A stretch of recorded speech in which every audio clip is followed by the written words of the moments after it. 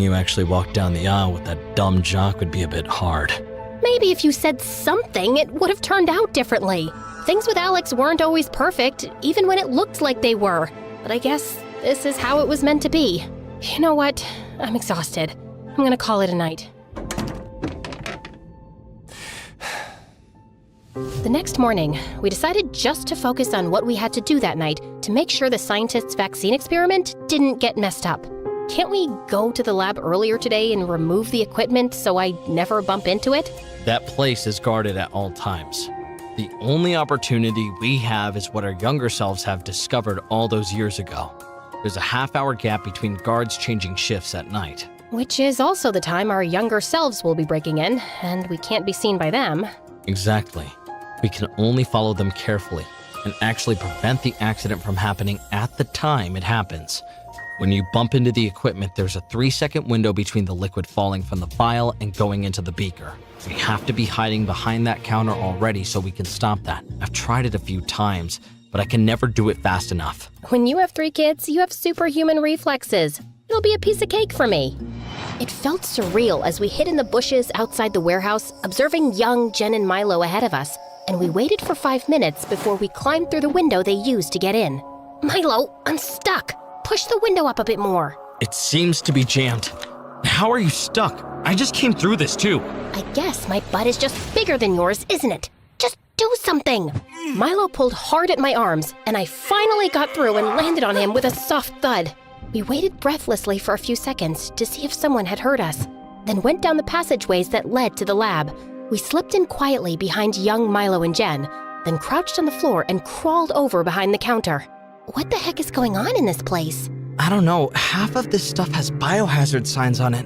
I really think we shouldn't have come here. I told you so. Shut up. It's gonna happen in 10 seconds. Are you ready? Yeah, I'm ready. We counted down the seconds, my heart pounding in my ears, and the second we heard young Jen crash into the equipment, I leapt up, reached for the beaker, and pulled it away just before the liquid from the vial fell into it. And I felt a strange ripple in the air, like something major had changed. Hey, are you okay? Look, we gotta get out of here before someone finds us. As the two ran out, Milo and I slowly got up, my hands still shaking as they were clutching onto the beaker. I actually did it! Oh my god, Jen. We've just averted a huge future catastrophe. Now, let's get out of here before we cause another one. We ran out the way we'd come, climbed out the window, and saw young Jen and Milo sneaking off ahead of us. We decided to take a breath and give them a head start. But just a few minutes later, several black cars came at full speed and halted in front of the warehouse. Milo and I quickly ducked behind a bush. And then I saw something which made my heart drop.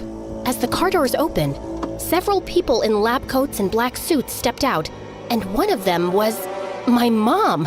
Without even realizing, I let out a loud cry, and Milo clamped a hand over my mouth. Mom looked around sharply, and for a second, I thought she was staring right at me. Did someone else hear that? No. What did you hear, ma'am? Just a strange sound. Maybe it was an animal. As she was about to walk into the building, she suddenly turned to a bodyguard. Search the premises to make sure we don't have any unwanted visitors. And if you find someone, you know what to do. As the men started spreading out, Milo quietly dragged me backwards towards the fence. He lifted a plank to let us through, and then we ran as fast as we could. Milo, stop. I can't breathe. My mother. She's somehow a part of this horrible virus project? Did you know she was involved? I swear I didn't. The last few times I went into the lab, I escaped before these cars got here. It's my first time seeing her too. This is ridiculous. My mom was known for the best freaking apple pies in this town. That's what she was known for. How can that cold, scary person be my mom? How could she be part of creating a weapon? I'm so sorry, Jen. Milo hugged me tight as I sobbed into his chest. I want to go home, to my present. Can we just go now? Yeah, I just need to get my briefcase from my house. Then we're going home. I was still in shock as we made it back to Milo's. He told me to wait in the garden while he got his briefcase. But moments later, I saw young Jen and Milo come out of the house, and I immediately hid. I saw them walking down the driveway, but then suddenly, he took my arm. Jennifer, there's something I need to say to you. You never call me Jennifer. This sounds serious. It is, and it isn't. I mean, it is, but it's not that big a deal. Like, either way, I'm gonna be fine. Like, I'm cool. You get me? Are you having a stroke? No, I'm trying to say something here, okay? And I have to do it tonight or I'll lose courage and never say it. I didn't remember having this conversation with Milo before, and suddenly, I felt that weird ripple in the air that I'd felt in the lab, like something big was changing. You know you can say anything to me. I'm your best friend. Yeah, of course. Well, that's the thing, actually. How long have we known each other now? 4 years, I guess. So in that time, the thing is, Jennifer, I have to confess that What the heck? I think I'm in... And suddenly, I desperately started making sounds like a crow. Oh God, what is that? Sounds like a bird being murdered. It doesn't sound like a bird from this planet. The car is ready to drop Miss Jennifer home, sir. I gotta go, it's late. Let me know if you find that poor, tortured creature. Young Jen left in the car, and young Milo stood there looking after her, then went back to the house with his head hanging. And I was still reeling with shock when I heard Milo behind me. Hey, we're good to go. I turned around and pounced on him. What did you do? What? Why are you attacking me? What did you do? Ow! Get off of me and stop pulling my hair! What is the matter with you? You did something, Milo. I know you did. I don't remember you ever coming close to telling me that you were in love with me. So why did I just witness your younger version about to say that to my younger version? Oh God, I didn't know he'd do it here and you'd see it. Tell me what you did! All right. Remember how last night you were blaming me for never having the courage to say anything? And you have been saying you have a mundane life and you wish things could have been different? So, yesterday when you went to bed, I slipped into Milo's room. I used to write notes to myself as reminders all the time, so I left a note saying that I had to tell you how I felt tonight. I just tried giving my younger self a little push, that's all. That's all? Are you kidding me? You tried to change a major event, Milo. After all the rules of time travel and your lectures not to change a thing, you actually tried to change our destiny? I thought that's what you wanted. That's not what I want now. You should have said something in the past. That's exactly what I was doing. Why are women so confusing? No. If your past self had just told my past self how you felt, and if after that I'd decided to break up with Alex, it would have changed the rest of my timeline forever. So when I return to my present, it wouldn't even be the same present. Would that be so bad? I thought we missed our chance and I could fix it. And it's not like things with Alex turned out great. I have kids with Alex, and they are the best thing that ever happened to me. If Alex and I never ended up together, I would never have my kids. You almost erased them from existence. Okay, listen. I know that sounds bad, but if the timeline changed, you would have no memory of your kids in your present. You wouldn't even have ever met them. It would all be different. And that very thought is making me sick to the stomach. In this moment, I know they exist, and they mean everything to me, and I would choose the same life over and over again just because I got to have them. And you nearly destroyed all of that, and I will never, ever forgive you for this. Take me back home, now. Jen, I'm sorry. I didn't think it through. Don't talk to me. I can't even look at you. When we made it back to the present, Milo just said, I'm sorry. and disappeared into the night, and my heart felt heavy with anger and knowing I'd probably never see him again. I hugged my kids extra tight when I met them, and over the next few days, we all watched news of the xenovirus virus spreading like wildfire. But the government reassured the public that a vaccine would be made available as soon as the following week, and I breathed a sigh of relief knowing we'd all be safe. And soon after, I took a trip to see my dad. He had become a recluse over the years, and I'd kind of resented him because I always felt he knew the truth about why Mom left and kept it from me. Dad, don't ask me how, but I know Mom was involved in a shady government project related to the xenovirus virus. I deserve some answers. So if you know more about it, please just tell me now. And finally, he did. I knew your mother was a government official, but her work was always confidential. The night she left us, She told me that she was part of an illegal project involving the creation of a virus as biological warfare, which had been shut down, and everyone involved in it was considered a criminal. So, she had to go on the run and leave the country immediately. I was just trying to protect you. I didn't want you to think she was a monster. Honestly, I haven't heard a word from her since. I'm really sorry you had to carry that burden alone. I wish you'd told me. Now, I wish I had too, and we wouldn't have drifted apart. We can still fix that, Dad. The truth about Mom was a bitter pill to swallow, but it was better to have some closure, and I got close to Dad again. I even felt more at peace with my decision to divorce Alex. Well, sort of. You know, Alex, I really am sorry that you didn't get to live your football dream. I know it meant everything to you. Wow. Thank you. Yeah, it was really hard. Ow! Why did you just kick me? That's for cheating on me. Don't even deny it. I know you did. What? When? Think long and hard, Alex. It'll come back to you. And try to be a better man now. And seeing my younger self just made me think about the dreams I once had. I decided to apply for PhD programs again. And yeah, it was hard studying while juggling the mom gig, but I was happier than I'd been in years. My anger at Milo faded as months passed by, and I wanted to talk, but I had no way to track him down. But then, as fate would have it, I was running after a bus one day when I bumped straight into him. Literally bumped into him. Ow! Please don't punch me! I'm already hurting. What, is your skull made of iron? It's not like I bumped into a feather pillow, and you made me miss my bus. I don't think you were gonna catch that anyway. Any chance we can get coffee and talk? Sure, but not this cafe. I'm banned from here. Look, just let me say my piece first, okay? What I did was beyond stupid. It was so reckless even trying to alter our timelines, and no one knows that better than me. There wasn't even any guarantee that you'd have broken up with Alex and ended up with me, or that we would have lasted in a relationship. Maybe I would have never continued working on time travel, and then we'd have never gone back to fix the vaccine. I can't even fathom the repercussions of such an action. I guess I was just really curious about the what if. But I'm so glad you stopped it in time. I know it's a lot to ask for, but is there any chance we can agree that I was a complete moron and you can forgive me one day? I'm curious about the what ifs too.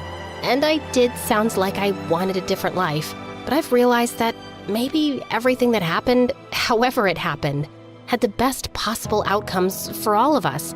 I want to believe that. And I guess we were supposed to meet again now after all these years. So why don't we just pick it up from here? Hi, I'm Milo, a whack job scientist and time traveler. I'm emotionally stunted, but I'm working on it. Hello, I'm Jen, mom of 3, science teacher and PhD student, also taking therapy for anger management. Cool.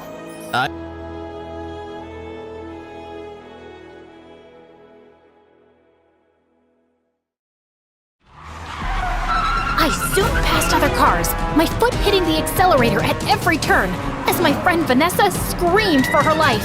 Just then, I saw this police car tailing us and pulled to the side. Just do as I say, okay? Like I have a choice. Shut it!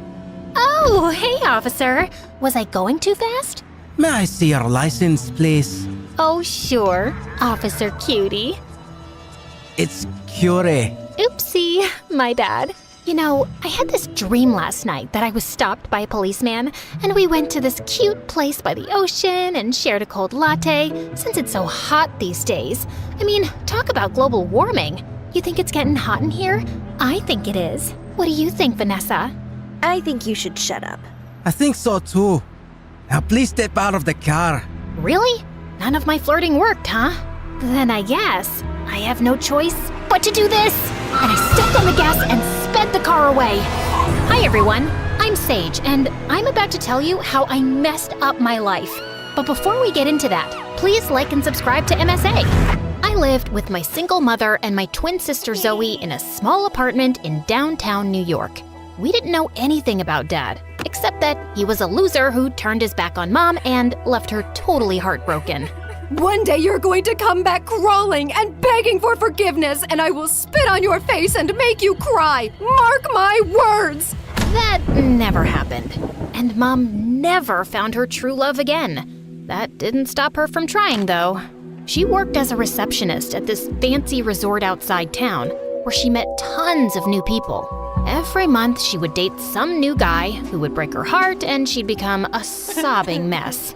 Like this one time, when Zoe and I were 10, Mom started dating this Italian guy who left her because her pasta was too salty.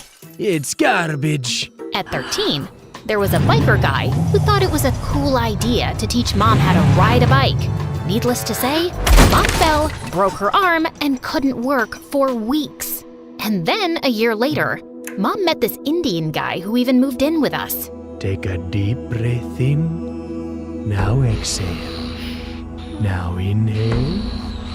Now inhale and exhale at the same time. It's 5 in the morning, dude. Can we speed this up? Yoga is all about patience. The more you practice it, the better you get. Now, let's try again. Ugh, so annoying. But Mom thought he was perfect and sold off her jewelry to invest in his stupid yoga retreat. But he just pocketed all the money and disappeared without a trace. How could I be so stupid? We were planning to set up this cute bakery next to the yoga retreat. He'd teach yoga and I'd bake cookies. You know yoga's a form of exercise, right? Cookies are kind of counterproductive. Ugh, why are you like that? Like what? Smart and practical? No, mean and heartless. Can't you see Mom's in pain? Maybe I was a bit heartless. Growing up poor makes you accept reality in a harsh way. But with Zoe, it was different. She was Delulu. Thanks to Mom and her awful choice in men, she grew up thinking that the only way to have a good life was to get your hooks into someone rich and successful. I was reading this fashion blog and they said if I sleep with a clothespin on my nose, I'll get the perfect upturned nose like most rich people have. That's the stupidest thing I've heard. Your nose is just fine. Can't hurt to make it better. And what do you know about fashion and skincare? She even tried poking her cheeks with pencils so she'd get dimples. When that failed, she turned to stupid home remedies. It's just getting worse before it gets better, right? What do I know about fashion and skincare? So, yeah, Zoe and I were poles apart, and Mom was always weird. And things just got worse when we turned 18. Mom met some guy at her resort, fell in love, and a week later they got married and moved to Spain. She promised to stay in touch, but all we got were a few bucks and occasional phone calls. With bills piling up, Zoe and I had to pick up housekeeping jobs at the resort. The pay wasn't great, but it was enough to cover school. We even got a room to stay in, which was a huge downgrade from our apartment. Okay, we need to make this work. Zoe, you take the broom and I'll dust the shelves. I just got a manicure done, so count me out. Where did you get the money? Wait, have you been using my savings? Yeah, but think of it as an investment in our future. See, what if tomorrow I run into some rich bachelor who asks me out, then falls madly in love with me, and we get married? And when we move to our fancy new house, I'll even set up a place for you in the garage, where you can stay with your girlfriend and cats. What girlfriend? Your girlfriend, silly. You don't need to stay in the closet forever. It's 2024. I'm not gay, Zoe. I just don't have time for stupid boys. Now help me, or I'll make you sleep on the floor. The next few days were tough. I woke up extra early, worked my shift, went to school, came back, worked again, and passed out. But Zoe barely showed up at work and was more busy flirting with some guy or the other. And then, on the night of our graduation party, Zoe and I were getting ready when I spotted this huge diamond ring on her finger. Where did you get this from? I bought it? By selling your kidneys? Ugh, stop yelling. Okay, fine. I found this lying by the sink in a room I was cleaning today, so I borrowed it for the party tonight. And don't worry, the guest isn't gonna be back before tomorrow morning, so I have plenty of time to put it back. And what if they come back early, realize their $1 million rock is missing, and they trace it right to you? Why would they assume it's me? Because you're a maid, and the maid is always the thief. Who else would go in the room? Oh my god, you're right. How did I not think about that? Oh, they'll catch me and throw me in jail. I'm too pretty to go to jail. Plus, no rich guy will marry an ex-convict. My life will be over before it even begins. Just shut up for 2 minutes. Zoe told me the room number, and I double-checked at the reception, and thankfully, the guest was still out. This was the perfect chance to put the ring back. So I tiptoed my way across the hall, popped out the master key, and was about to open the door, when suddenly, my eyes fell on the most perfect guy ever. His beautiful black hair matched his perfectly fitting tuxedo, and he radiated elegance and confidence with his walk. I was sure he was an important guest, but then he stopped right next to me. Almost scheduled to be ready on time. You're talking to me? Do you see anyone else around? Let's leave, shall we? Leave for... Our date? I'm Carter. Our dad set us up. Vanessa, I thought you had seen my picture. I wanted to see yours, but you're not on social media, and your dad said you hate getting photographed. But I have your room number, 709, so it's gotta be you. Unless you lurk around other people's rooms for some reason. No! Why would I do that? Of course it's me. I am she, Vanessa. And yes, of course, I've seen your picture, but you have one of those faces that isn't very memorable. A complete lie. Okay, we have a reservation at the pier. I don't want to lose the table. So let's go? I smiled weakly as Carter led me to his chauffeur-driven car. Had I just panicked and ended up on someone else's blind date? At one of the fanciest French restaurants in town? I quickly texted Zoe to go to the graduation party without me as we were led to our table. I was overwhelmed by the freaking number of forks on the table, and I couldn't understand anything on the menu. I just let Carter order for me, and we made awkward small talk and then fell silent. Good Lord, I'd never imagined a date with a gorgeous guy could be this painful. So, Vanessa's a lovely name. Yeah, I guess. I've never met a Vanessa. Except myself. I'm actually named after Venice. Do you like Venice? It's nice, yes, but I like skiing more. I travel a lot, actually. It's my way of taking a break. A break from what? You know, endless meetings, parties, interviews where I get asked a lot of dumb questions like what do I eat in a day, how much do I work out, how many girlfriends do I have, etc, etc. And I have to answer all that to keep up a certain image, of course. But this life can be very exhausting. You know what I mean? Frankly, no. You sound like you don't appreciate how lucky you are. What do you mean? I mean, look at that waiter, for example. He works his butt off every day trying to make just enough for his rent. You think his life is easy? But he still smiles and serves you. Isn't that exhausting? Maybe, but that's what he gets paid for. It's his job. So he's not allowed to be tired because he works for a wage? But you, riding around in chauffeur-driven cars, living in fancy houses, dining in the best restaurants, you can be tired because you have to attend a few meetings and answer a few questions. Don't you think that's a bit hypocritical? I hadn't really thought about that. Then maybe you should. Anyway, I gotta go. But you haven't even touched your food. I'm not hungry anymore. And I just left without another word and hailed a cab back to the resort. When I got there, I realized that I still had the ring on me. So I decided to give my luck a second chance and tiptoed my way to Vanessa's room, carefully avoiding all the cameras. I swiped the key, gently turned the knob, and walked in, when suddenly someone jumped on me and pinned me to the ground. Who are you? And why did you just sneak into my room? And why are you wearing my ring? Speak up! I will, if you just get off me. Thankfully, Vanessa agreed to listen, and I spilled everything about the ring, Carter, and the blind date. I thought she'd call security immediately, but instead, she burst out laughing. Do you have any idea how much I tried to get out of that date? Phew, you did me a huge favor. Does that mean you won't be pressing charges? That depends. You see, I moved to France with my grandma at 5 because my dad wanted to marry a kid-hating bimbo. But now she's left him. So he wants me to come back home. Problem is, I don't want to. I have my whole life in France, including my boyfriend Jean-Pierre. And Dad hates him. He wants me to date Carter or he'll cut me off. And since Carter thinks you're Vanessa, you'll just have to date him in my place. Wow, you rich folks are complicated. And I can't do that because it's stupid and I'm pretty sure that guy hates me. Really?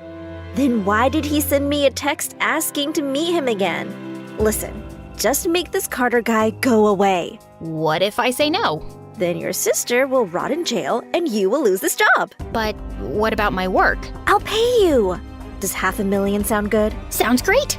Vanessa and I shook on it, and that night, I couldn't sleep a wink thinking about how this money could change everything for me and Zoe. But I was pretty nervous about fooling some rich, powerful guy. I wanted to share my doubts with Zoe, but I knew she was a tattletale, so I kept quiet. And the next morning, Vanessa woke me up at 6 and told me that Carter was on his way to take me to a derby match. Is there a reason why I'm dressed like Mary Poppins' cousin?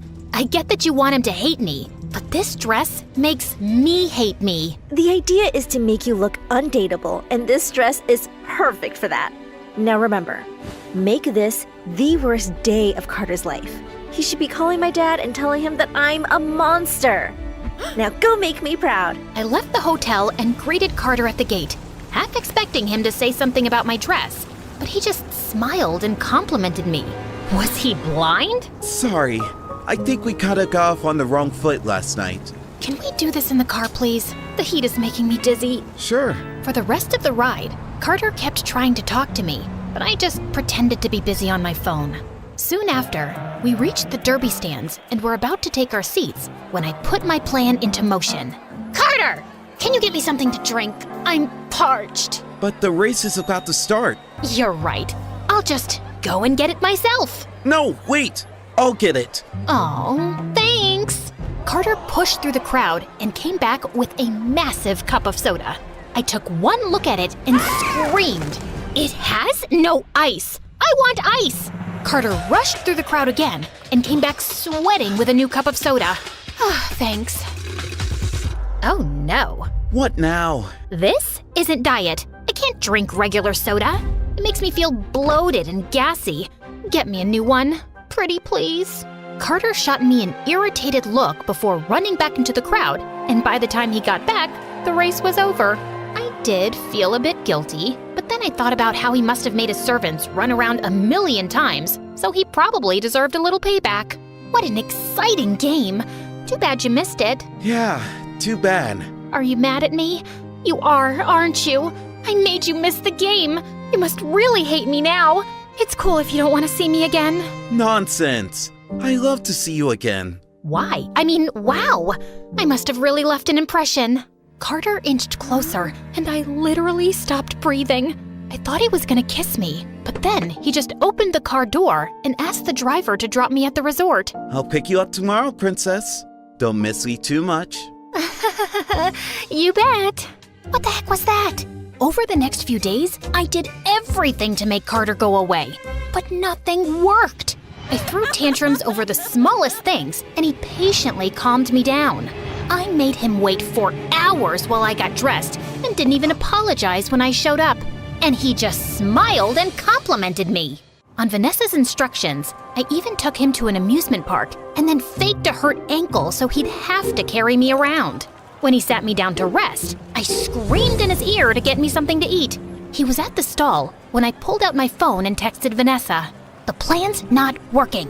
I've tried everything. The fake ankle, making him carry me. I even pulled his hair a little when I was on his back. He's not budging. Just as I hit send, I looked down and froze. I'd accidentally texted Carter instead of Vanessa.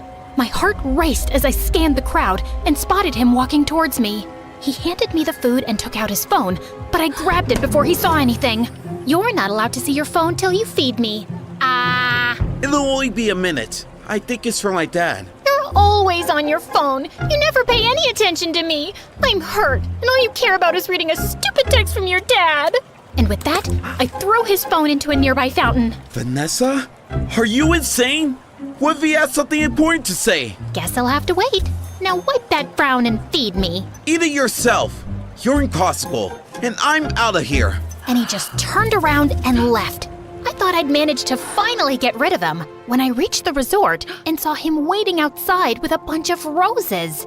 I didn't want any attention from the staff, so I dragged him to the side. What are you doing? I am so sorry, Vanessa. I was way out of line today for yelling at you like that. Please forgive me. Haven't you had enough? I mean, I'll think about it. Can you leave now? I'm not leaving till you forgive me. Fine, I forgive you. You mean it? You want me to get it tattooed? Thank you. I'll see you tomorrow. Great. And I ran inside before anyone spotted me. I had to do something before this guy drove me insane. So I asked Vanessa for help, and we sat down and stalked Carter online everywhere. One of his Instagram posts said that he hated water. So the next day when I met him, I pitched the idea of scuba diving. Scuba diving? Why would you want to do that? Because it's fun. Imagine the two of us, hand in hand, exploring the depths of the ocean. So romantic.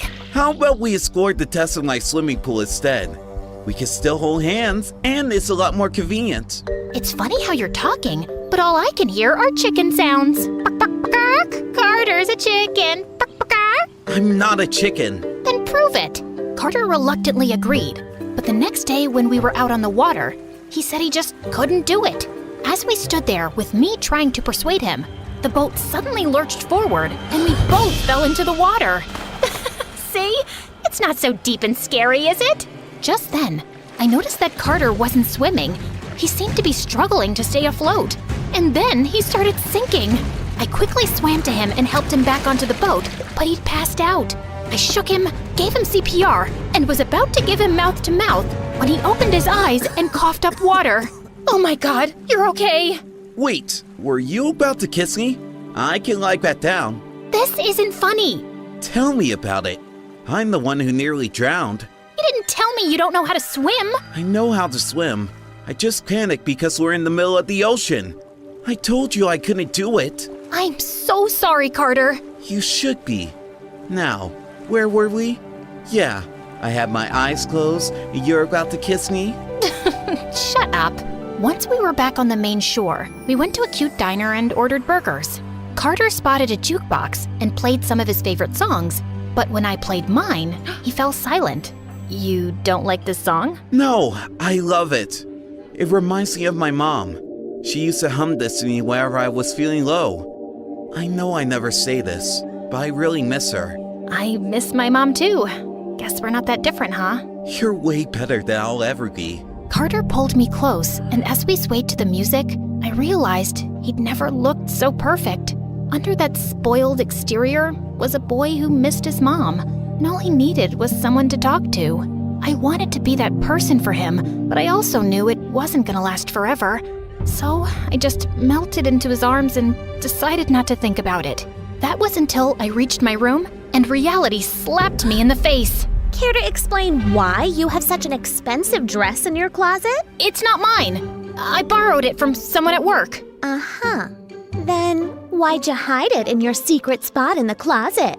You went through my secret spot? That's abominable. Who uses words like that? Also, I don't know what it means. And you've been acting really weird these days. Just last week I saw you sneaking into the room late at night. Where were you? I went out for a walk, Mom. Now, if you're done interrogating me, I've had a very long day. Obviously, that didn't stop Zoe from snooping around, and with time, she only got more suspicious. I had to put an end to everything soon, so I thought I'd go and talk to Vanessa. But her boyfriend was visiting, and she was always busy with him. And I decided to wait. But then one day during a date, Carter told me he wanted me to meet his dad. Why? I mean, don't you think we're moving too fast? We barely know each other. I don't know about you, but I think I know you pretty well. Really? Like what? Like I know you're pretty, you have the most gorgeous smile in the world, and that you play with your hair when you're nervous. And when you're thinking too hard, you make a weird face. Something like this. Stop it. Listen, please just come. It'll mean the world to me. Oh, and I have something for you. This necklace belonged to my mom, and it'll look beautiful on you. I don't think I can take this. I insist. Carter gently put the necklace around my neck, and I felt a million butterflies in my stomach. The entire ride home, I couldn't stop thinking about how I was deceiving him. I gulped down my tears as I kissed him goodnight, And then I barged into Vanessa's room. Carter wants me to meet his dad. And? What do you mean? His dad will spot my lie in a second. No, he won't. I've never met him. And even if I did, rich people have the memory of a goldfish. There's no chance he'd remember me. That's not the point. If Carter wants me to meet his dad, that means he's serious about me. It'll crush his heart when he finds out I lied. And why do you care about his heart? Listen, Carter clearly doesn't want to break up with you, but if his dad doesn't like you, he might convince him to dump you. All you have to do is make a horrible impression on the dad. I'm sure you can handle it. Handle it? I could barely walk in the ridiculous dress Vanessa picked out. I tripped getting out of the car on my way to Carter's mansion. Finally, I saw him waving at the front door, and I felt a bit relieved. But then his dad joined us, and he stared at me with an icy stare. Dad, this is... Vanessa, I know. You don't look anything like your pictures. Yeah, I'm not very photogenic. By the way, it's so good to meet you, sir. And what a wonderful house you have. These paintings and sculptures are really one of a kind. What an exquisite collection. And then I leaned onto one of the statues, and it started wobbling. The next thing I knew, it toppled over and shattered to pieces. As I backed off in horror, I accidentally bumped into a waiter carrying a tray of shrimp and landed right on my butt. Every eye in the room turned to me, and I quickly got up and bolted to the washroom. As I was cleaning up, a pretty girl walked in. It was Sophie, Carter's ex. I recognized her from my online stalking sessions. That was one heck of an entrance. I'm Sophie, by the way. Carter must have mentioned me. Actually, no, he didn't. Can I help you with something? Just wanted to see Carter's new catch. And also, there's something you should know. As Sophie talked, my heart sank, knowing that I'd probably made the biggest mistake of my life. I could barely process what she'd told me, and I ran off from the party without telling Carter. By the time I got home, I was so exhausted from all the overthinking, I immediately passed out. When I woke up the next morning, my phone was buzzing and Zoe wasn't around. I found out why immediately. The police were calling to tell me Zoe had been arrested for stealing. I took a cab to the police station, and on the way, I called Vanessa to tell her what had happened, but her phone went straight to voicemail. I even tried the phone in her hotel room, but she didn't answer that either. I rushed into the police station, only to find Carter talking to the police, with Zoe standing next to him. Oh, thank God. I was beginning to think you'd never show up. Now, before these people lied to you, let me just tell you that whatever I did it for Mom. Who's Mom? Our mom, you moron. Mom called me yesterday and told me that she wants to come visit us, but she has no money for the tickets. I thought I'd pawn your stupid necklace off to help her out a bit. But that pawn shop guy informed this rich guy's family that someone was trying to sell an heirloom with their family crest. And they dragged me here for no fault of mine. No fault. That necklace belongs to my mom, and I gave it to Vanessa. Who the heck is Vanessa? She is Vanessa, my girlfriend. No, she's Sage, my sister. What is she talking about, Vanessa? Ugh, it's Sage. S-A-G-E. Dude, you're cute, but you really have your wires messed up. Shut up, Zoe! Carter, I lied to you. My name is Sage, and I am Zoe's sister. Carter looked shocked as I told him everything about the ring and how Vanessa had asked me to take her place. So you lied to me all this while? I wanted to tell you the truth, but I just couldn't. Why not? If you needed money, you could just ask me. Yeah, right. Like you'd even look twice at me if you knew I was poor. And you really have money to hand out? Because I found out you've only been dating Vanessa for her fortune. No wonder you kept putting up with me no matter how much I tested you. Were you? Don't bother, Carter. Sophie told me everything. Carter's only after your money. He screwed up a big business deal, and now his dad's forcing him to marry an heiress to save their business. They need your dad to invest and bail them out. How do you know that? My dad told me. He's business partners with Carter's father. Trust me, I have no interest in Carter. I'm just helping a girl out here. And you're just going to believe her, without giving me a chance to explain myself? Well, is she lying? No, but... Then there's nothing left to say. Look, Carter, We both lied and we're both wrong. The only difference is that I lied for my family and you lied out of greed. And I agree that there were moments where I got carried away, but now I'm back to reality. I'm pretty sure you don't care about me much, but if you do, even a little, please drop the charges against my sister. She's the only family I've got. I must have struck a chord with Carter because he took back his complaint and Zoe was released soon after. But the news of her arrest reached the resort manager and we were both fired on the spot, which was fine. I was done with that place anyway. Zoe and I moved to a small apartment and decided to start our life from scratch. We found jobs at cafes and this time, Zoe stuck to her promise to work hard. She seemed to be actually sorry for all the trouble she'd caused me. And while it was difficult to not think about Carter, I had to push him out of my mind and move on with my life. Then a week later, I was leaving for work when I found Vanessa standing at my door. What are you doing here? The night you were at Carter's place, my dad showed up and told me he didn't want me to see Carter anymore. He didn't give me a reason, except that he didn't trust Carter's dad and that he was okay with my relationship with Jean-Pierre and just wanted me to come home. That's a relief. Congratulations. Anything else? Here's your $500,000. I'm a woman of my word. I didn't exactly do the job, and I don't want money for tricking someone. It didn't bother you before. I guess you must have fallen in love with Carter. No, that's not it. Well, that's too bad, 'cause Carter's in love with you. He called me to yell at me for making him fall in love with the wrong person and how he can't get over you. He doesn't love me. He was just after your fortune. That's why he put up with me for so long. Something tells me you haven't seen the news recently. Carter officially resigned from his dad's company. I think his dad forced him to be with me just for money, and he was under a lot of pressure, so he agreed, but it looks like he doesn't care that much about money now. Oh, he also announced he's taking care of the student loans of waiters working in 20 restaurants in this town. I don't know what that's about. I don't believe it. Vanessa showed me the news article, and I was shocked. Oh God, Carter really loves me? I have to tell him how I feel too. But he's moving to his mom's place in London in like 3 hours. Then we have to be quick. You have a car? Duh. You think I walked here? Of course I have a car. But it's a little slow. Seriously? I can crawl faster than this car. Told you he's slow. I don't care, 'cause I'm mostly on my phone, and you know how rich people are? Always fashionably late. Just sit back and relax. Enjoy the drive.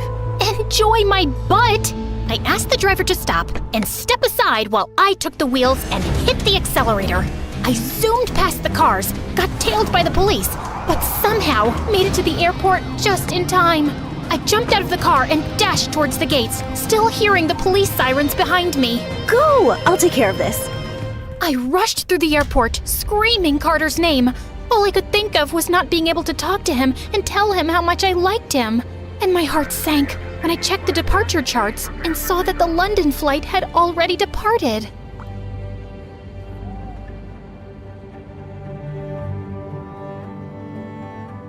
Hi. I met Vanessa. I can't believe you gave up everything and you're poor now. Well, I'm still not poor. Let's just say I have to share my helicopter with other people. And where are we going? Wherever you say.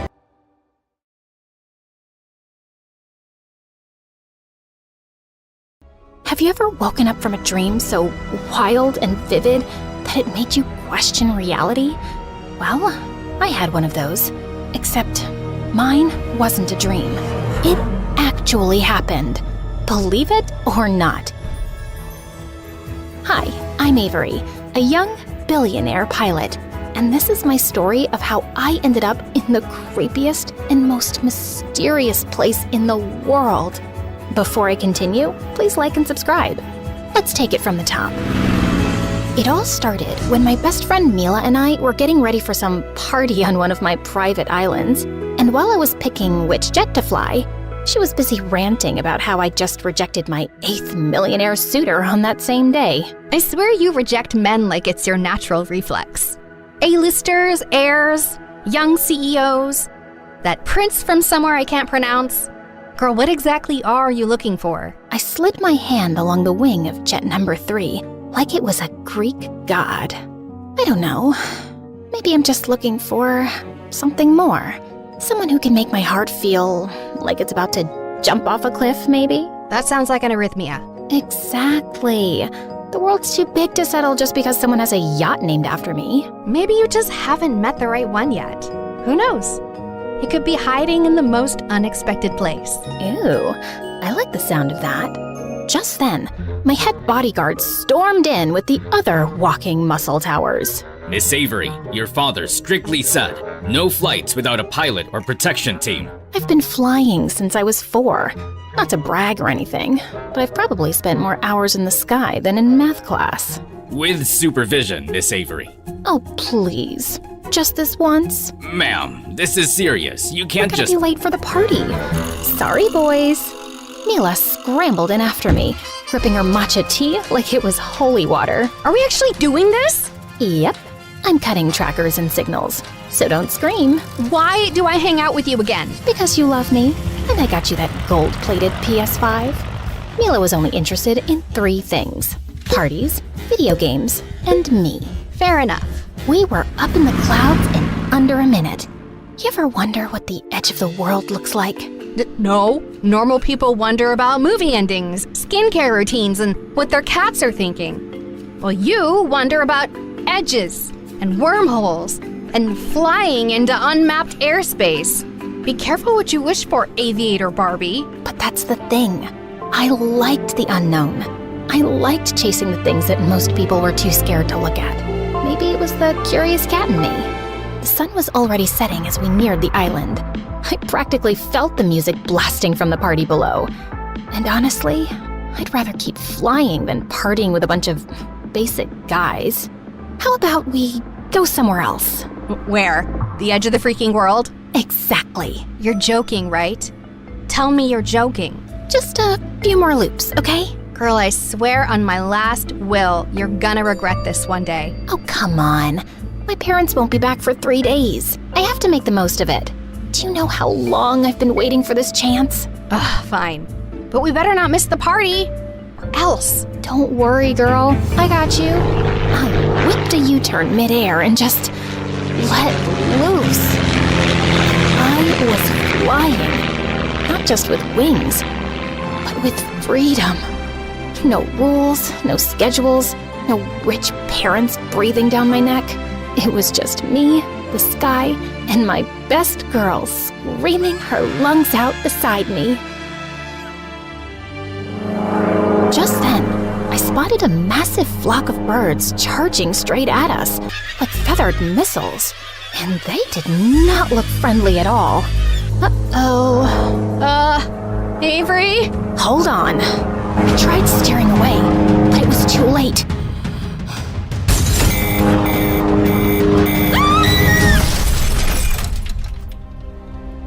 When I opened my eyes, I wasn't in my jet anymore. I was lying on the grass, in the middle of nowhere.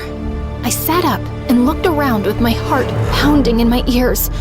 No Mila, no jet, just weird-looking trees, starlit ruins, and some moon statues everywhere. Where am I? If something happened to Mila, I swear to God, I couldn't forgive myself. I reached for my phone, and my stomach instantly dropped when I realized that it wasn't in my pocket. It was probably still inside the jet. If it still existed. I scrambled up and immediately heard the saddest squish under my designer boots. Please don't be poop. Please don't be poop. Yep, probably poop. Great. Love that for me. But no time to emotionally process that right now. I needed to find Mila, or my jet, or a working cell tower, or anyone I could beg for help. I mean, I didn't survive boarding school and etiquette class just to die lost in an unfamiliar place. I took a shaky step forward and glanced up, then froze at the sight of the massive moon. It was hanging so low I felt like I could high-five it. Its bluish-purple light drenched the place, making everything feel strangely off. I tensed up the moment I heard rustling nearby. I spun around and gasped when I saw a deer. And it wasn't just any deer. It was tall, glowing, and elegant. And it was staring right at my soul. It then turned and pranced away into the mist. And of course, being the curious little disaster that I was, I followed it. As I walked, I noticed even more moon statues around, and giant deer sculptures peeking out from behind glowing bushes like they were quietly watching me. What even is this place? For a moment, I actually hoped that I was at the edge of the world. I was terrified and weirdly curious at the same time. Eventually, the deer stopped at some ruins on a low cliff where old stone shrines and ancient relics that my dad would probably be interested in were scattered around.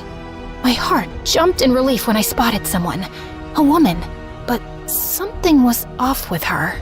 She was kneeling in front of one of the shrines, arms lifted toward the glowing moon, like she was in the middle of some ritual or something. I was about to call out to her when she suddenly rose, her long, ethereal purple hair spilling over her shoulders and shimmering under the moonlight.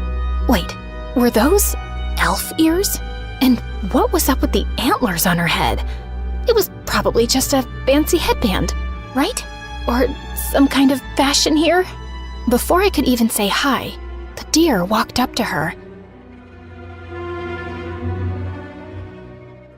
And she smiled and leaned her forehead against its nose, like they'd been besties since birth.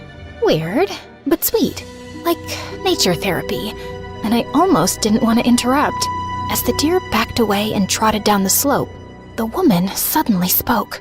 The forest whispers when someone new arrives. She then turned to face me and started glowing. And did she seriously just turn into another deer right in front of me? So shapeshifters were indeed real? Okay, either I was dreaming or I hit my head really, really hard. The creature, just started galloping down the slope and across the terrain like it was totally normal behavior. Hey, wait! I tried to follow it, but I suddenly froze when I heard a lullaby echoing through the trees. I followed the sound, and just a few feet from where I left the cliff, I stumbled into a flower field, and in the middle of it was another woman, and she was twirling under the moon like she was filming a perfume commercial or something. God, I hope this one's normal this time. I hid behind a tree to take a closer look at her, and wow, she looked hauntingly beautiful. No antlers this time, just a lacy eye mask and a stunning dress that was giving Dior or Valentino vibes. Not gonna lie, she was mesmerizing, and I just couldn't look away. Just then, she tilted her head toward me and smiled, like she knew I was there all along, even with her eyes closed all this time. Hi, sorry, I didn't mean to crush your, midnight flower ritual thing. Super pretty, by the way. But yeah, so I just literally fell out of the sky and I'm lost and possibly hallucinating. I was just wondering if you have a phone, or you could at least tell me where I am, because I would really love to— You heard it, didn't you? Heard what exactly? The moon's lullaby. Wait, that wasn't you singing? I used to be the only one who could hear it.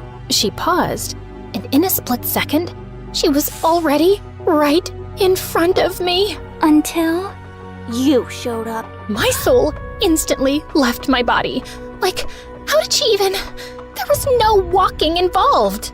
The moment I blinked again, she was gone. Before I could even process what the heck just happened, creepy, shadowy, reddish figure suddenly stepped out from the dark and lunged at me. Screaming, I started running for dear life. At this point, I was sure I had to be dreaming, because if I wasn't, then what in the world were those things? When I finally lost them, I crashed into a mossy statue and ducked behind it. Through the fog, I saw moon statues, more relics, and gravestones. Blood drained from my face when I realized that I was in a freaking graveyard.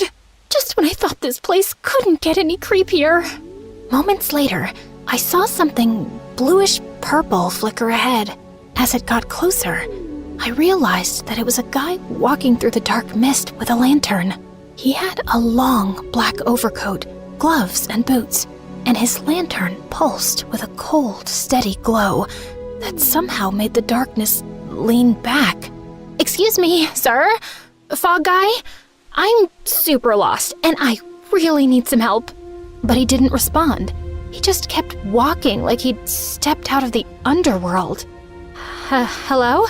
When he got close, my heart felt like it was about to jump off a cliff. He had pale skin, a jawline sharper than my sanity, and eyes that looked like he hadn't slept for centuries. And yet somehow, he still managed to look hot. Dangerously hot.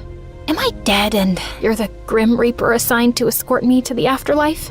I then held my breath when he suddenly leaned in closer, pushing the lantern near my face. I wish. Then, a vampire? I hugged my jacket tighter and shielded my neck, just in case. Unfortunately, no. But your neck does look tempting. My soul screamed at his deep voice. When he finally backed off, I gasped like I'd just survived a staring contest with Lucifer himself. So, you're a normal person? Sorry. I was, gosh. Wait, I think I have something stuck in my throat. His attractive face has got me malfunctioning so bad. Probably either a shark's bone or a lobster's claw. So, okay, here's my story. I was flying my jet, crash-landed here, then found myself running away from some creepy moon cult with chanting and possibly floating people. I need to get out of here, and I assume that you can help me with that? But he just stared at me, but not with annoyance, not even with concern, more like calculation, like he was trying to decide if I was a threat, a liability, or maybe his next victim. So, you're a local here? Still nothing. No answer, no emotion, just aura farming. He turned around and started walking without any words, and I just found myself following him like a dumb little duckling. I spotted a tall silhouette, barely visible through the fog, a towering lighthouse on a hill, and it looked like he was heading straight for it. So, are you heading towards that lighthouse? Can I come with you? I guess not. So, what's this place called? Because it's seriously giving Haunted Island vibes. I kept tossing questions his way, but it basically felt like I was interviewing the air. So, we're somewhere in the US? Do you guys have an airport here? A helipad? I'm just wondering if I could, buy an aircraft so I could fly my way out of here. Can I borrow your phone for like 5.5 seconds? I'm 97% sure my bodyguards and assistants are freaking out right now. I need them to help me locate my friend and pick me up ASAP. Any chance there's a boba tea place nearby? And a spa? Gosh, my feet are killing me. He totally screamed danger, but I was desperate at this point. You own this place, don't you?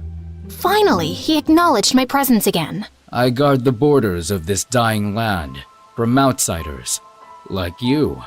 Outsiders like me? Do I look like a serial killer to you? He scanned me from head to toe and scoffed like I was the worst thing he'd seen all day. Excuse me? More like a lost soul stumbling through things she cannot comprehend. Ouch. That sounded poetic and insulting. That was the intention. Could you at least tell me your name? Names are a luxury. Oh my god. That's exactly what someone named Vladimir would say. Call me whatever helps you sleep at night. Okay, sir, whatever helps you sleep at night. Bit long for a name, though. Maybe I'll just call you... He shot me a death glare, and I should have been scared, but I blushed instead. What in the world is happening to me? Keep talking, and I'll make you sleep. Permanently. Did he just casually threaten my life? Okay, chill. Zipping it. mouth sealed, muted. He glanced back at me again, and this time, he was looking past me, over my shoulder, like something horrifying was creeping up behind me. What's going on? I slowly turned and gasped at the sight of those shadow creeps slipping out of the mist. They were the same entities who had chased me earlier. But before they could get close, Graveyard Hottie suddenly stepped in front of me and raised his lantern like it was a sword. You're looking for the wrong person. Now, be gone. His lantern suddenly lit up, and a cold light cut through the fog, making the creeps scream and disappear like smoke. Did he just save my life? I was still in shock when he leaned in closer again and whispered something to me. If you want to stay alive, then stay out of the dark. Got it? Got it. Before I could even ask him about the context, he suddenly stepped into the fog and disappeared. Wait! Hey! Where are you going? I ran and searched for him everywhere, but now he was gone. Ugh, I didn't even get his name. Will I ever see that Graveyard Hottie again? After a brief mental breakdown, I decided to keep going and wandered until I reached the edge of the woods, where there was a quiet stretch of water and a tiny old rowboat tied to a post. Oh my God! This is finally my getaway ride? I climbed in and instantly regretted it, because when I tried rowing, it went sideways, then backwards, then I nearly flipped over. My muscles were not built for this. Why didn't I take boating lessons again? Eventually, the boat bumped against another shore, and I almost kissed the ground out of relief. Before I could even explore the place and find some help, a group of terrifying creatures suddenly appeared out of nowhere and started cornering me. Okay, at this point, I was 200% sure I was dreaming. I closed my eyes, held my breath, and braced myself. Maybe after this, I'd finally wake up from this nightmare. I woke up to the smell of bleach and metal. The lights above flickered, and something dripped nearby. I tried moving, only to realize that I was strapped to a surgical bed in a hospital gown. Okay, so apparently those creatures actually hospital napped me. Just as I was hoping for the Graveyard Hottie to come and save me, the door suddenly hissed open, and a creepy surgeon walked in. He had slicked back blue hair and a creepy mask that covered half of his face. Oh, and he was holding a freaking drill. Totally normal. Awake at last. Who the heck are you? And why am I dressed like I'm about to get dissected? Curiosity demands sacrifice, and you should feel honored. Whatever you say, freak show. Touch me, and I swear my lawyers will erase your entire bloodline. From society. Legally, of course. You're still young, but already quite stubborn. He reached for a metal tray filled with shiny tools and syringes. Since you asked, I'll be frank. You have nothing to worry about. Under my care, you'll receive the most advanced and effective treatment. I will personally supervise your recovery. What does that even mean? I'm not sick or broken or whatever. Ah, but that's where you're wrong. You're in my sanctuary now. A facility for correcting flaws, for perfecting minds, for studying consciousness. He picked up a syringe, and the second that needle glinted under the light, my soul left the building. I assure you, you'll be my next successful experiment. Let me go, you psycho! Let's play around with your brain. Just a little. You'll be amazed at what's hiding inside. Just as he reached for me, the double doors suddenly slammed open, and a young boy wearing a traditional-looking hat and outfit wheeled in a huge oxygen tank. Apologies, Doctor. I heard you needed more air. You! Without any warning, the tank suddenly exploded, filling the room with smoke and gas. Through the haze, the boy unstrapped him fast. They're closing in. If you want to live, take the window. Jump. Oh, wait, what? Who are you, and why are you helping me? Someone who used to be his experiment and survived. Okay. But what about you? Just go. I've got some unfinished business to take care of here. You think running away will save her? She belongs to us now. The door suddenly burst open, and those same creatures who kidnapped me poured in and charged straight at me with terrifying speed. Without thinking, I sprinted to the window, launched myself out, and crash-landed onto a moving garbage truck. As it rumbled through the darkness, I looked up, expecting sunlight, freedom, something.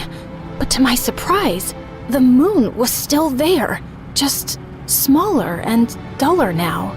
Eventually, the truck stopped and ejected me like trash. I rolled into a scrapyard, surrounded by metal heaps and broken machines behind a shady lab facility.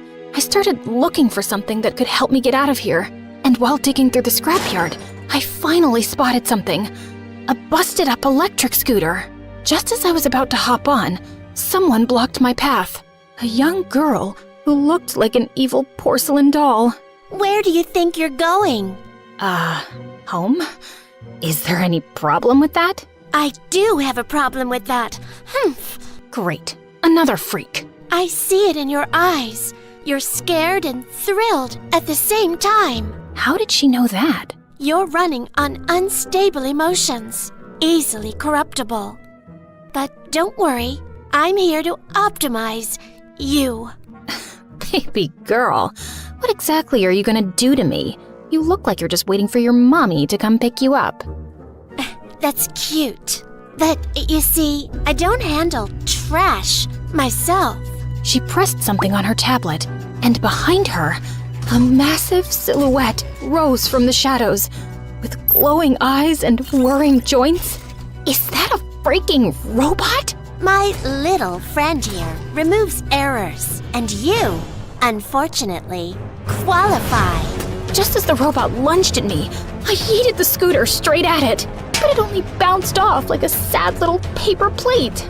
Right as it raised its claw to squash me like a poor little bug, a long and massive beam bar suddenly crushed its arm with a sickening crunch. I looked up and instantly forgot how to breathe. A blonde guy with a face card so powerful it could make women across the globe bark, and a jawline sharp enough to bankrupt the diamond industry. Oh, my modern knight in shining armor. Who is this guy? You all right? Hang in there. Let me just finish this real quick. I opened my mouth, but nothing came out. My brain was buffering harder than hotel Wi-Fi. By the time I blinked, the creepy porcelain doll girl and her deathbot had vanished. Well, gotta give them credit. Fast feet. Just when I thought the coast was clear, those terrifying creatures suddenly emerged from the alleys. Ugh, can't these weirdos just leave me alone? I don't think they're here to have a friendly little chat. Let's move. Before I could even react, he scooped me up like a duffel bag and bolted into the fog. I was screaming my lungs out as they reached for us, but this guy had insane speed and reflexes. And somehow, while he was carrying me like I weighed nothing, he still managed to beat up some of them with his precious bean bar. When we finally outran them, I was this close to puking all over his boots. All right, we're clear. You okay? That was actually such an insane experience. Thanks for saving my life. Not a problem. I came here for you. You came for me? Well, my duty is to save and protect everyone in need. Of course. Sorry for all the screaming earlier. The blood was pooling in my brain and I saw my life flash in 4K. Fair enough. Let's get you home. That's when I noticed we were at a port, in front of a ship. Wait, is this your ship? Am I finally going home? That's right. Come on. We boarded, but I couldn't shake the paranoia crawling in my chest. This guy was just too perfect, like he was sent here just to save me. But why? What's in it for him? Listen, I've had a rough week with different entities. So, just to be sure, Are you here to actually save me, or, I don't know, harvest my organs or something? I already did the first part, didn't I? Right. As we finally boarded his ship, I realized that I needed a full spa day. I asked him if he had a bathroom and spare clothes because if I didn't get out of this gross hospital gown, take a bath, and brush my teeth ASAP, I swore I was gonna lose my mind. Thankfully, he had some spare clothes, but it was a giant black shirt that swallowed me whole. When I stepped out onto the deck, I walked in on him, bulking up, and oh my holy juicy protein powder. Look at those muscles and veins. Wow, my shirt's way too big on you. But hey, better than nothing, right? Yeah. but I like it.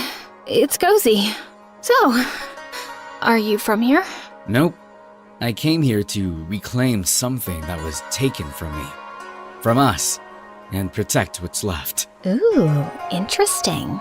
He then told me his name, Victor, a high-ranking military commander, apparently leading some kind of expedition through this weird, fog-infested region, hopping from island to island, chasing ruins, lost history, and something personal he wouldn't talk about. I met a local in town. Her name is Nell, and she told me that this is a lawless region and off the grid, so it can be pretty chaotic. But that's all she shared. That actually made some sense. But my curiosity was already screaming 100 more questions. Victor and I continued to bond. He was actually warm and laid back, and the way he kept checking on me, making sure I was okay, was doing something to me. But of course, just when things were finally looking up, the ship suddenly had engine issues, so we had to dock again in the nearest land. We'll rest here for a while and ask around. Nell told me that the locals here are pretty sneaky and love ripping off passing tourists, so we just need to be a little careful. We met up with Nell in a diner, who surprisingly looked like a supermodel with a tattoo on her right eye. I heard you've had quite a trip. Eat up. You look like you haven't eaten in days. Oh, you bet. Back home, my dinner usually comes plated like edible museum exhibits. But this will do, I guess. So, where exactly is back home? I told her about my background and how I ended up here, and she looked extra intrigued. So you're not exactly the average tourist profile. People usually come here on ferries, not personal aircrafts. Oh, speaking of aircrafts, do you know anywhere I can borrow one? Preferably a jet or a helicopter. We can try the craft shop. Might have something experimental. Craft shop? Like gadgets, machines and stuff? Everything, babe. Just name it. We finally arrived at the craft shop, and it was full of bizarre inventions and food weapons. And apparently, it was being run by equally bizarre young girls. Build a jet in a day? Please, I could do it in my sleep with one hand.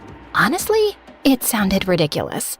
But at this point, the only thing that felt impossible was me getting back home. As the girls geeked out over engines and blueprint jargon, I glanced out the window and saw Victor and Nell talking, and they looked sus. Planning to eavesdrop on their little conversation, I stepped outside, only to crash into someone achingly familiar. Tall, brooding, and unfairly attractive. Mr. Graveyard Hottie. God, I missed him. You're not safe here. They know who you are now. All of them. We need to leave. What? What do you mean? And who's they? Suddenly, Victor stepped in. She stays with me. That's not your call. Oh, I think it is. Because I'm responsible for her now. 2 of the hottest men alive fighting over me in the middle of a creepy fog-covered mystery land? Now it felt like a Wattpad fever dream. And Mila would be frothing at the mouth when she hears about this. You need to come with me. You need muscle. Not some emo lantern guy, Avery. I've led troops through war zones, while he's guarding trees and graveyards. You do the math. Honestly, it was impossible to choose. So I suggested playing rock, paper, scissors. And to my shock, they actually went for it. But it turned into an endless, awkward loop of ties.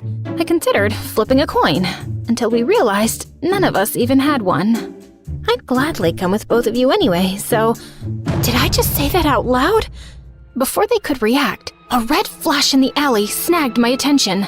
A glamorous woman with sleek glasses, a stylish hat, and a banner stood there like a fashion model turned CEO. She pressed a finger to her lips and raised the banner. "If you want real answers, follow me." She winked at me, then vanished into the shadows. Okay, definitely not suspicious at all, but my feet had a mind of their own. So I ditched the boys and followed her straight into a cafe and... Holy stepmother of boba tea! I wasn't expecting this to exist here. I immediately barged in, only to find that it was completely empty, except for that woman. She was sitting there, like a seductive riddle, with endless legs, casually sipping her drink like this was a date. It's self-service. Oh, love that. Real classy. Now, about those answers. Why don't you throw a question first? Just a little suggestion. Okay, fair. So, where the heck am I? Spill the boba tea? I mean, where? Like, exact location, GPS? How do I escape? She sipped her tea louder and even more dramatically. They surely have the best boba tea around here. It tastes so divine, and sweet, and creamy. It's probably laced with something drippy, like a special honey made from paradise and... Look, I'm here because you promised me answers, not some boba tea review. As if testing my last nerve, she started taking selfies with her tea. Serious question, are you trying to help me or mess with me? Apologies. Can't a woman have a little fun? Anyway, before we get serious... She took her drink and strolled toward me like she had all the time in the universe. I then held my breath as she leaned in, way too close. Seriously, what was up with this whole town or whatever? Why was it full of insanely attractive men and women, aside from those freaks and psychos, of course? Try this one first. I took a sip and realized that she wasn't lying about her boba tea review. I knew you'd like it. Anyway, have you considered being a pop idol? With that face card and body tea, I can make you global. Are you recruiting me or giving me answers? Both? Anyway, I've heard your family owns quite a few islands. Think I could have, say, 3? Strictly for my child's private playground. Wait, she has a kid? And how does she know that? Miss whoever you are, I'm this close to losing it. I just want my jet, my best friend, and a 14-hour spa day, and to go back to a life where my biggest problem was choosing which designer sunglasses to wear. I got up, ready to leave, when the doors and windows suddenly slammed shut, trapping us in. It's them. Which one? There's a lot of lunatics in this place. You're probably confused. Being in a place that promises new secrets and answers long buried in time. And where people from different places come chasing power, riches, and control. Everyone wants a piece of you. Some to protect you and use you at the same time. Some to own you. Some to experiment on you. And others to erase you. What? Even the ones who saved me? The ones I kinda trusted? Tragic, isn't it? Then how do I know you're not one of them? She just sipped her tea again and shrugged. That's your call, sweetheart. What is this all about anyway? And what exactly do they want from me? Your arrival just made things even messier. You're carrying something none of them planned for. You just made me even more confused. What even are you? Spy, cult leader, crazy vlogger, rogue journalist, boba witch? Oh, darling. I just like knowing how the story ends. Then I want a jet so I can go home safely with my best friend. That's how my story ends. Well then, your answers await, as promised. It's right beneath us. She then tapped her heel on the floorboards. Wait, was she serious? Quickly now. They're coming. And they're not here for the boba tea. Just then, the whole cafe started to shake. And that was my cue. I flung the hatch open, climbed down, and found myself in some kind of underground cave. I was completely lost until I spotted a jet up ahead. Finally! Sweet, glorious escape. I took off running, only to stop dead in my tracks when I realized that it was just a toy. A stupid little model jet on a stand. And then I heard the echoes of that woman's laughter from above. I knew she was sus. She freaking tricked me, crazy witch. Suddenly, a beam of moonlight burst through a crack in the cave ceiling and hit me square on. I suddenly felt weird. What's happening? Just then, everyone started showing up from every direction, completely messing with my head. The prophecy lied. It wasn't supposed to be you. I was chosen to be the new moon, and not you. I am the true vessel, and that light belongs to me. You are the perfect subject. I must know what you truly are. Utterly risible. You carry the moonlight, and with it, you can save what's left of us. Come with me, Avery. This region's balance depends on you. Let me protect you before they twist what you are. Just shut up, all of you! And don't come any closer! Just then, I heard another woman whispering in my head. You don't owe them anything. Just keep shining, Avery. And just like that, I snapped back. I spotted a tunnel tucked into a corner and sprinted like my life depended on it. Because it did. When I finally burst out the other side, an actual jet was there. And Mila was inside. Girl, let's go! Hurry up! We're running out of time! Miracles do freaking happen, folks! I jumped in, slammed the hatch, and fired up the engine. That's when they showed up. Faces I'd never forget, charging toward me. But they were too late. I had already launched into the night sky. No one owns me. I'm done being told what to do. I'm my own person, not your freaking vessel or whatever. So guess what? Bye, freaks. Freedom, at last. I jolted awake to the sound of beeping machines and blinding hospital lights. Sweetheart? Oh my god, honey? She's finally awake. There you are. You better have a good excuse for scaring us like that, young lady. While I was still processing the emotional mess of seeing my parents again, someone else walked in. Mila.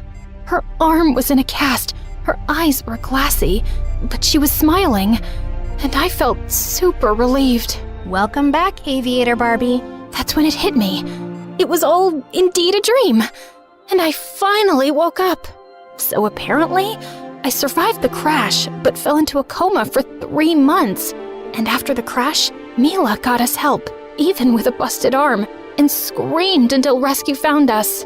Later, when it was just the two of us, I finally spoke. I'm sorry, Mila. What for? You were right.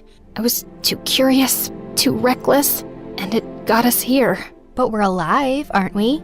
Yeah, and I had the weirdest dream ever. Oh? Spill it. And I did. Every juicy, terrifying, ridiculous, romantic detail. Wait a minute. Your dream sounds familiar.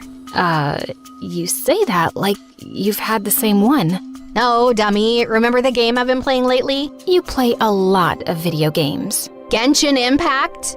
We literally watched the trailer of the new update the night before the accident.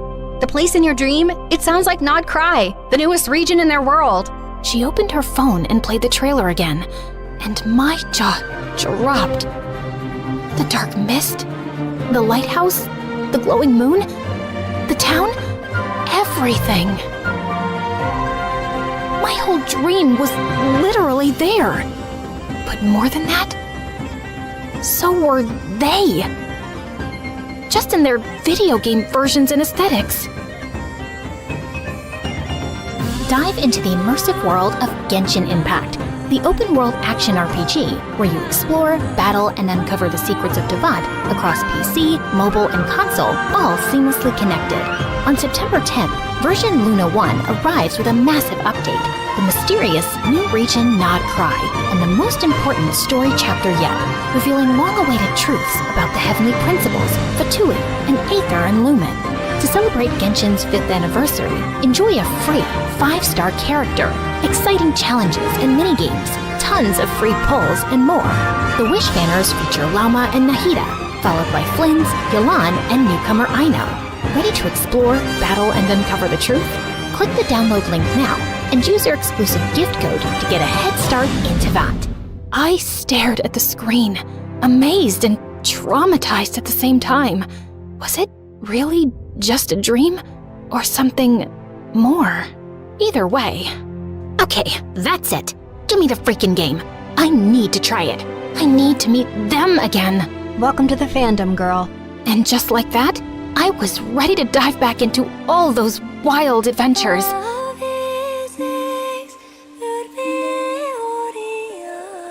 And even get closer to my favorite characters. You know who they are.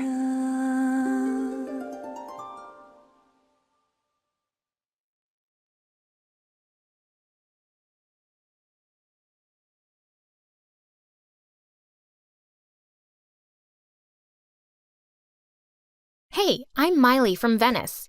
Before you listen to my story, please click like and subscribe. Ever since I was born, my parents were just busy in their own world, and they sometimes forgot I existed. When I was 3, my parents were getting ready to go out for their anniversary dinner, but minutes later, they walked out the door and left me home all by myself.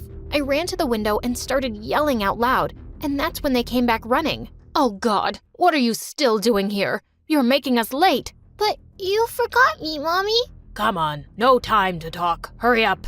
This kind of stuff happened all the time. Then once when I was in 4th grade, I invited them for my annual day function. I was playing the role of a princess and was super excited for Mom and Dad to see me. But like always, they didn't show up. Ugh, I was so pissed. The other kids were taking pictures with their family while I was standing there all alone. And I finally lost it. I decided to walk back home by myself. As I was passing a sandwich stall, I saw a girl a little younger than me trying to steal a sandwich. Hey, no, you can't do that. Stealing things is bad. But I'm very hungry, and I haven't eaten for days. I saw tears in her eyes, and she did look like she was having a rough time, so I offered to pay for both our sandwiches. Her name was Lucy, and when I asked her about her family, she told me the most shocking thing. I don't have a family. I lived in an orphanage, but the caretaker was so evil. She made us work a lot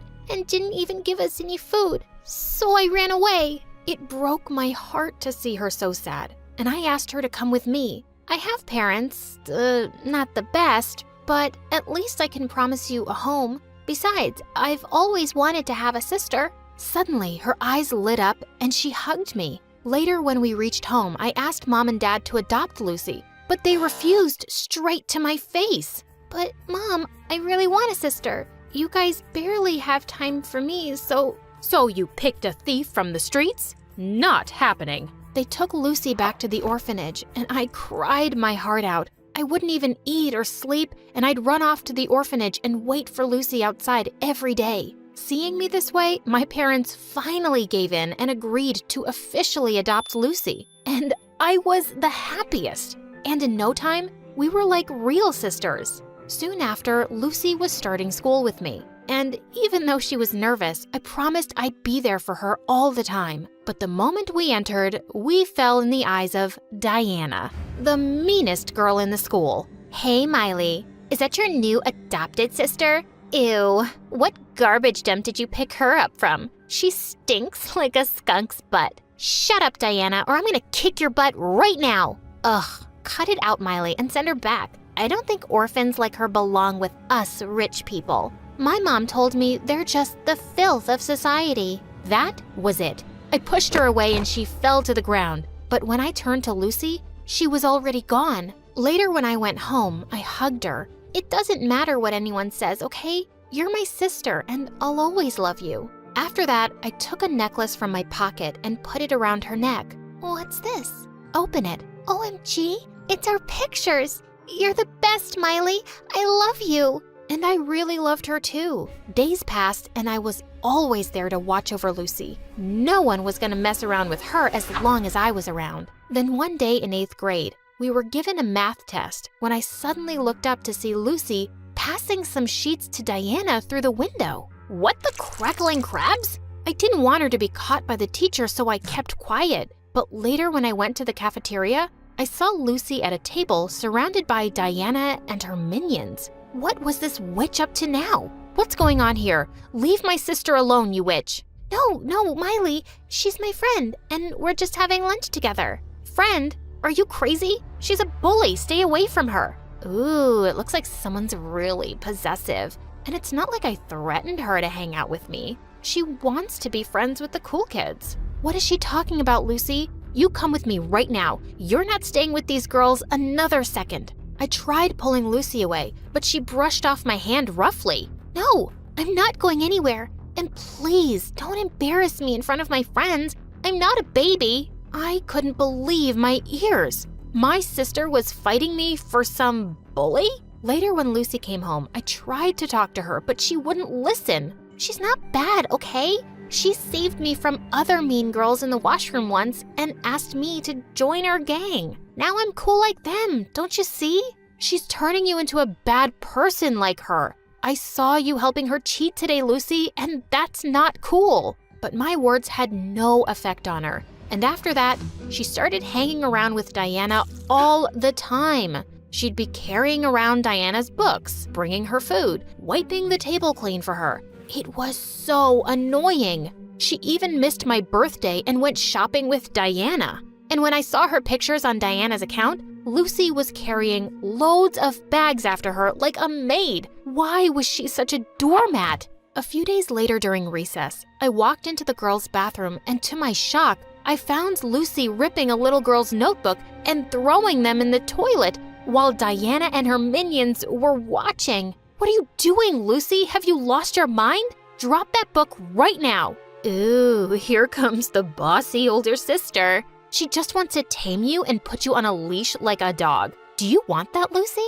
Or do you want to be your own master? Listening to Diana's words, Lucy looked at me and ripped the book in half. She's right. You're not my mother, Miley. You're not even my real sister, so don't tell me what to do. Got it? How dare you? I always thought of you as my sister, but I think I made a mistake. I should have left you in that orphanage and never brought you home. You're a monster. I tried to pull the little girl out of there, but Lucy jumped on me and we broke into a wild cat fight. Just then, one of the other girls shouted that a teacher was coming, so they all ran away, leaving me on the floor. I was so done with Lucy now. That stupid bully was no longer my sister. Lucy would sneak out of the house at night all the time, and I couldn't care less. But then one morning, she didn't come back home. And when I went downstairs, Mom was furious. That devil child. She's at school and was caught trying to steal something. What?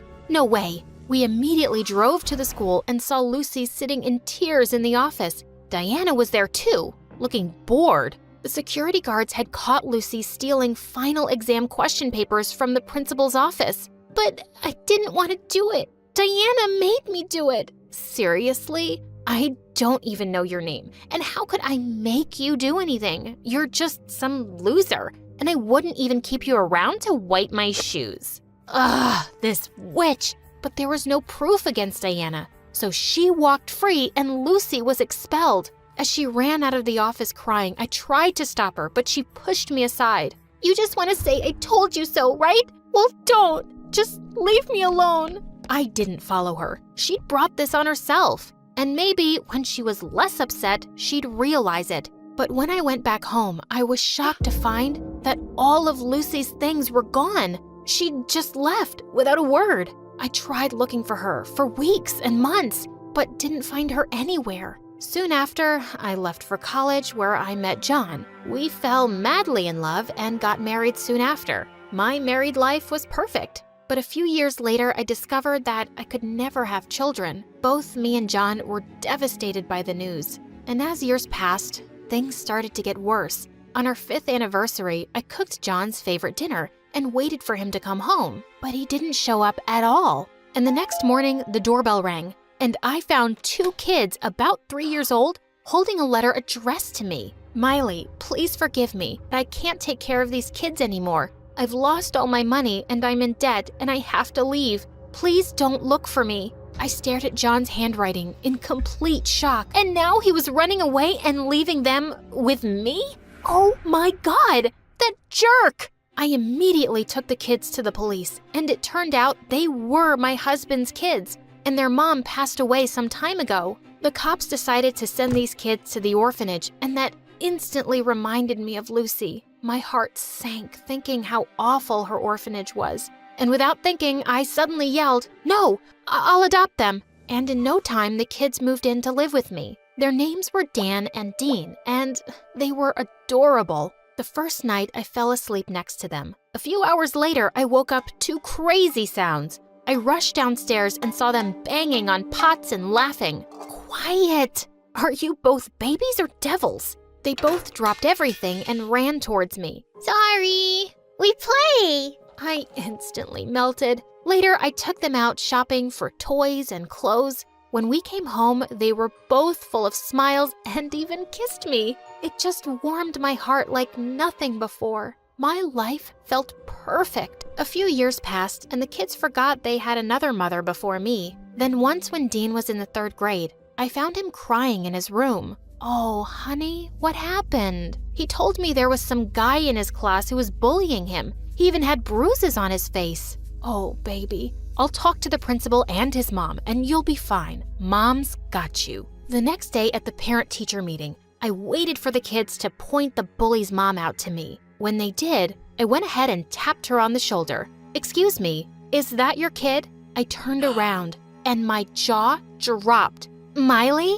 Lucy? Oh my God. We just stared at each other in shock, and then I spoke. "Was it your kid who bullied my son?" "What? Not possible. My son is an angel." "Oh, really? Then why does he steal my kids' lunch and hit them? Is that what you're teaching him?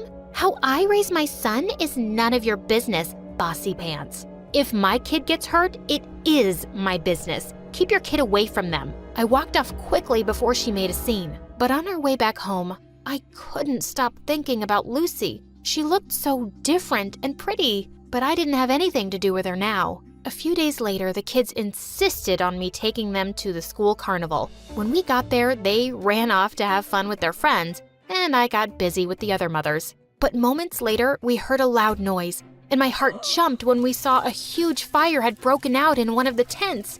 I started looking for the kids and found Dean immediately, but Dan was missing. I was shouting his name and looking everywhere, but what I saw next shocked me. Lucy was there, and she was walking out of flames with Dan in her arms. Oh my God, what happened? Is he okay? I hugged Dan tight and then saw Lucy's hand. It was all burned by the flames. I stayed by her side as the medical team bandaged her hand, and then I spoke. "Lucy, I can't ever thank you enough for what you did. But why'd you risk your life for my kid?" "'Cause he's your son and you love him. And I owe you a lot for what you've done for me." And then my eyes went straight to the locket she was wearing. It was the same necklace I'd given to Lucy ages ago. You kept it all these years? Why?" She remained silent, but tears fell from her eyes. And I just hugged her. "Oh, Lucy, why did you run away? I looked for you everywhere, but you were nowhere to be found. I was just so ashamed of myself, all the things I did, and I was horrible to you. I thought I'd ruined our relationship forever, and I couldn't face you anymore. But I've missed you so much. You picked up an orphan like me from the streets and loved me like family, but I threw it all away. I'm so sorry, Miley. Please forgive me. Already done. You're my sister, and I'll always love you. Come here."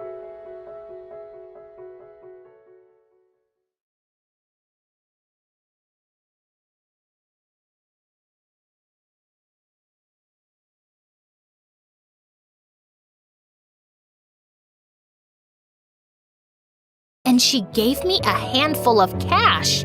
What's this for, Grandma? Nothing. Just a small start for your new life. I'll miss you, darling, and I know you will make us so proud.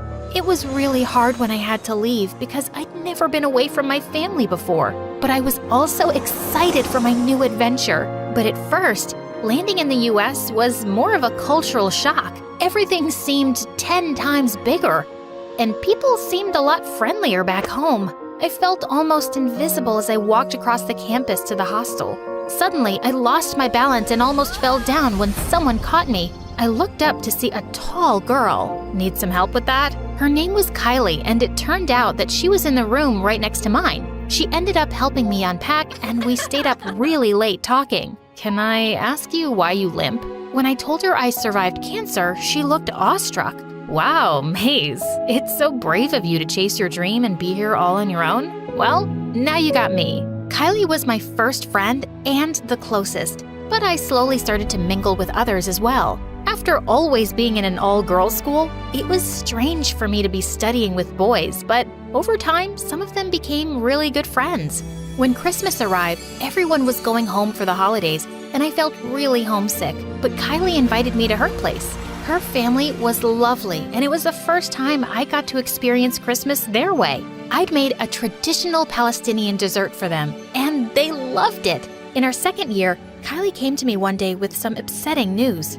Her dad had been unwell lately, and she'd decided to transfer to a college in her hometown. I'm gonna miss you so much, Maze. Me too. I can't even imagine this place without you. I'll come see you soon. I put on a brave face as she left, but once I was inside my room, I couldn't stop the tears. Suddenly, there was a knock on the door, and when I opened it, I nearly fell back in shock. It was my sister. It turned out that she'd applied to the US for her master's, and she'd gotten into a college right next to mine. I never thought I could go so far away from home, but seeing you do it gave me the courage, Maze. This is the best surprise ever! Welcome to your new home! Hey, you made it! Thank you so much for watching. I just want to say that it wasn't an easy journey. It was kind of tough, and I faced a lot of obstacles in the way. But with hope, passion, and patience, I managed to get through all of them. And right now, I'm in my second year in medical school, achieving my dream in becoming a doctor.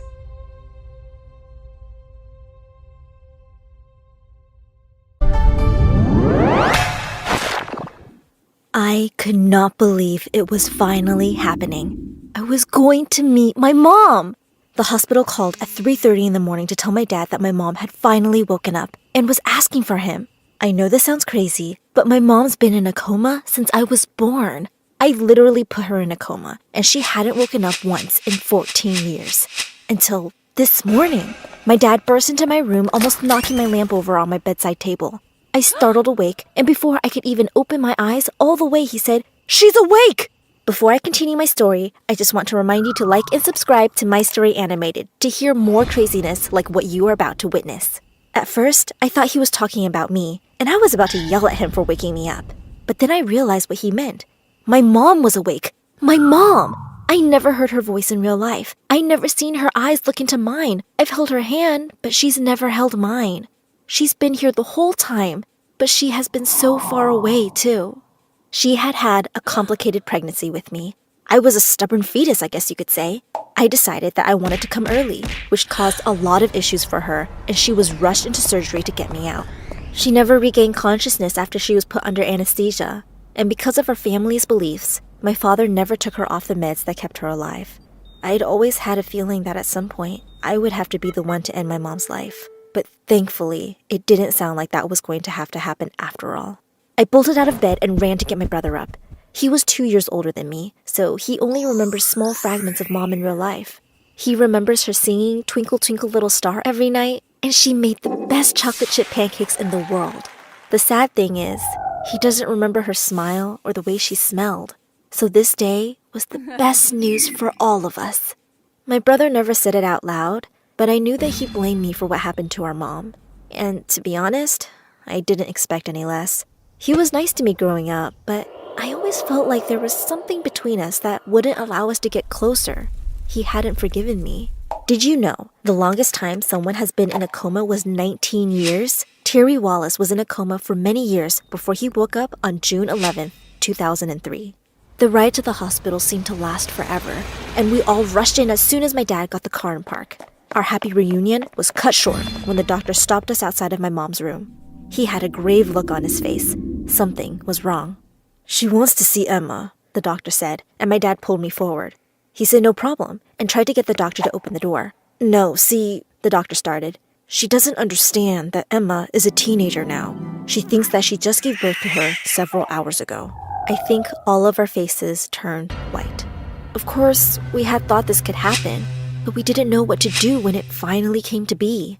The doctor told my dad that he didn't want to shock my mother until we were all here at the hospital with her, and we could introduce me. This wasn't going to be easy, and we all knew that. I held my breath as my dad and the doctor went into my mother's room. All I could hear was some muffled talking from the doctor and my dad. Then my mom started to scream uncontrollably. "Bring me my baby!" I got goosebumps up and down my arms. This was probably the most afraid that I've ever been in my life. I was so afraid that my mother was going to hate me and that she was going to think I ruined her life too. I almost ran out of the hospital, but my brother nudged me forward. The door to the hospital room stood open in front of me, and I walked through. I had never seen my mom with her eyes open. She already looked so much more full of life than she had just days ago. "Hi, Mom," I said, twirling my fingers through my hair. I did that when I was nervous. My mom was doing the same with hers, as she said, "Hi." My dad said that it was okay to step closer. I couldn't help but start to cry as I walked up to my mom. She had the same hair color as me, and her eyes were just as blue. My dad had always told me I looked like her, but I never could see it until now. In that moment, I felt like my mom had come back from the dead. I know she'd been here this whole time, but she was as good as gone. I touched her face and her eyes lit up. It's like she knew it was me. It's like she remembered my soul when she carried me in her stomach. "It is you," she said, and she wrapped me in a humongous hug. We bawled together on the bed for quite some time. Then my mom pulled away from me and wiped her tears. "It's so nice to finally meet you. The last time I saw you, you were on a black and white screen," she chuckled, talking about the sonogram. "I've grown since then," I giggled, and wrapped my hand around hers. Since Mom had been in bed for so long, most of her muscles were weakened. She'd need lots of physical therapy to get them back into shape. She wouldn't be able to leave the hospital for a couple of weeks, maybe even a month. And when she did leave, she would still be required to do lots of physical therapy and other therapies, I guess. Those other therapies would help her deal with all the time that had passed and missing out on our lives and things like that. The one thing we didn't know how to tell her was that our dad was remarried. We'd had a stepmom for the last 3 years. My brother and I had given our dad our blessing to start dating again after the 10-year anniversary of when my mom went into a coma. He'd been so lonely. He'd basically only lived for us, and having someone there to help with the kids would be amazing too. We decided we weren't going to tell my mom that first day. We thought it would be too much to add to everything else that was going on. On the ride home, my brother blurted out that he didn't think we should tell Mom at all. He thought we should make our stepmom move out, which I didn't think was such a bad idea either. Our dad wasn't going for that. He hadn't fallen out of love with my mom. He'd just become stagnant. And the fact that she was awake now seemed to be weighing heavy on his mind. He was silent almost the entire ride home. When we pulled into the driveway, I asked if he was okay. He looked at me with tears in his eyes and said he just didn't know what to do. We walked into the house and gave each other the biggest hugs. Our stepmom walked up and asked if we were okay. She knew what had happened and all of the craziness that was now going to continue. Except she thought that my dad didn't love my mom anymore and that they were actually divorced, when in fact, he'd never divorced our mom in the first place. This was going to be hell for sure. Later on that night, while my brother and I were supposed to be sleeping, we snuck down the stairway to listen to my dad and stepmom talking in the kitchen. "So what are we going to do?" my stepmom was asking. My dad was silent when she continued, saying that obviously we would need to contact my mom's family and have them help out.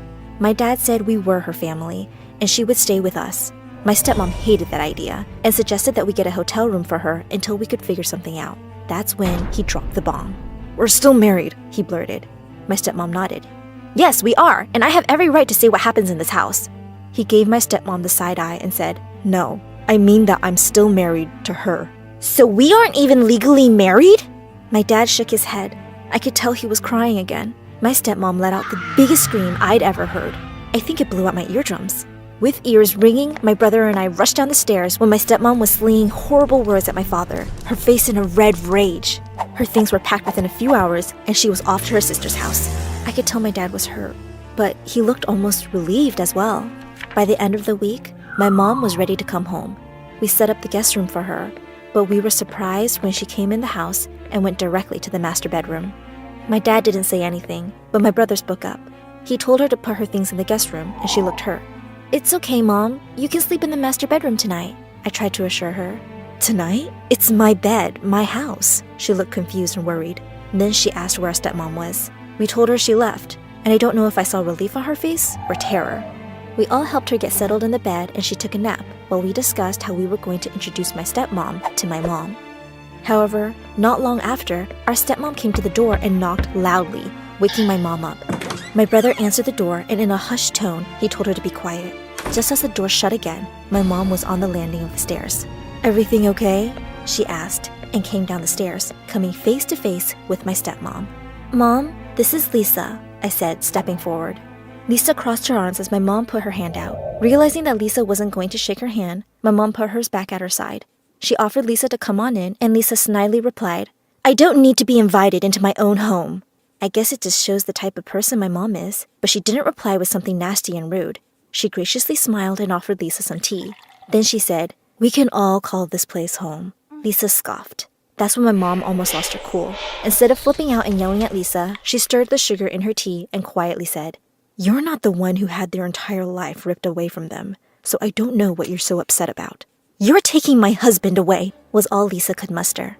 My mom reminded Lisa that she had actually taken her husband away first. She also said that it was extremely upsetting that Lisa got to watch her children grow up a little while she lay unconscious in a hospital bed. That's when Lisa jumped up and spilled hot tea all over my mom. I quickly sprang into action, as did my brother. I grabbed a towel to help my mom dry off. Luckily, the tea had some milk and sugar in it, so it wasn't scalding, and my brother pulled Lisa away, shoving her out the door while simultaneously screaming for our dad. He ran down the stairs like lightning. "What is it? What's going on?" he asked. We explained what happened, and my dad took off out the door after Lisa. I helped my mom up the stairs, and we got her in the shower to get the tea off of her. Then we heard shouting outside. My stepmom and dad were back. All we could hear was Lisa screaming that my dad lied to her, and there was nothing he could do to get her to forgive him. I was hoping she would leave, but she came into the house and shoved herself into the master bedroom right past my mom. I asked Lisa if she could have some respect for my mom who was changing, but she snarled at me and started stuffing a bag full of clothes. "I'm out of here. Don't bother calling me," she said to my dad as she quickly left again. Over the next few days, my dad tried calling her, but she wouldn't answer. He tried to get a hold of her sister, parents, and everyone else that would know where she was, but no one would give him any clues. During that time, he was also taking care of my mom, driving her to some appointments and making her food when she was hungry. My brother and I were busy with school, so thankfully, he was able to keep her company. A couple weeks after the crazy incident with Lisa, my brother and I came home to see our parents sitting on the couch together, my mom's feet across my dad's thighs. I couldn't believe the sight. When we came in the door, the two looked as if we caught them doing something wrong. They blushed and tried to scramble away from each other. My brother and I burst out laughing. They were married after all. We didn't mind that they wanted to get closer. It had been almost 15 years since they'd been able to do that. That was the moment we thought that we had our mom back. She was still pretty weak and often didn't understand how to use technology, but she was smiling more and cracking jokes. Her and I talked a lot more too, and I told her about almost everything that I've done in my life to catch her up. We cried a lot, and I held her while she apologized for not being around. Then things started to get strange. She'd wake up very early in the morning and turn on all the burners on the stove. The refrigerator door would be wide open, and the house would smell like gas fumes when we woke up in the morning. The last time that this happened, she was sitting out on the porch while everything in the kitchen was running, including the sink and the microwave. The back door was left open, and I saw her curled in a ball. I walked out of the door and asked her if she was okay. She didn't answer. I sat down next to my mom and put my arm around her. When she looked at me, all I could see was pure terror in her eyes. "Who are you?" she asked and pulled away from me. I looked at her utterly confused. "I'm your daughter, Emma." "No, my daughter is a baby. I just had her a couple of months ago. Who are you and why are you in my house?" "Dad?" I called, and it took a few minutes, but he showed up on the doorstep. "Something's wrong with Mom," is all I could say before she grabbed my hair and pulled my head back. She started screaming, "Where is my daughter?" And my dad grabbed her, pulling her arms behind her back. It was then that she snapped out of whatever trance she was in. She started crying and saying, "I'm sorry, Emma." I ran upstairs and locked my door. To say I was terrified would be an understatement. Something was going on with my mom, and we needed to figure it out. My dad called the hospital, and they told him she may have had some memory lapses. But this was way more severe than a slip of the mind. She physically hurt me. And she's a very small woman. There was something else going on here. I spent the next several days trying to keep my distance from her. She apologized to me several times after the incident on the porch, but I was still afraid to get close to her. My father and brother had no problem accepting her back into the family. They would play board games and watch movies together, but every time that I would join in, I could tell that a dark mask fell over my mom's face. She would constantly stare at me out of the corner of her eye, and I swear I could see a red glint flash over her normally bright eyes whenever she didn't think I was looking. Then, one night, I woke up to her staring at me from across my bedroom. I popped up in my bed and asked her if she was okay. She didn't reply, but I could see her eyes in the darkness. They weren't right. I screamed for my dad again, and when he came in the room, he flipped on the light. She wasn't in the chair anymore. We searched for her everywhere in the house, but she wasn't anywhere we could see. That's when we heard the blood-curdling scream. Tune in next time to hear what happened with my mom in the woods. Hi everyone, I'm Billy. Yeah, just like Billie Eilish, but not famous. Welcome to my second home, the hospital. If you want to know why I live here, please like and subscribe. Growing up in Canada, I was always in awe of how beautiful the country was, besides the freezing cold and constant snow. But Mom and Dad loved to travel. That's why before I turned 10, I had already been to 5 different countries. One time, when we were at the Met Museum in New York, I had the worst stomach pain. My stomach burned and I couldn't walk. "Mom, Dad, it hurts." They rushed me to the hospital, and throughout the day, they tried to calm me because I was so scared. "Honey, you're gonna be fine. Don't worry, we're here." "She must be in so much pain. Look at how much she's sweating. My poor baby." And then it all went blank. When I woke up, I found Mom and Dad talking to the doctor. What the doctor said left me wishing I didn't hear it. I was diagnosed with Crohn's on my 14th birthday. Crohn's is when your bowels are inflamed and can cause severe stomachache and may also require surgery at times. My parents did everything they could to cheer me up, but I was angry at everything. Even though I knew they were struggling financially and were very stressed, I couldn't help it. I was rude to the nurses and even snapped at my parents. One day, however, I had snapped to the point that I threw a bowl of custard at the door right behind the nurse. "That's so disgusting! Who eats food like that?" "Billy, that's no way to behave. They're trying to help you." "I don't want anyone's help. None of you understand how much pain I'm in or what it's like to be stuck in here." It would be an understatement to say my parents were shocked at how much my behavior had changed. I hated everything about my life. I was away from my friends, stuck at the hospital eating tasteless food, and worst of all, my condition got worse.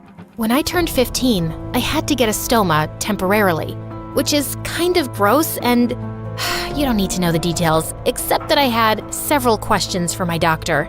"Will it stink? Is it safe? It won't cause an infection, right?" "Honey, give the doctor a chance to answer." Because of the surgery, I had to stay in the hospital for a couple of months so I could be monitored. The pain was getting worse, and I hated being at the hospital at first. One day, I walked out of my room because I couldn't sleep. That's when I heard someone crying. I walked towards the sound and saw it was Mom, and Dad was trying to calm her down. "I don't know how to help her. She's so upset here, and the bills will keep getting higher. What do we do?" "We will continue to be happy around her. She will be irritated, but if we stay happy, maybe she'll feel more hopeful." I felt like the biggest jerk. My parents were struggling, and I had no idea because they were trying so hard to make me happy, make me feel like a normal teenager. That was when I decided to repay the favor and make them feel better about everything. But the only way I could do that right now was to be happy, or pretend to be, even if I'm not. So, to make my parents feel better, I sucked it up and decided to stay happy. I read somewhere that having a positive mindset helps heal faster, and that is exactly what I did. I decorated my room with pictures of friends and family, every trip we went on, and so much more. Billy, I love what you've done with your room. It's so pretty, honey. Thank you so much. I was cut off by some guy yelling and a nurse crossing my room wiping her tears. The nurse told me that there was a new guy down the hall, and he was always angry. I knew how he felt, and I realized what a horrible person I'd been to my nurses before. I knew just how to fix his mood. I wanted to do something for him, to get him to smile, but he wouldn't leave his room. All he did was yell at everyone who spoke to him. I had had enough. So one day, when he was taken out by the nurse to run some tests, finally I had my chance. So I rushed into his room to prepare my surprise. I decorated it just like mine. I think better than that, because by the time I was done, it looked like a unicorn threw up a rainbow in there. And wow, when he saw the room, the expression on his face was priceless. You, what have you done? Oh shoot. I ran away from him, but to my horror, he was running after me too. He only stopped when I did, and he began yelling at me and telling me how irritated he was. But you've got to admit, this is probably the most fun you've had in the past couple of days. You're very annoying. Stay out of my room. I hate hospitals. Rude? Since that day, I steered clear of the guy, whose name I learned was Steel. Silly name. And he seems to get bent out of shape much easier than his name suggests. He stayed away from me too. And every time he saw me, he would glare and walk the opposite way. One day, one of the nurses came to check up on me. She told me how bad she felt for Steel. Why would you feel bad for him? He's so rude. Oh, sweetie, who wouldn't be? It was his birthday last week. He was so excited to see his friends, but none of them showed up, even after they promised him. And his parents had to work. Poor guy. Oh, shoot. Now even I felt bad for him. My parents helped me get him a cake. I didn't want to go to his room after he asked me not to, so I asked a nurse to bring it with a note. Happy birthday, jerk boy, from the sick girl down the hall. 5 minutes later, I saw someone's shadow under my door, walking up and down the hallway. And then I heard a knock. Hey, sick girl. What do you do when you can't sleep? Wow. Took you 6 rounds up and down the hallway to ask me that? Just stare at the stars, I guess. He just rolled his eyes at me. I brushed past him and dragged him with me to my favorite spot. We went to the courtyard and sat on the bench looking at the stars. I'm sorry. It's just that I hate missing out on everything. Why do I have to be sick? Why can't I just have a life like every other kid my age? It's just not fair. I was like that too at the beginning. But then I realized how much my parents continue to do for me, and what I'm trying to say is, you shouldn't just pay attention to what you don't have. I mean, look, you got to meet an amazing person like me right here. You really couldn't have asked for anything better. How are you this positive? How do you distract yourself from all this pain and stuff? If you wait to be happy until everything is fine, you'll waste your whole life. So, I gave myself a purpose, a mission. What mission? I haven't told anyone before. Oh, well, you don't have to tell me. No, it's okay. I need motivation to work harder on it. So here goes. I'm starting a foundation dedicated to help parents of kids who are sick, so they don't have to worry about bills. Wow, that's actually pretty amazing. I can help if you want, and would love to join for real once it's up and running. Yes, I need all the help I can get. Pretty soon, the both of us began hanging out often and working on plans and ideas for the foundation. I would spend all day in his room and he would at mine. We even introduced our parents to each other. It was nice to finally have someone close to my age to talk to, who understands exactly what it's like to have a condition. One evening, a couple of weeks after my stoma surgery, Steele came up to my room. Want a change of view? What did you have in mind? I followed Steele out, and he helped me walk by holding onto my hand and my waist. My face was turning red as a beet, and my heart was hammering in my chest.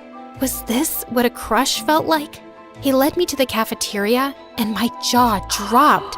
He had set up a beautiful candlelight dinner. Whoa, Steele, I didn't know you were such a sap. Why? All you do is work to help other people. You deserve something just for you. Thank you. This is so beautiful. He led me to the table and it was all set up. The food was still steaming. Steele even pulled out the chair for me to sit first. What a gentleman. You know, even before I was sick, I wasn't very nice. I was rude, angry, and took everything for granted. And then I met you. I didn't know anyone could be so fun and positive while things aren't going the way they want. As much as I hate the hospital, I'm glad I'm here. It was so sweet. But then he leaned in to kiss me.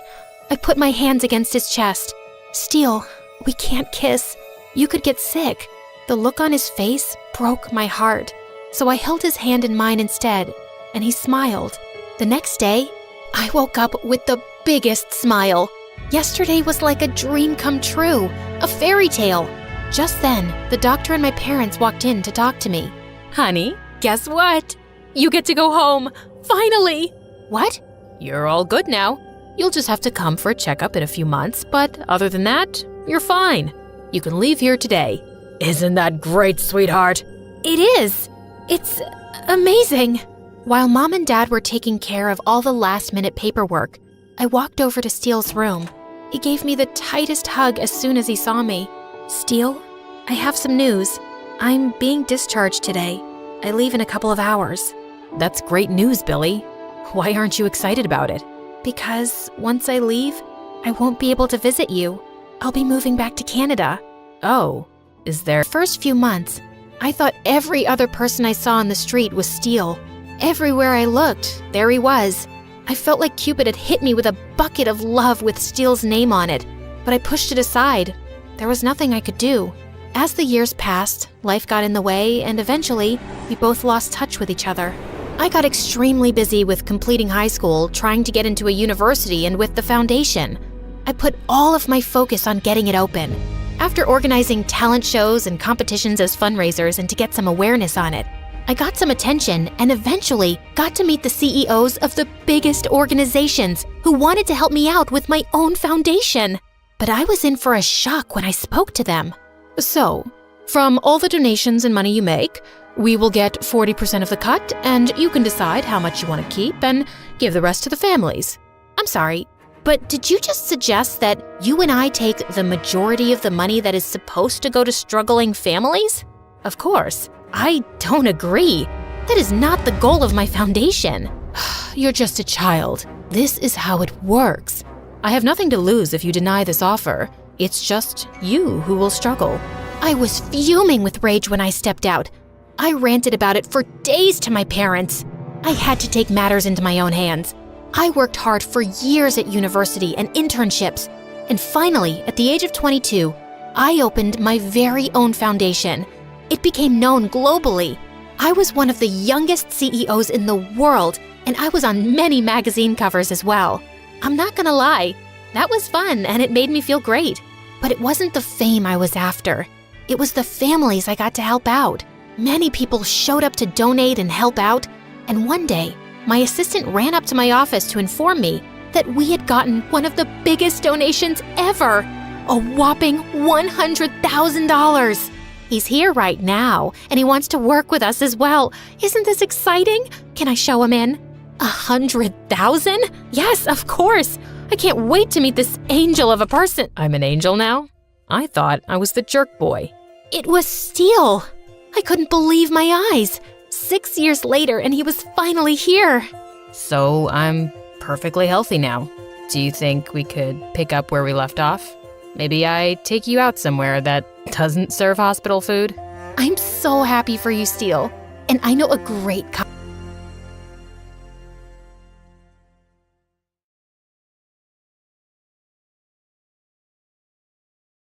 My Story Animated will give $1,000 to one lucky person who subscribes in the next 7 days.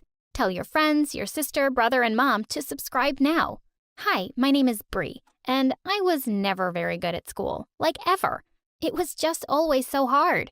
Even if I tried, I could hardly ever focus with all the noisy kids and the screaming teachers, and I hated the piles of homework. You see, it's not like my parents ever helped me with it. In fact, they just made it really difficult to study because they were the loudest people on earth. They'd do nothing but watch TV, play music, or have parties. It took me 2 tries to pass first grade. Mom told me back then that I was special and needed more time than other kids. She paid the 2nd grade teacher to let me pass even though I failed every test and never turned in any homework. She gave her $1,000 and promised free haircuts at her hair salon. My parents also lied to their friends about me. Bree? Oh, she's so smart. Smartest one in her class, in fact. It's a good thing we enrolled her in that private school on the other side of town. They really focus on gifted kids there. It's one of the best schools in the country. Almost guaranteed she gets into college. They lied and lied and lied. But one day, the truth came out.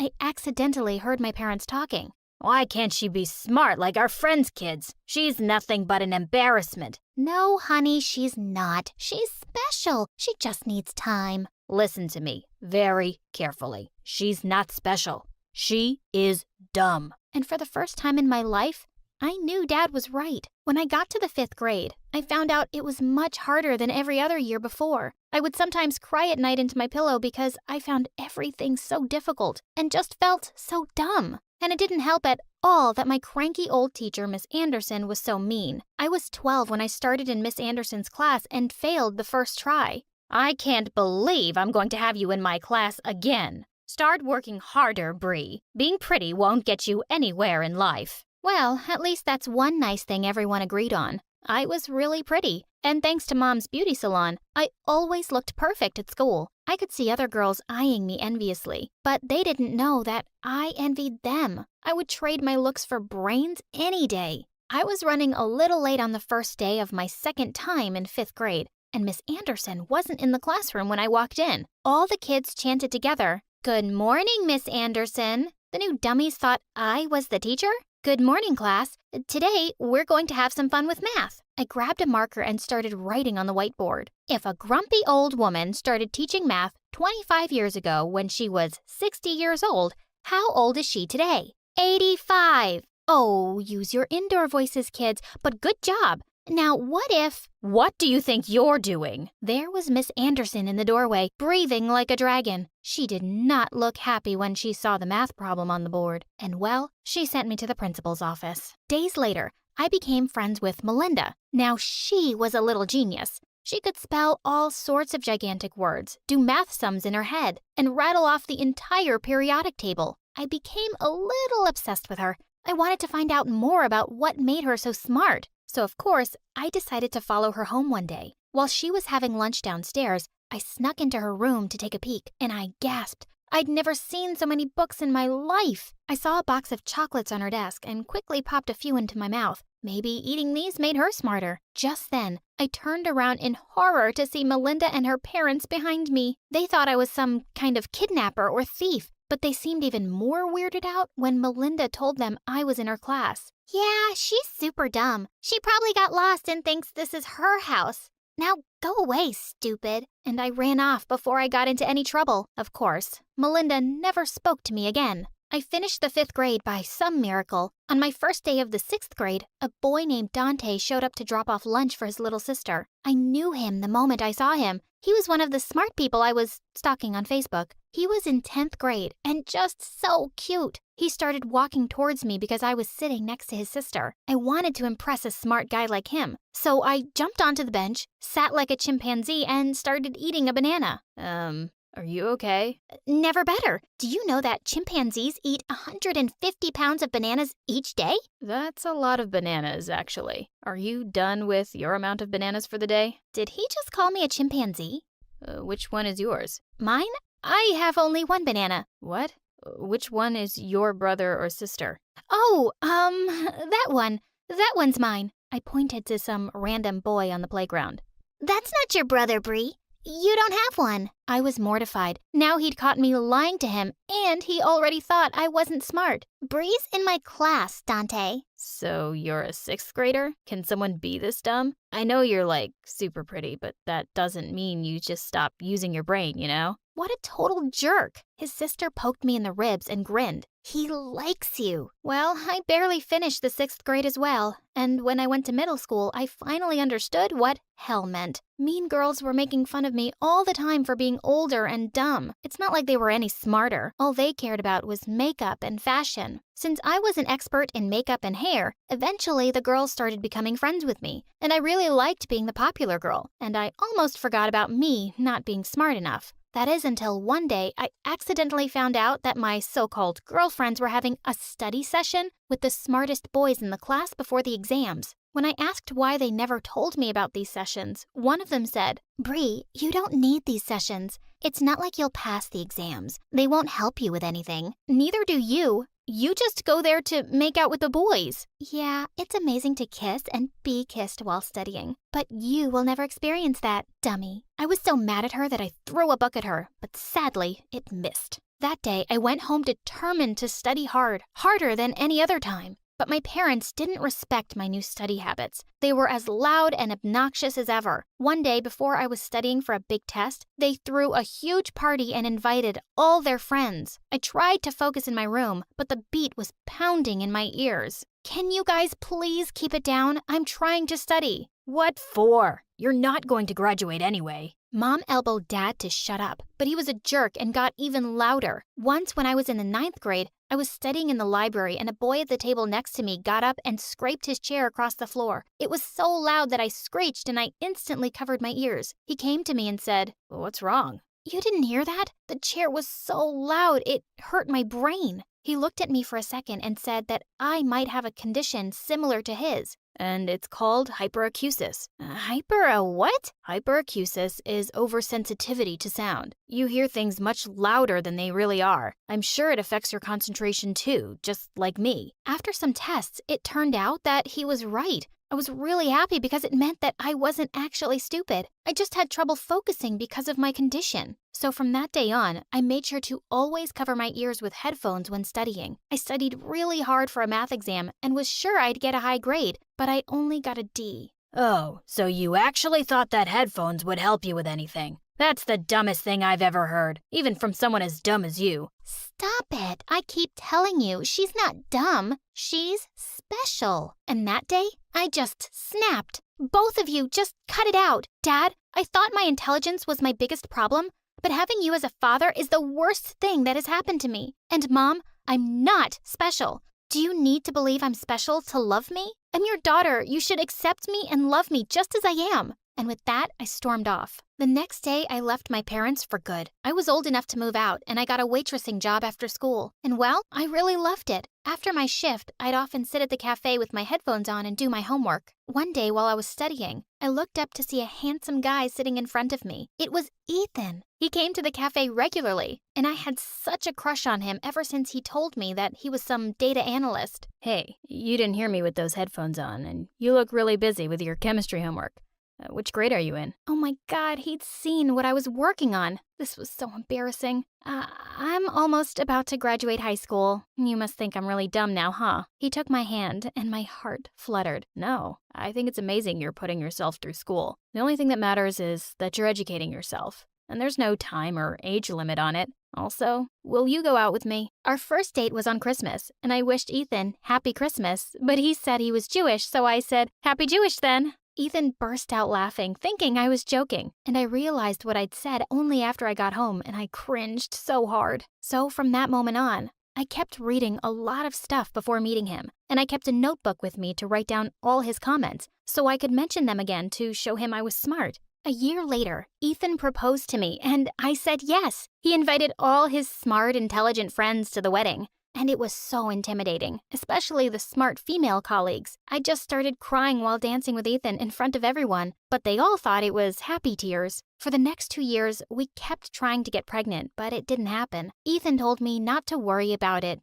but I started feeling even more insecure. Everybody could be a mom. Was I going to fail at this too? To our delight, I got pregnant a few months later and gave birth to a beautiful baby girl, Anna. The minute I saw her face, I knew I would be a good mom. And I was. Once, Anna didn't stop crying and I noticed her lips were slightly blue. I immediately knew something was wrong and we had to take her to the hospital. When the doctor checked her, he was impressed. He looked into my eyes and said, "That's actually really smart that you were able to spot the problem right away." That was the first time someone said that to me, and it was a freaking educated doctor. From that moment, I started to understand that it was okay not to be perfect or the smartest. I could still be someone who could raise a good kid and do good in the community. 3 years later, it's Anna's first day at school today, and I can't wait to learn all sorts of new things from her.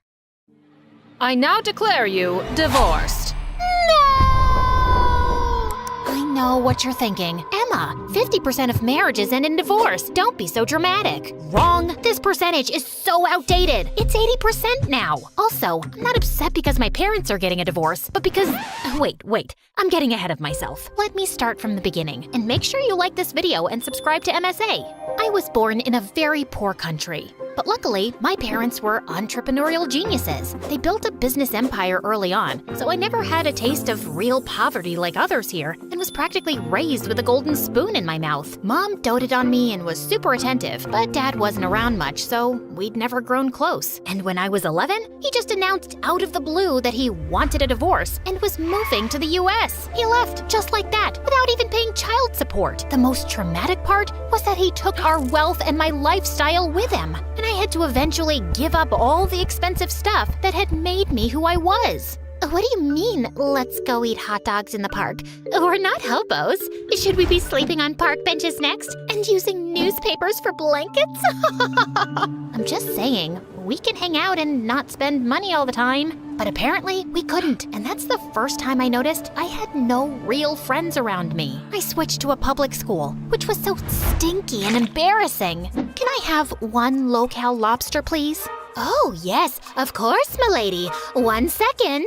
Oops, guess we ran out of those. Mashed potatoes and greasy chicken on Mondays. Remember it. It was a hard reality check, but over time I learned a lot and got really street smart. Do you have seafood today? Mashed potatoes and greasy chicken on Mondays, sweet pea. Remember it. By the time I graduated from high school, I was a strong, savage girl who would not let anyone cross her. I had saved up for a flight to the US, and I was ready for revenge. Daddy, here I come. Dad was the owner of a huge restaurant chain here, so he was easy to locate. I wasn't sure exactly what I was gonna do yet, but I wanted to get close and find some dirt on him that I could use. And even though I was 99.9% sure he wouldn't recognize me, I'd still gotten a serious makeover to avoid the risk. Hi, I'm Emily. Are you looking for waitresses? Yes, we are hiring. We'd be happy to try you out. And so I began working there with no clear plan in sight. I just knew a salary didn't qualify for revenge or even child support. One day, as I was polishing the cutlery in the kitchen, I heard Katie crying while she was on the phone with someone who was clearly yelling at her.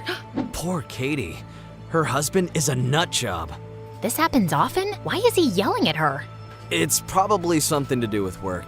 He is the boss after all. The boss? As in...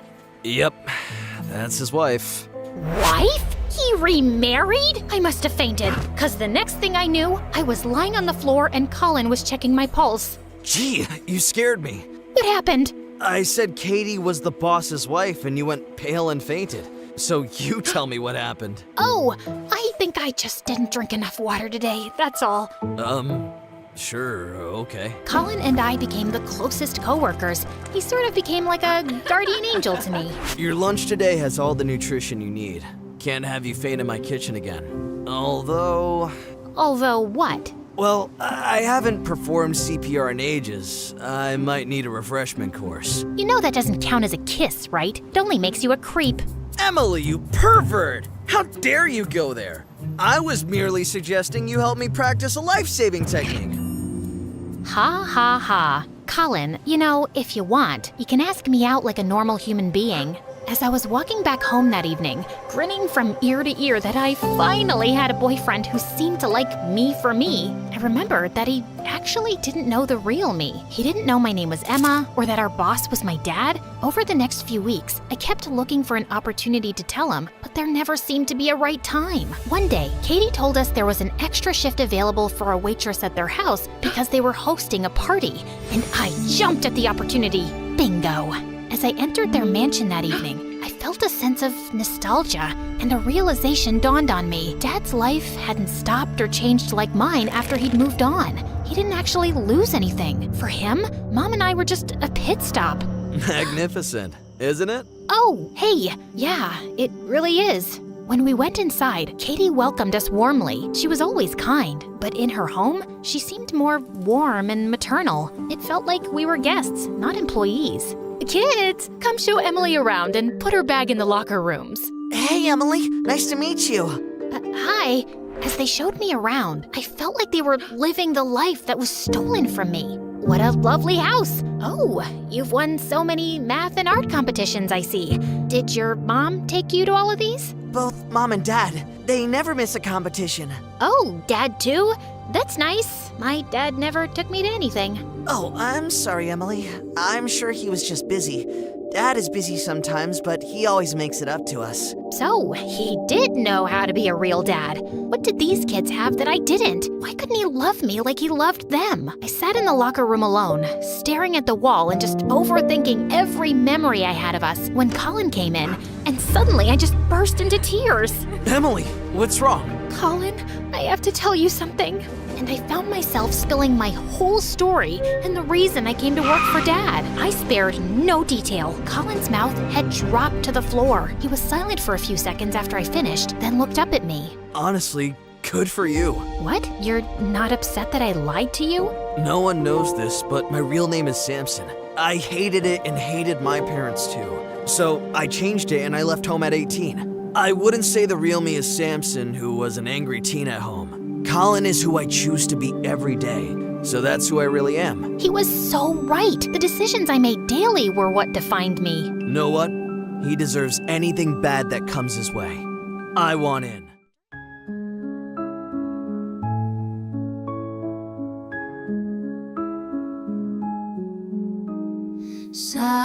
Silent moonlight above,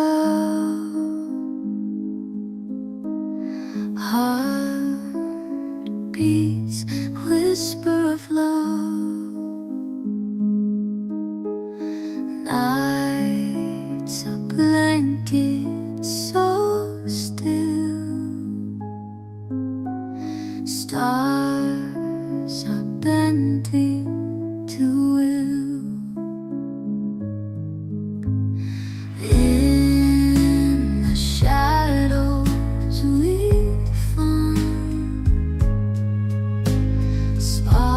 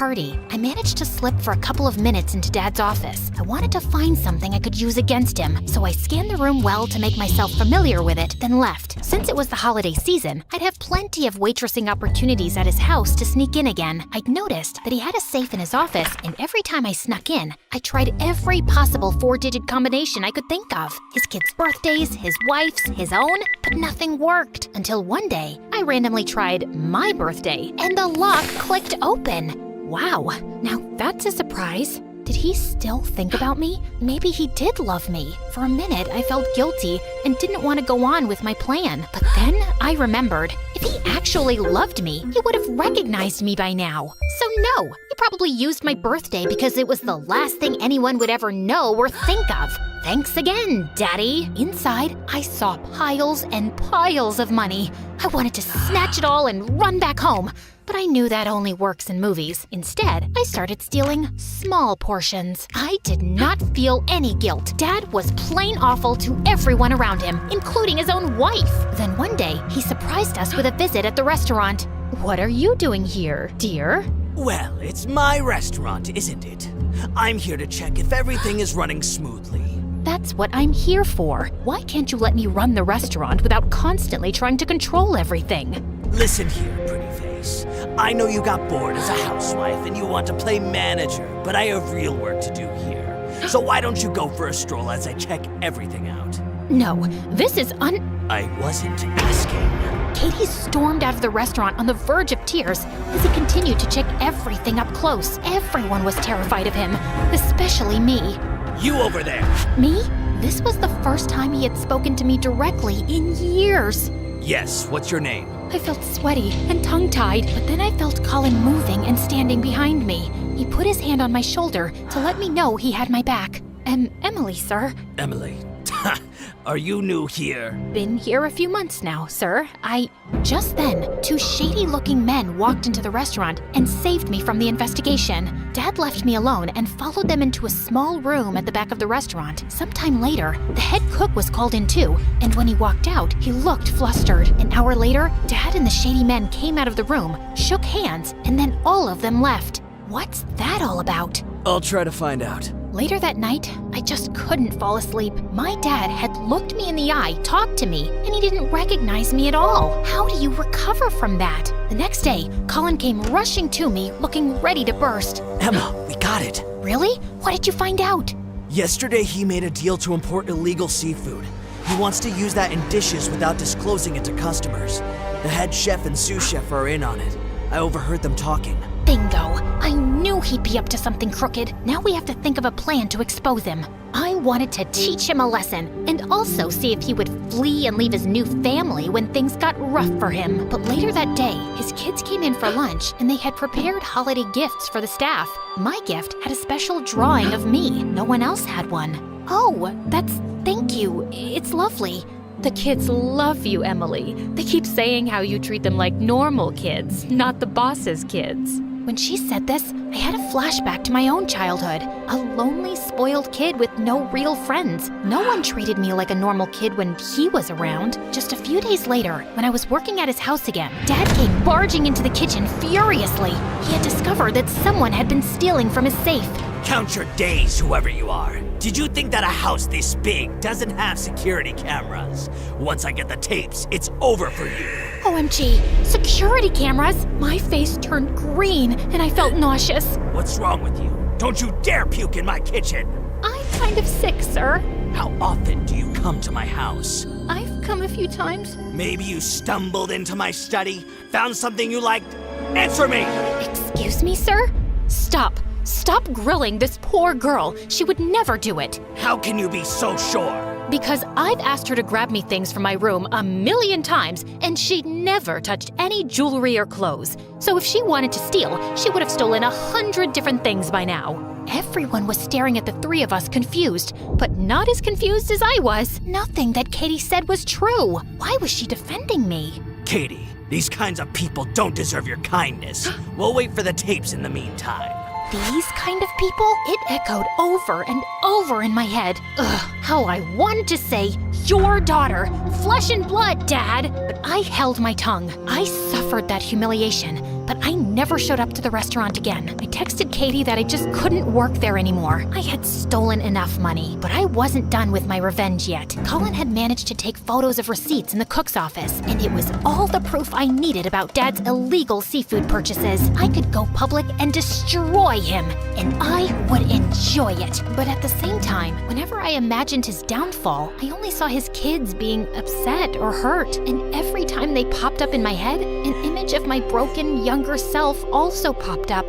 Colin, I want him to suffer badly, but I feel if I go through with this, I'll be putting his family through what Mom and I went through, and I would feel guilty forever. I don't know what to do. Baby, just by considering their feelings and future, you are already 100 times better than your dad. It's your decision. Do what feels most right to you. And after much consideration, I decided to put the matter into someone else's hands. I asked Katie to meet me at a diner that night. Hello, Emma. Uh-oh, that's a bad start. I figured out your identity shortly after hiring you, and I wondered why you had chose to work for us. Now I know. You stole that money from us to get back at your dad. But don't worry, I destroyed the tapes. But then, why did you defend me?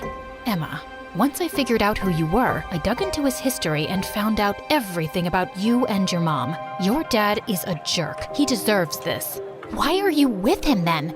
For the money? You deserve so much better. The kids deserve so much better.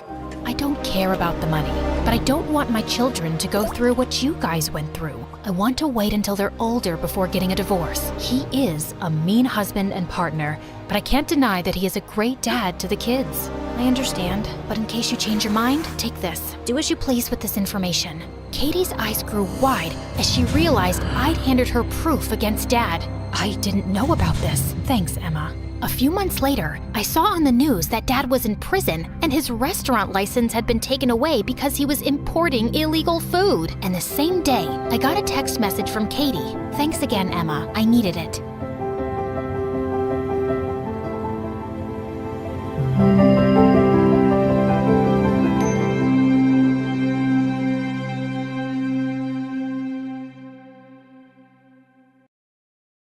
Hi, I'm Blair from Salem, and this is my wacky Halloween story. Don't forget to like and subscribe. I had a good life growing up. Dad loved me to pieces. Even though I never stuck with a hobby for too long, he still paid for the best classes and equipment. Life was good, but there was only one problem. Dad ran a funeral home, and people at school thought I was a freak. I heard Dracula buys his beds from Blair. Is that why you're so weird? Are you, like, possessed or something? No, but you look like you're full of poop. As a result, I didn't have any friends, but when I was in the 10th grade, my life completely changed. Dad's sister, Aunt Mary, came to live with us, and she was the most fabulous-looking woman I'd ever seen. She had a daughter my age, and I was thrilled to finally have a friend. But she took one look at me and wrinkled her nose like I was dog poop. What are you wearing? You look poor. Dior instantly became the most popular girl in school. Nobody cared that she also lived in the house with the funeral home in the basement. Aunt Mary had worked at a fashion magazine, so Dior thought she was qualified to rate people's outfits every day at school. 5, 7, 2. Ugh, minus. Who made you fashion police? You should be arrested for that crime against fashion. I ignored her and went to gym class, but when I went back to the girls' showers, my clothes were gone. Dior was in the back of the school, holding my outfit over a dumpster. Trust me, I'm doing you a favor. And she set my clothes on fire. You've gone too far, you witch. I tackled her to the ground and pulled her hair. We fought like cats till the teachers pulled us apart and took us to the principal's office, where we were given 2 weeks of detention. At home, Aunt Mary blamed me for everything. It's not your fault, John. This is what happens to motherless girls. I tried to provide for her by spoiling her rotten. She's an impulsive girl and doesn't stick to one hobby. The house is full of stuff she's only used once. Must have cost a fortune, and she doesn't appreciate any of it. This is why she's starting fights with Dior, who was just trying to help her. You're right, but what do I do? I have the funeral home to take care of. But I'm here now. I'll take care of everything. Thank you, Mary. Here, buy whatever you need. I couldn't believe Dad was giving up so easily. Did he also think something was wrong with me? Your reign is over, princess. Mom and I are the queens here now. No, Dad loves me and he'll see right through you two. But things just got worse. I came home one day to find all my things boxed up in the living room. What the heck is going on? You don't need such a big room, and I could use the closet space. So I took it. And where am I gonna sleep? The closet's pretty big.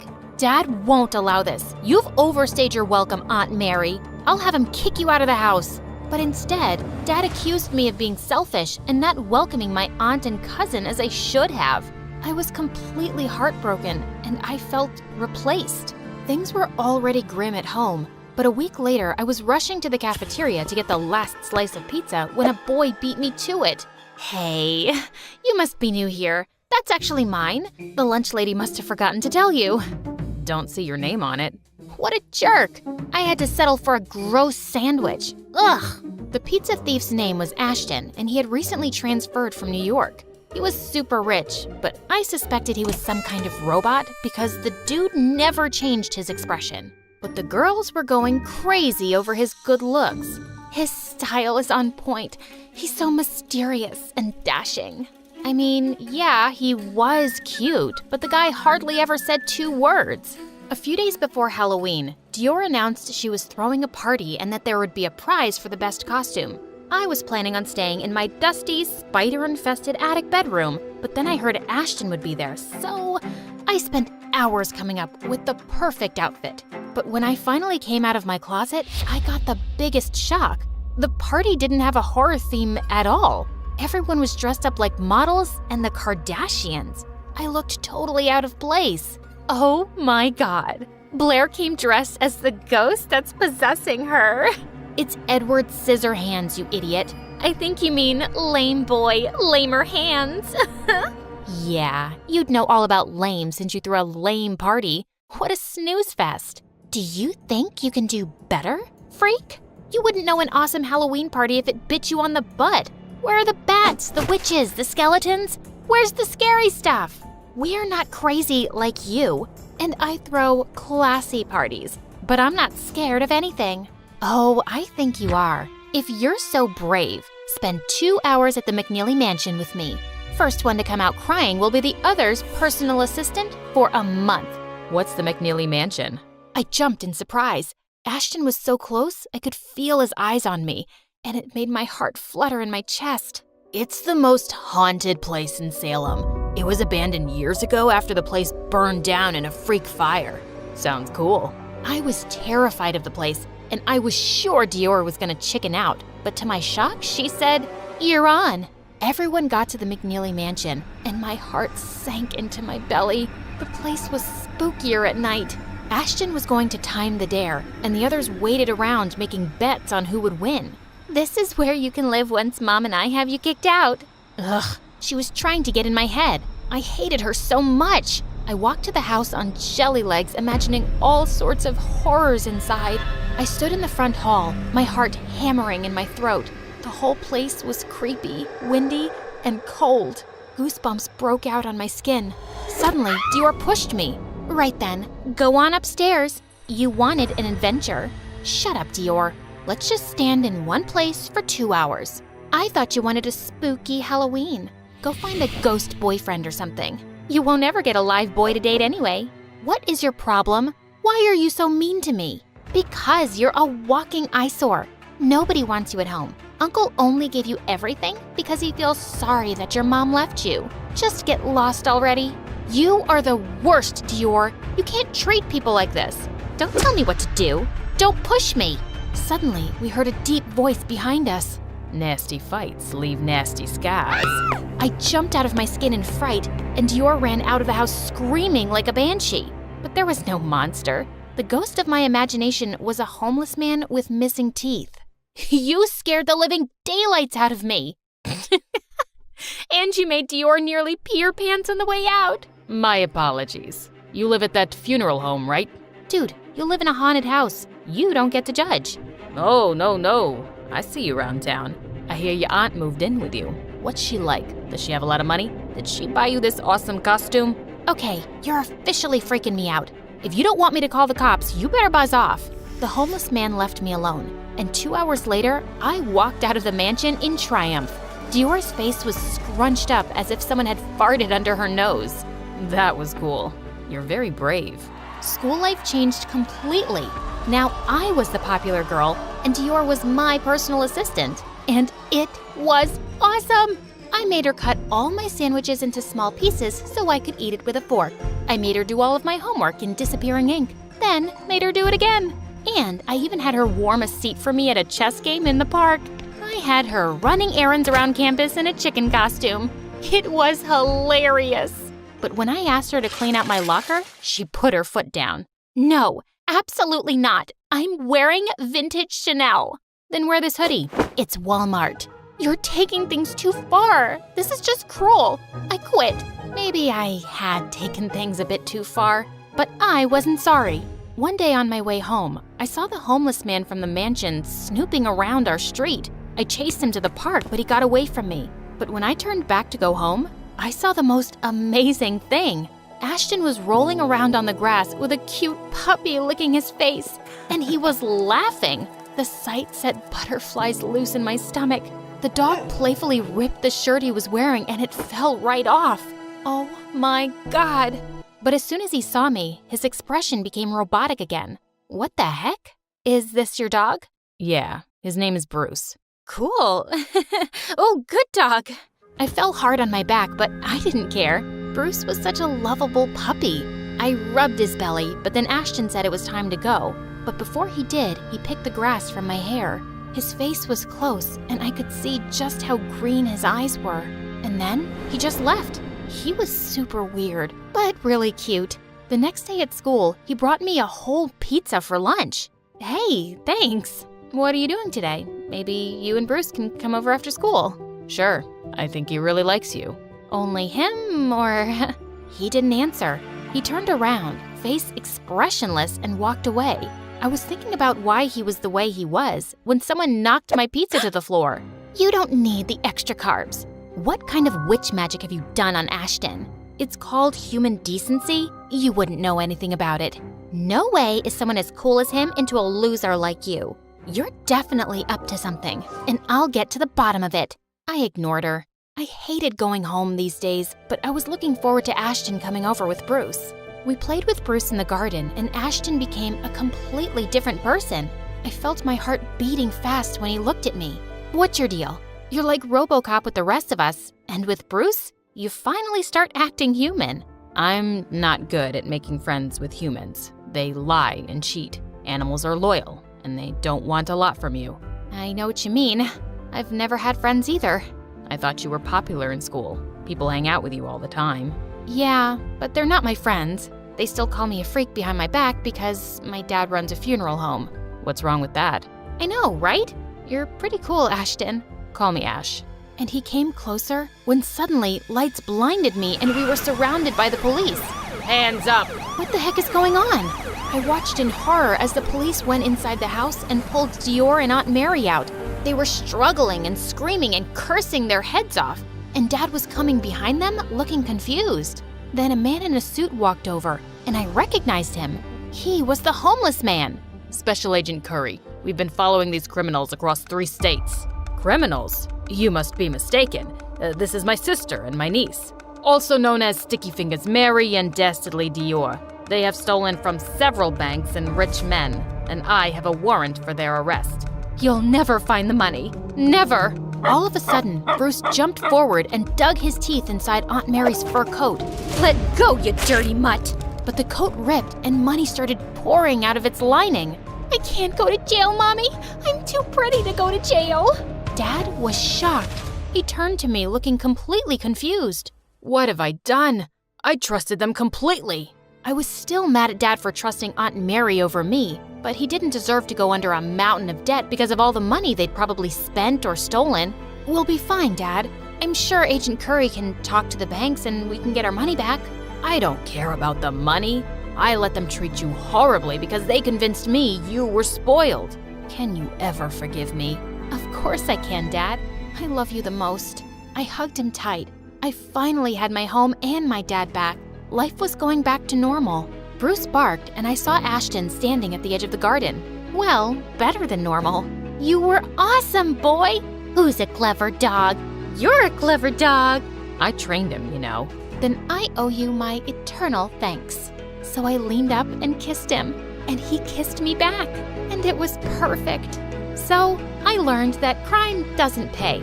Tell us about your most hilarious Halloween costumes in the comments.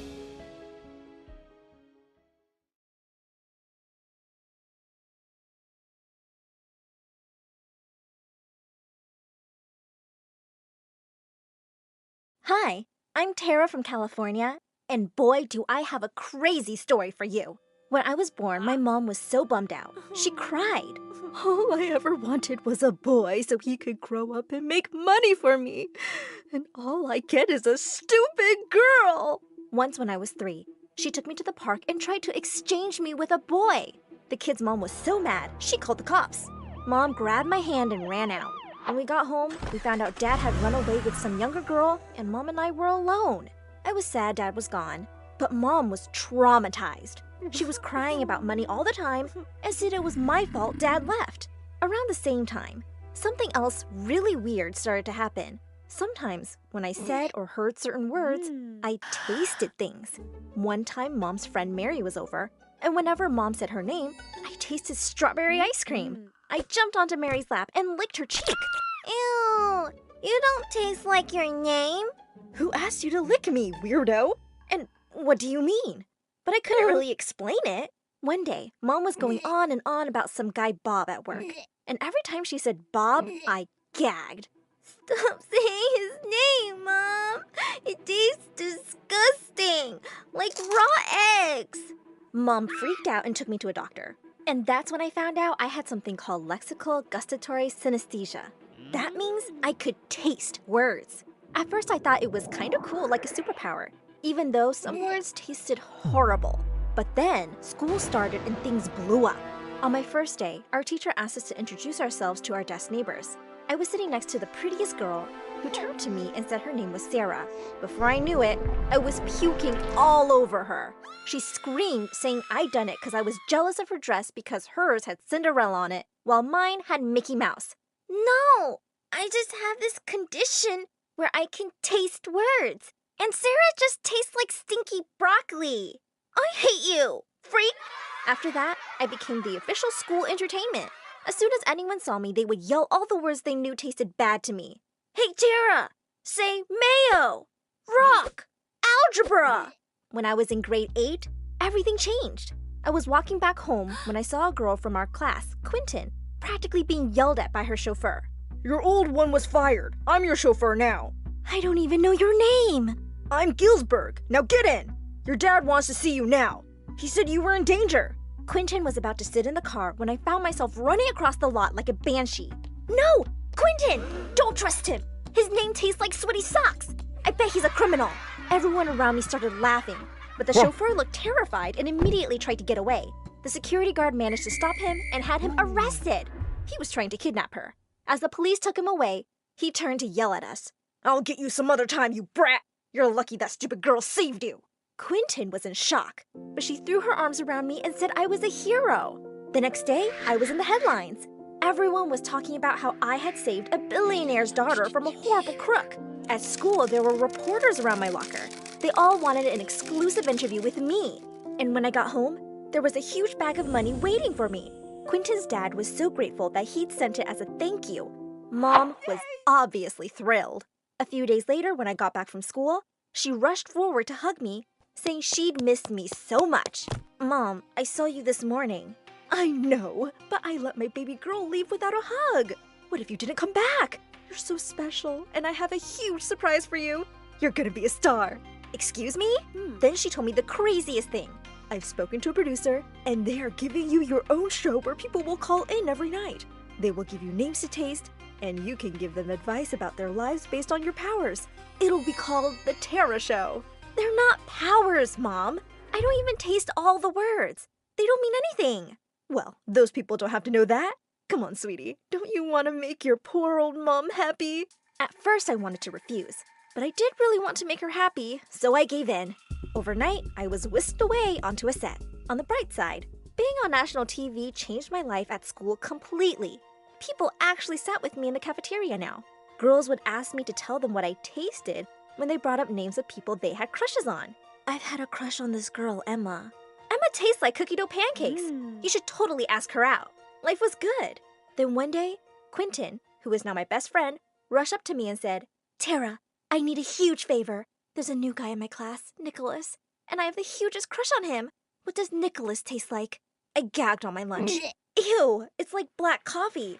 I'd say stay away from him. She looked devastated, but said she believed in my powers and dropped the idea. One day during gym period, a popular jock who used to bully me was pestering me to go out with him because now I was popular too. Just then, a football came flying and hit him smack in the head. The jock yelled and let me go. I tried to see who had kicked the ball, but my savior was already leaving. I ran after him. Hey, wait! The guy turned in for a second, and I asked, what's your name? Why? So you would taste it and judge me? Just say thank you. Thanks for helping me, but he'd already turned around and left. But he wouldn't so much as look at me. I once pretended to give myself flowers in front of him just so he'd be jealous. But he gave me this long, dark stare and walked away. But another thing was bothering me like crazy. Mom was constantly breathing down my neck. All she ever talked about was the show and the money. She even started making me skip classes to practice my craft. So one day, I snuck away from home to study in the library. As I was struggling with some math, someone took my pencil out of my hand and solved the question. It was that boy. That's when I had a brilliant idea. I'll pay you if you tutor me. For a minute, he looked at me with an intense expression and then brushed my hair out of my eyes. I'll do it for free. With that, he walked away, leaving me with weird little butterflies in my stomach. Later that night, as I lay in my room, someone tapped the window. I jumped up. It was him. I opened the window, and as I pulled him in, the two of us toppled to the ground, our faces inches from each other's. My heart was beating like crazy. Then he leaned in and kissed me. Can you tell me your name now? Oh, it's Nick. Suddenly, the door flew open, and Mom barged in. What's going on here? Mom, he's just here to help me with math. Math's math.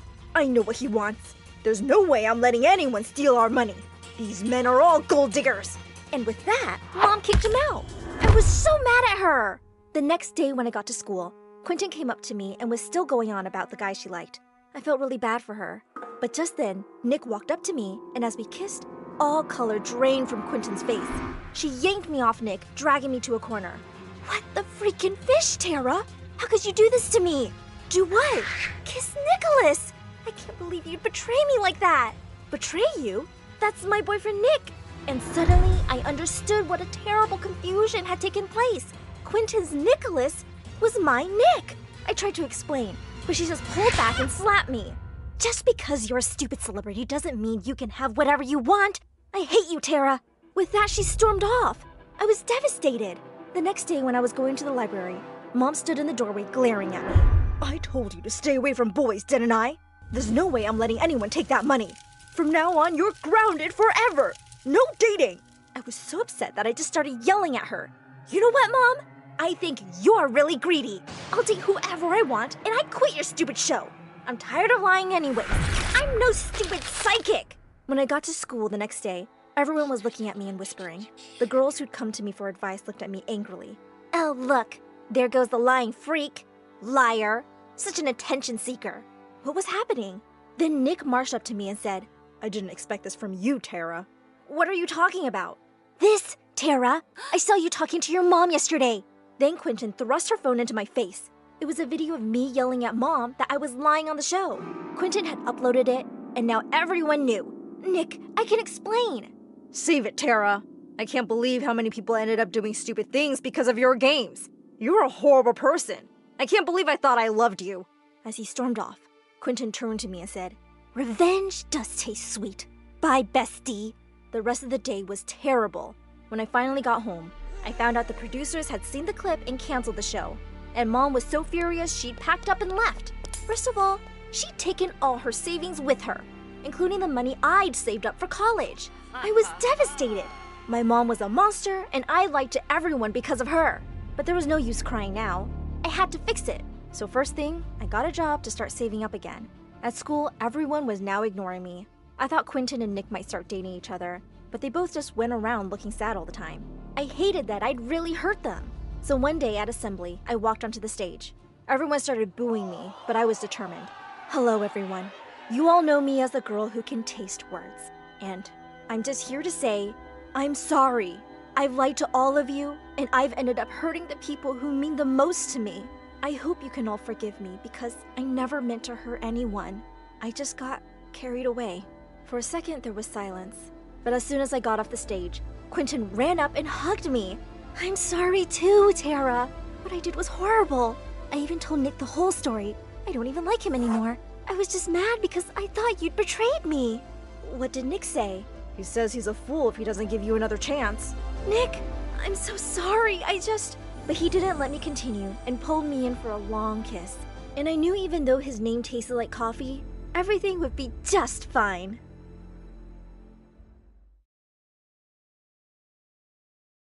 My sister Tito and I were playing in the playground when a boy called my name. Hey, Dami, you act so tough. Let's see if you can climb this tree before me. Bet you can't.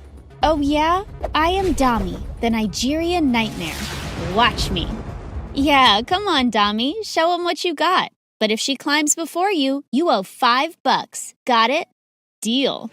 I got to the top within a minute, but right then, Mom appeared out of nowhere, and she had seen my stunt, and she looked furious.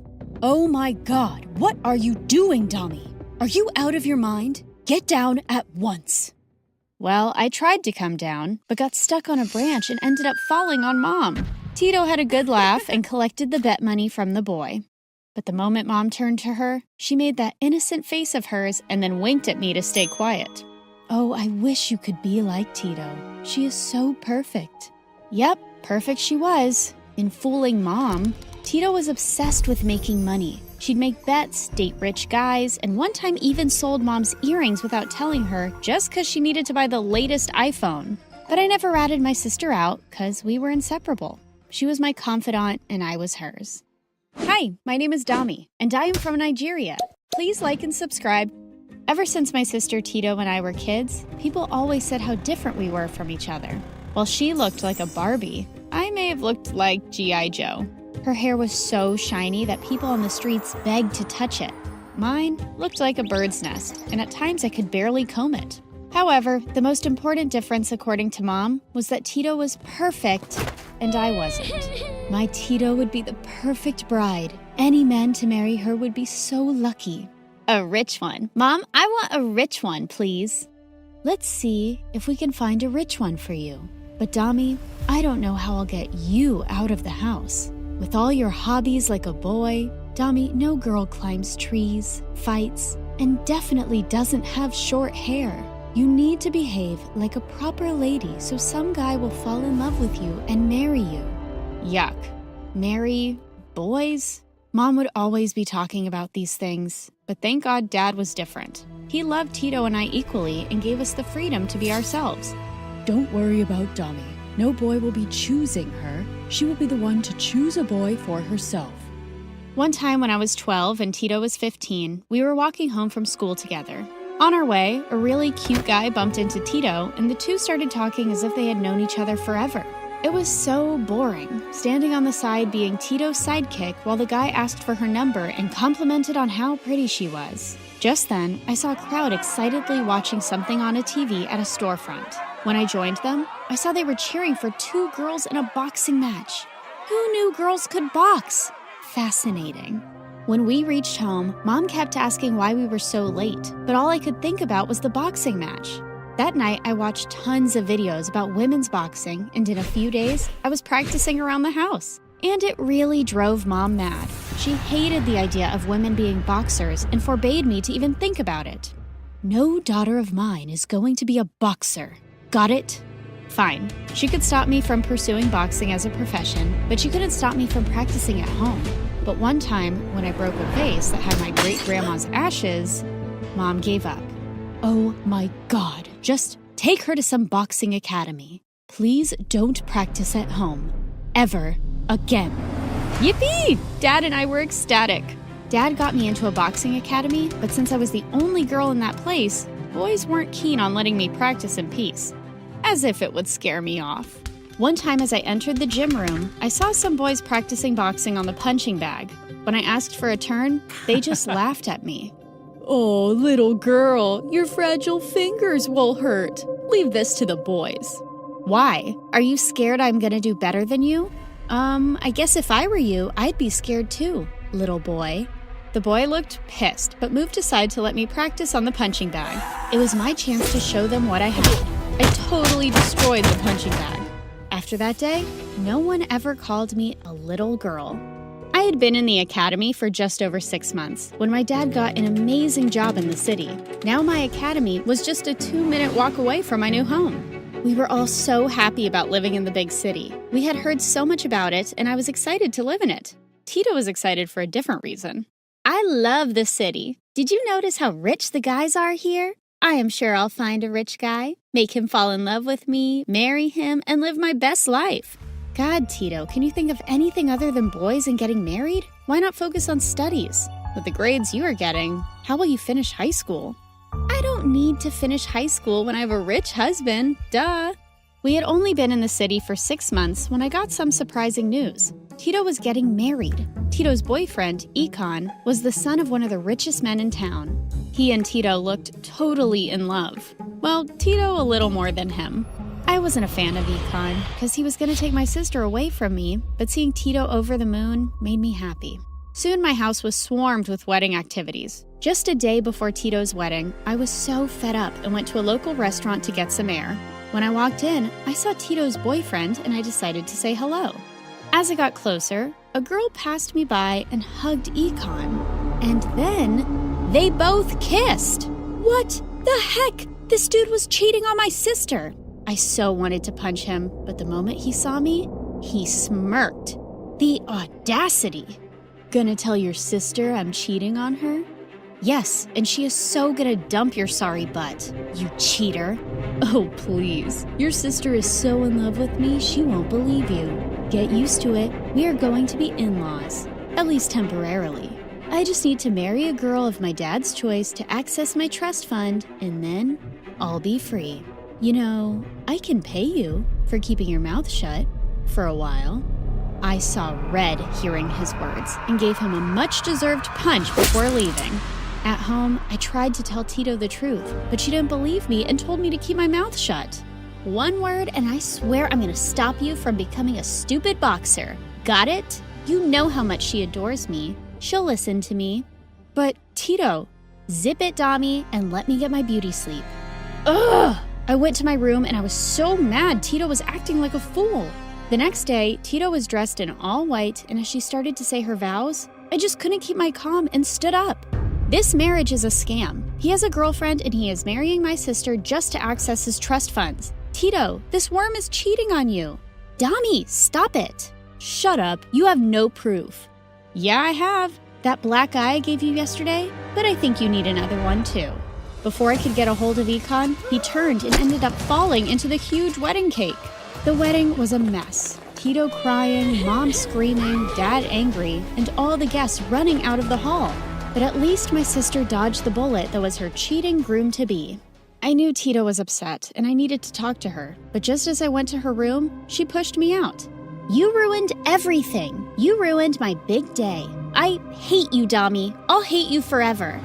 At home, I thought Mom would blow up, but to my surprise, for the first time in forever, she hugged me and thanked me for saving Tito from that cheating jerk. But Tito is so angry at me, Mom. Don't worry, she'll be fine. Give her some time. Days passed, but Tito wasn't ready to forgive me. Every time she'd see my face, she'd walk in the opposite direction. It was like she hated me with every fiber of her being. I had to ignore her, so I focused hard on my dream, and one day, I saw a poster for a boxing tryout. The winner had the opportunity to represent the country in an annual global competition. I submitted the form and got a positive reply. I was ecstatic. But on the day of the tryouts, something unbelievable happened. I woke up to the sound of my mom crying like a banshee, and then she fainted. I had no idea what had happened, but when I saw a picture of Tito on her phone with that cheating jerk Econ, I knew what had happened. Tito had run away and married that butthead. By the time Mom was conscious, I knew the bus for the tryouts had already left. My chance had been blown. I was sad for days. for both missing the tryouts and the fact that Tito got married to that cheat. Wow, life was a topsy-turvy ride, but I pulled myself together and applied again the next year. Like before, I got selected and represented my country on a huge platform, and in the end, returned home with a gold medal. You have made us so proud. I always thought Tito will. Mom, come on, cheer up. She is happy wherever she is. There was no stopping me. I won many championships and even started coaching young girls in the academy. But one time when I returned home, nothing in the world could prepare me for what I was about to witness. Tito had returned with a baby. So he left you, didn't he? Huh? Of course he didn't. I'm here to visit Mom and Dad. Just shut up and mind your own business. Well, Mom and Dad patched up with Tito, but her visit was just extending. It had been 2 weeks and she hadn't left. I knew that good-for-nothing husband of hers had dumped her. One night, as I woke up to get some water, I heard the baby crying in Tito's room. I peeked inside, and Tito wasn't there. So I picked up the baby and took her to my room. Gosh, my niece was a miracle from above. I had never seen a baby as beautiful as her. We instantly bonded, and in no time she was asleep in my arms. When I went to put her back, I was shocked to see Tito counting money. But the moment she noticed me, she hid her hands behind her back. What do you think you are doing? How dare you touch my baby? She was crying. And that money, where did you get it from? Huh? It's mine. I'm married to a super rich guy, remember? Give me my baby and stay away from my child. I don't want her turning into a Hulk like you. Look at yourself. There's nothing girly about you anymore. Tito, tell me, are you in some kind of trouble? I can help you. Shut up. I don't need your help. I'll never need your help. Get out of my room now. Something was sure fishy with Tito. I knew my sister too well, even when she was being a jerk to me. So the next day when she left the house with her baby, I followed her. She kept walking and finally stopped near the seaside. What was she up to? As I was lost in my thoughts, I saw her husband. The moment Tito saw him, she threw money in his face. But instead of being angry, the jerk smirked. Here's the money you asked for. I can't believe I had to steal from my mom and dad because of you. Just leave me alone now. Don't ask for my daughter's custody. We are done with you. Just as I thought, that cheat was blackmailing Tito. Wow, that's a lot of money. Now that my trust fund is empty, I am glad I got you to bring in some cash. That sister of yours is making quite the money. On second thought, I'll hold on to my baby girl. Having her with me guarantees my supply of money. All of a sudden, he started to run, and that's when Tito let out a scream. Instantly, I lunged and grabbed him by the collar, and Tito came in time to take the baby safely away. I always knew you were trash. This was long overdue. Saying that, I gave the jerk a much-deserved black eye. Once Ecom was taken away by the cops for blackmailing Tito for money, my sister came running to me with my beautiful niece in her arms. Dami, how did you know? I followed you. You looked worried. I had to find out. I'm so sorry, Dami. So sorry for being a jerk, for not listening to you, for not admitting that I made the most foolish mistake ever by trusting Econ. Can you forgive me, Dami, please? Tito, shh. The baby is asleep.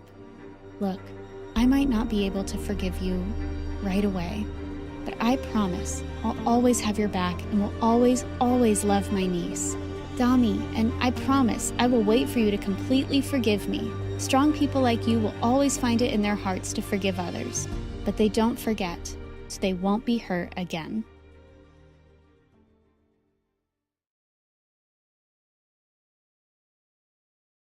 Hello, my name is Jill. Before I tell you my story, please like and subscribe. If you do, you'll see a double rainbow outside your window right now. I was born to A-list celebrities. Dad was a famous singer and music producer, while my mom was a top actress and model. My parents loved staying in the spotlight, but I hated it. When I was 5, they took me to an amusement park for my birthday. We were always surrounded by bodyguards, but that day, I requested them to wear some hats and spend some time alone with me. And they did exactly that. But sadly, their disguise didn't work. Barbara, John, one picture with your daughter. Look here, please, one shot. Mom! Dad! In order to avoid the crazy cameras, I bolted in the other direction and got separated from my parents. It took them hours to find me. After that day, I avoided going out in the public eye, and soon my parents decided to send me to a quiet town called Cyprus, where no one would recognize me. I stayed there with my aunt, who was an angel, and life went back to normal. Well, it was almost normal, except for my weird neighbor Daniel. He was a total bully and would find the weirdest ways to pick on me. Stop, Daniel! Give me back my books! Nope, not gonna happen. You're gonna have to jump higher than that, short pants. I threw a shoe at him and it went flying past him, hitting May, my best friend and partner in crime. She was the only one who knew about my family, and together, we would always overpower Daniel. He hated that. Daniel, cut it out, or I'm telling your mom if you keep doing that. May and I were tight as a wolf pack. She was my biggest cheerleader, and growing up with her, I made some of my best school memories. Even when I became the student body president, she remained my #1 person. As for Daniel, he just got more annoying over the years. On the first day of senior year, I was happily welcomed by May at my locker. Hey, bestie! How was your summer trip to Paris? Shh, don't say it too loud. I don't want other people to hear and get suspicious. Right, sorry. I wouldn't want people finding out you're a prodigy daughter of top celebrities.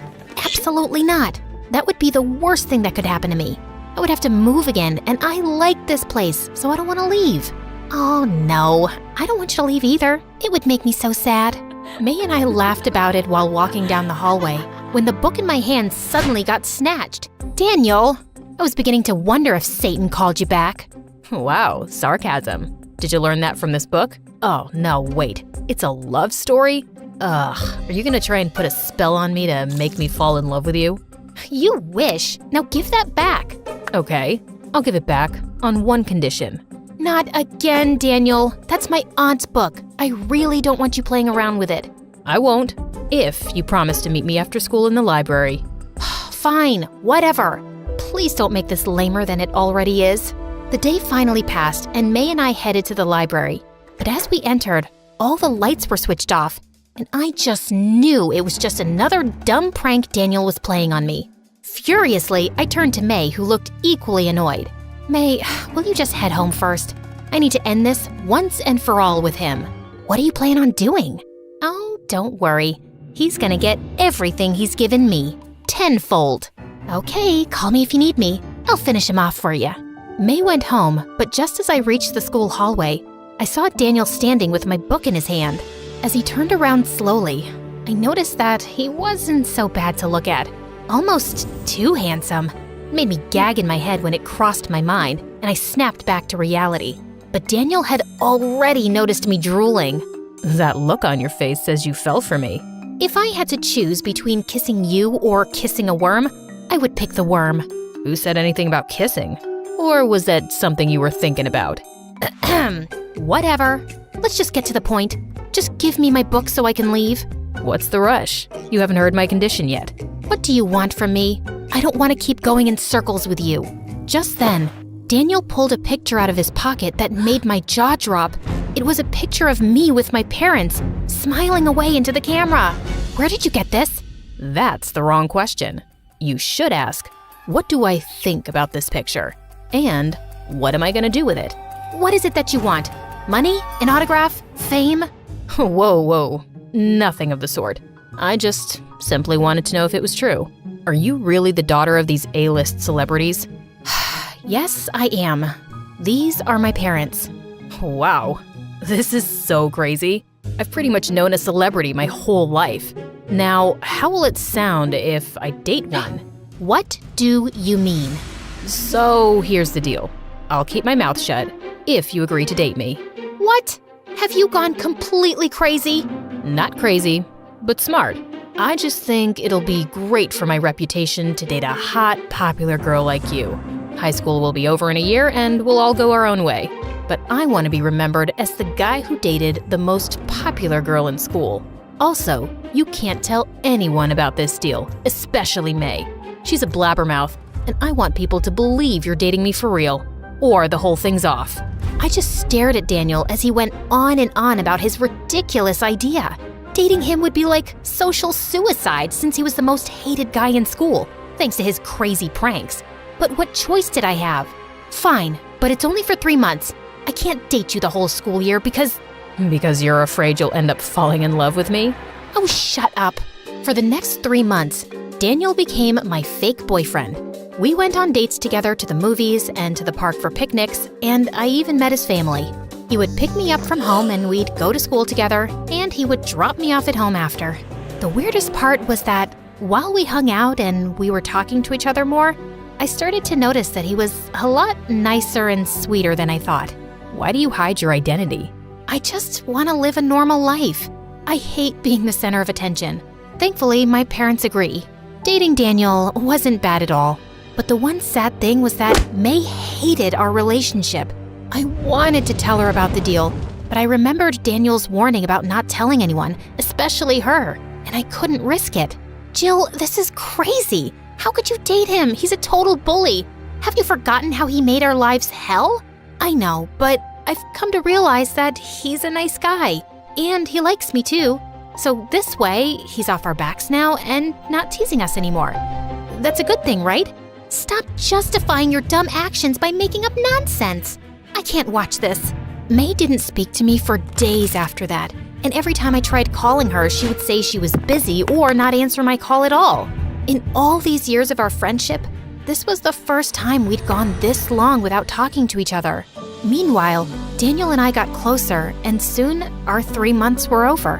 On the last day of our deal, Daniel invited me to my favorite restaurant and planned a whole surprise for me. And when I saw him in that black tux, my heart started beating faster than a bullet train. He looked amazing. Wow. Cheesy much? I've got to live up to my reputation, right? Always taking you by surprise. Well, yeah, makes sense. I just wanted to say that these have been the most amazing 3 months of my life, and I'm glad I found that picture.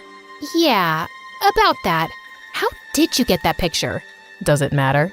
Before I could say anything, Daniel pulled me in for a magical dance, and I forgot all about it.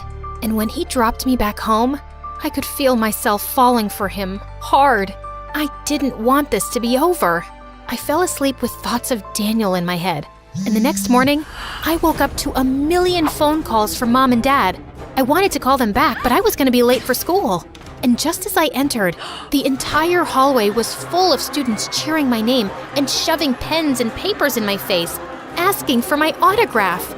Suddenly, someone pushed me and I fell to the ground, and people went crazy taking my pictures. Just then, Daniel rushed to my rescue and took me to the library where May was already waiting for me. I am so sorry, Jill. I don't know how this happened. What's happening? I'm kind of freaking out. Don't freak out, but everyone knows your identity now. The school is surrounded by the media. What? How did this happen? Daniel, you did this? No, it was me. I've always liked Daniel, but he always paid you more attention. And I got insecure and I told him everything about your family. I gave him that picture. I thought he would expose you and you'd hate him forever, but instead, he turned around and asked you to be his girlfriend. It hurt me watching you both happy, so I lost it and posted the picture to the school forum. I didn't know things would actually get this crazy. Her words made me sick to my stomach. I can't believe this. I trusted you, May. You were my best friend. How could you? Listen, Jill, I know you're mad and you have every right to be, but we'll handle this whole situation together. We? There's no we. You never told me my best friend betrayed my trust and gave you that picture. And our 3 months are over, remember? You got to date the most popular girl in school as you wanted. Now do you want to keep dating me because of all the extra attention on me? Of course not. It's not like that. I really do care. I don't want to hear it. Just stay away from me, both of you. And the very next day, I went back to my parents' place. Where am I supposed to go now? This is a disaster. How about not going anywhere now? You can't hide and run forever, honey. And you've lived away from us all your life. We miss you. Maybe it's time to accept that your life will always be a little different from other people, and it's okay. Mom was right. I had to get over my fear of the paparazzi. So the next day, I asked my parents to call a press conference. It was our first public appearance together in ages. I've been running away from media attention my entire life, and I can't do that anymore. But I'm not a celebrity like my parents. I just want to be a normal teenager. Everyone deserves some privacy and space, and I hope that people can respect that.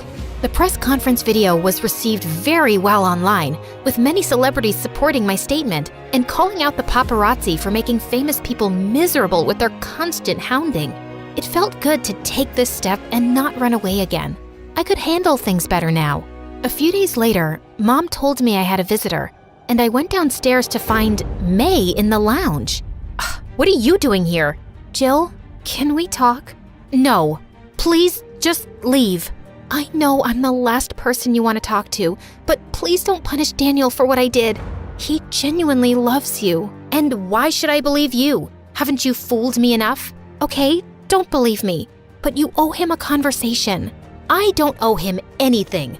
And why don't you date him if he's so amazing? You two suit each other, a couple of liars. But he doesn't love me, you idiot. He loves you. And I was a fool for trying to ruin that. He's been miserable the past few weeks. Just one conversation, please? Before I could say anything, Daniel had already appeared from behind with a bunch of lilies. This is an ambush, and I could sue you. You know what? I will sue you. Fine by me. Listen, Jill, I'm sorry for the whole stupid deal, but you have to believe me. I've always loved you. I always annoyed you to get your attention. The deal was just a way to get you to date me. I couldn't care less about being popular. I know it's twisted, but it's true. Why couldn't you just tell me all this and ask me out like a normal person? I know. I didn't say I'm not stupid, but I'm really crazy about you. His words melted me as he inched closer. I could feel my heart beating faster. Could we maybe start from the beginning? And I ask you out like a normal person? No conditions? Well, only one. Can I kiss you already? He did, and it was perfect. And me? You still have a long way to go before I forgive you. But let's just start by grabbing some coffee.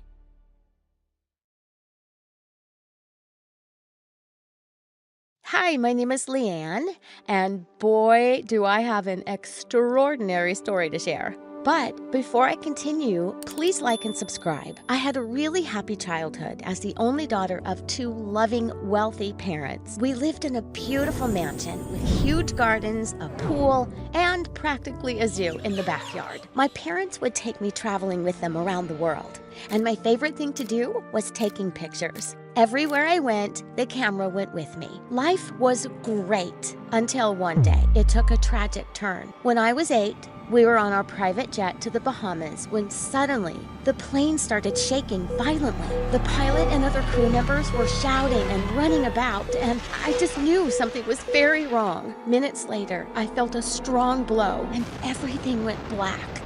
I opened my eyes when I felt something wet on my face. I nearly died of fright when I saw that it was a gorilla licking me. I thought she wanted to eat me. I ran away from there like a bullet. But after running around in circles a few times, I realized something. I was stranded on some deserted island. I had no idea what happened to my parents, and I felt really alone and afraid. I was terribly thirsty and tried drinking the seawater, but it was so salty, I spat it out instantly. Just then, I felt a hand on my shoulder.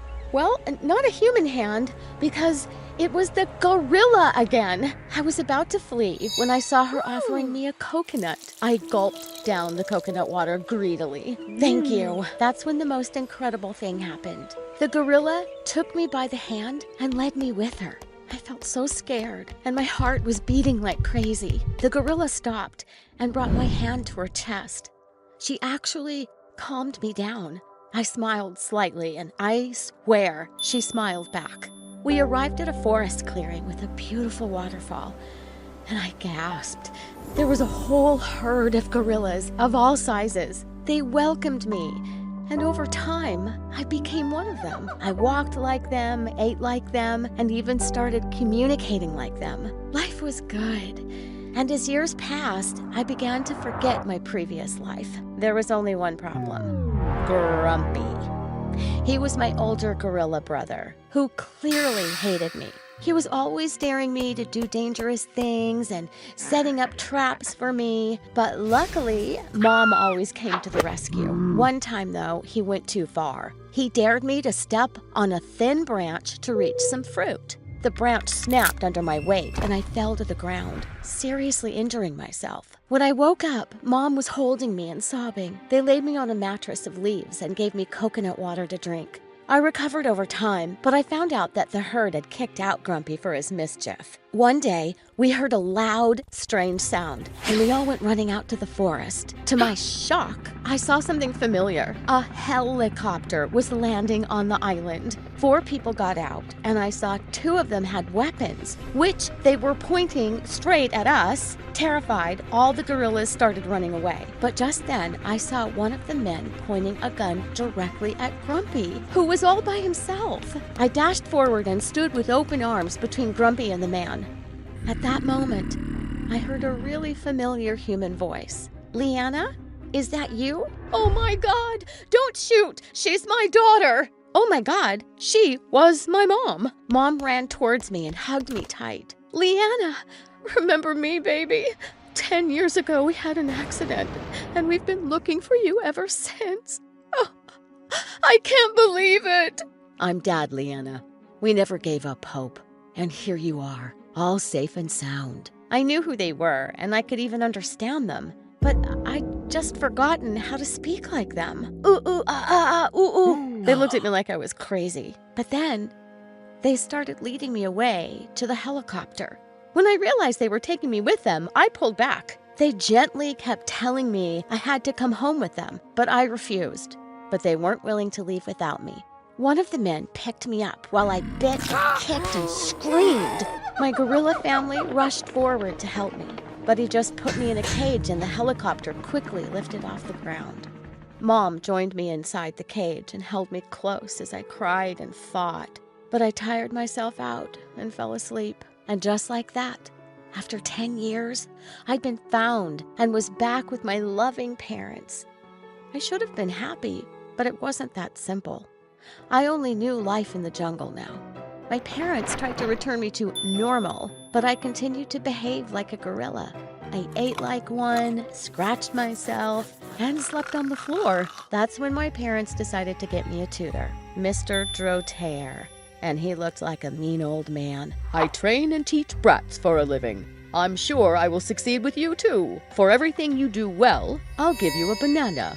And for everything that you get wrong, well, you'll see. That man made my life miserable, and my parents had no idea. Anytime I did something wrong, he went mental and screamed at me. He'd make me stand with my face towards the wall for hours while he kept calling me a stupid savage. Oh, I just hated him. But I tried to learn fast so I could get rid of him. After months, when I joined my parents one day for breakfast, they couldn't stop staring at me. I was perfectly dressed, with my hair combed, and I was eating with a spoon. When I asked my mom to pass me the sugar in perfect English, both of them burst into tears and started hugging me. Oh, Leanna, you look so pretty. Just perfect. Now that you're back to your old self, love, it's about time we sent a press release announcing your safe return. So many people helped us look for you and prayed for you. They will be so happy to hear the news, and we shall organize a grand party in your honor. I was glad to see my parents so pleased with me, and a party sounded nice. A few days later, Mom took me to the mall to shop, and I was so surprised by everyone's reactions when they saw me. I didn't even know I was famous. Crying women hugged me and Mom and said they were so happy for us. People asked me to take pictures with them and wanted my autograph. It was crazy. I felt overwhelmed by everything, but I stayed quiet and smiled for the cameras. But the truth was, I really missed my life on the island and my gorilla family. On the day of the party, I had hairstylists and makeup artists working on me for hours. I wasn't even allowed to eat much because I had to fit into some ridiculous ball gown. Okay, it was beautiful, but I was starving. As I walked down the stairs, I was suddenly blinded by the flashes of so many cameras. I felt like a wild animal in a zoo, with people gasping and staring at me. Just then, Mom came forward and took my hand. Smile, sweetie. Everything's okay. You're doing great. I tried to reply, but I couldn't. I just wished I was anywhere but here. Suddenly, a boy whisked me off to dance, and he kept talking nonstop. And then another boy asked me to dance, and then another and another. I was beginning to feel nauseous. As I stopped to rest, a pompous-looking lady walked over to me, along with Mr. Drotair. Gosh, why was he even invited? Oh, how can anyone be so beautiful? Everyone said you were a wild beast. People really love to gossip, don't they? Mr. Drotair, you've taught her right. Oh, yes, I have. Miss Leanna is my star student, and she has turned out even better than I expected. Well, darling, I'd like to introduce you to my son. He has a very good heart and a very big pocket. I'm sure your parents will be so pleased if you two hit it off. I don't know if it was her shrill voice or Mr. Drotair's evil smile, but I just exploded. Literally, the buttons on my dress started to pop. One of them hit the screaming lady straight in the eye, and I felt pure joy. One by one, I took out all the hairpins that were practically stuck in my brain and let my hair go loose. And like the gorilla that I am, I jumped onto one of the hanging lamps, making sure to kick Mr. Drotair on my way up. From the lamp, I jumped to another and then leapt onto the stairs. I turned around and mouthed, "I'm sorry," to my shocked parents, and left. As I burst out of the hall, I ran headfirst into someone and fell down. As he helped me up, I saw he was the most gorgeous guy. He introduced himself as Rocky, the chef for the party tonight. Oh, I would have loved to taste your food, but I won't be attending the rest of that party. As my stomach loudly growled, just at that moment, Rocky asked me if I'd like to join him for a private dinner. And, well, I couldn't say no to that dreamy face. It was the most amazing time I'd had since I'd returned. Rocky was funny and sweet, and being around him felt so easy. Of course, the news of the disastrous party was everywhere. My parents didn't say much to me, but I knew they were disappointed and embarrassed. I decided I wouldn't be seeing any people for a while, except Rocky, whom I'd started seeing quite often. Even though being around him made me feel happy, I couldn't keep ignoring how much I missed the jungle. And I decided to talk to my parents. But before I could, they came to me one day and said they had something to show me. We're not sure if you remember, but before the plane crash, you used to love photography. We thought this would cheer you up. And on all the walls were framed pictures that I'd taken as a kid. On the other side of the room, there were cameras, tripods, lights, basically my very own studio. Wow, you guys, this is amazing! Thank you! I really love you both so much, and I know you'd do anything for me. But what? Why are you unhappy? I told him that I missed my gorilla family and my life on the island terribly. But they are monkeys, and you are human. Mom, they are gorillas, and they took care of me as their own, and I love them. Leanne, sweetheart, what do you want to do? I want to go back. Mom burst into tears and protested and fainted. But Dad supported me, and after much talking, they both seemed to understand that going back was the right thing for me. And now I had another very hard goodbye to say. I told Rocky that I'd be leaving, and he looked stunned. Leanne, you're just breaking my heart. Maybe I can come with you. I mean, I could try. Oh, Rocky, I couldn't ask you to do that. You belong here. You're a brilliant chef and will go on to do amazing things. I know it. And I will never forget you. With tears in his eyes, he pulled me in for a long kiss, and fireworks exploded in my head. I ran off and didn't look back. When I landed on the island, I was so afraid my gorilla family wouldn't even recognize me. But they came running straight at me and knocked me over with their hugs. I was so happy to see them. Weeks later, I saw a boat coming onto the shore one evening, and I nearly fell back in shock to see that it was Rocky. Oh my God, what are you doing here? You were wrong, Leanne. I don't belong there. I belong wherever you are. And now, yes, the end of the story has arrived. At least for you. For us, this is just the beginning.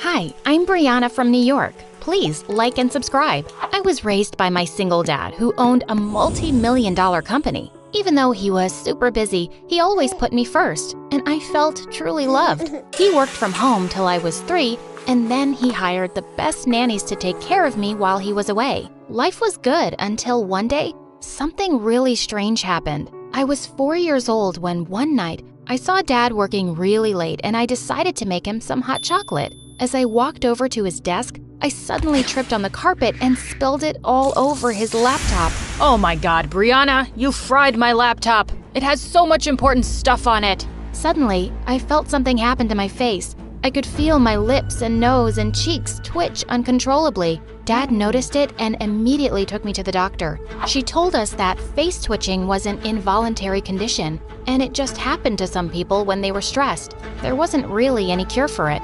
When I turned 5, Dad enrolled me in the best school around. In the first lesson, the teacher asked us all to write a few lines about ourselves. But this girl next to me kept talking so loudly with her friends, I could hardly focus. Hi, can you make a little less noise, please? I'm trying to write and... Gosh, are you telling me you're as stupid as you look? Don't interrupt me again. Just then, my face twitched, and she looked even angrier as the others laughed. She thought I was mocking her, and after that day, Mona became my sworn enemy. And it just stayed that way forever, even when we got older. Once, when I was in 7th grade, Dad and I got stuck in traffic on our way home, and we saw a homeless couple on the pavement fighting over a sandwich. A boy my age was sitting near them with a basket of apples, and he came running towards us. Sir, would you like to buy a pound of apples? It only costs $1, and with that, I'll buy dinner. Dad bought 5 pounds and gave him $200. The boy's face lit up and he skipped off happily.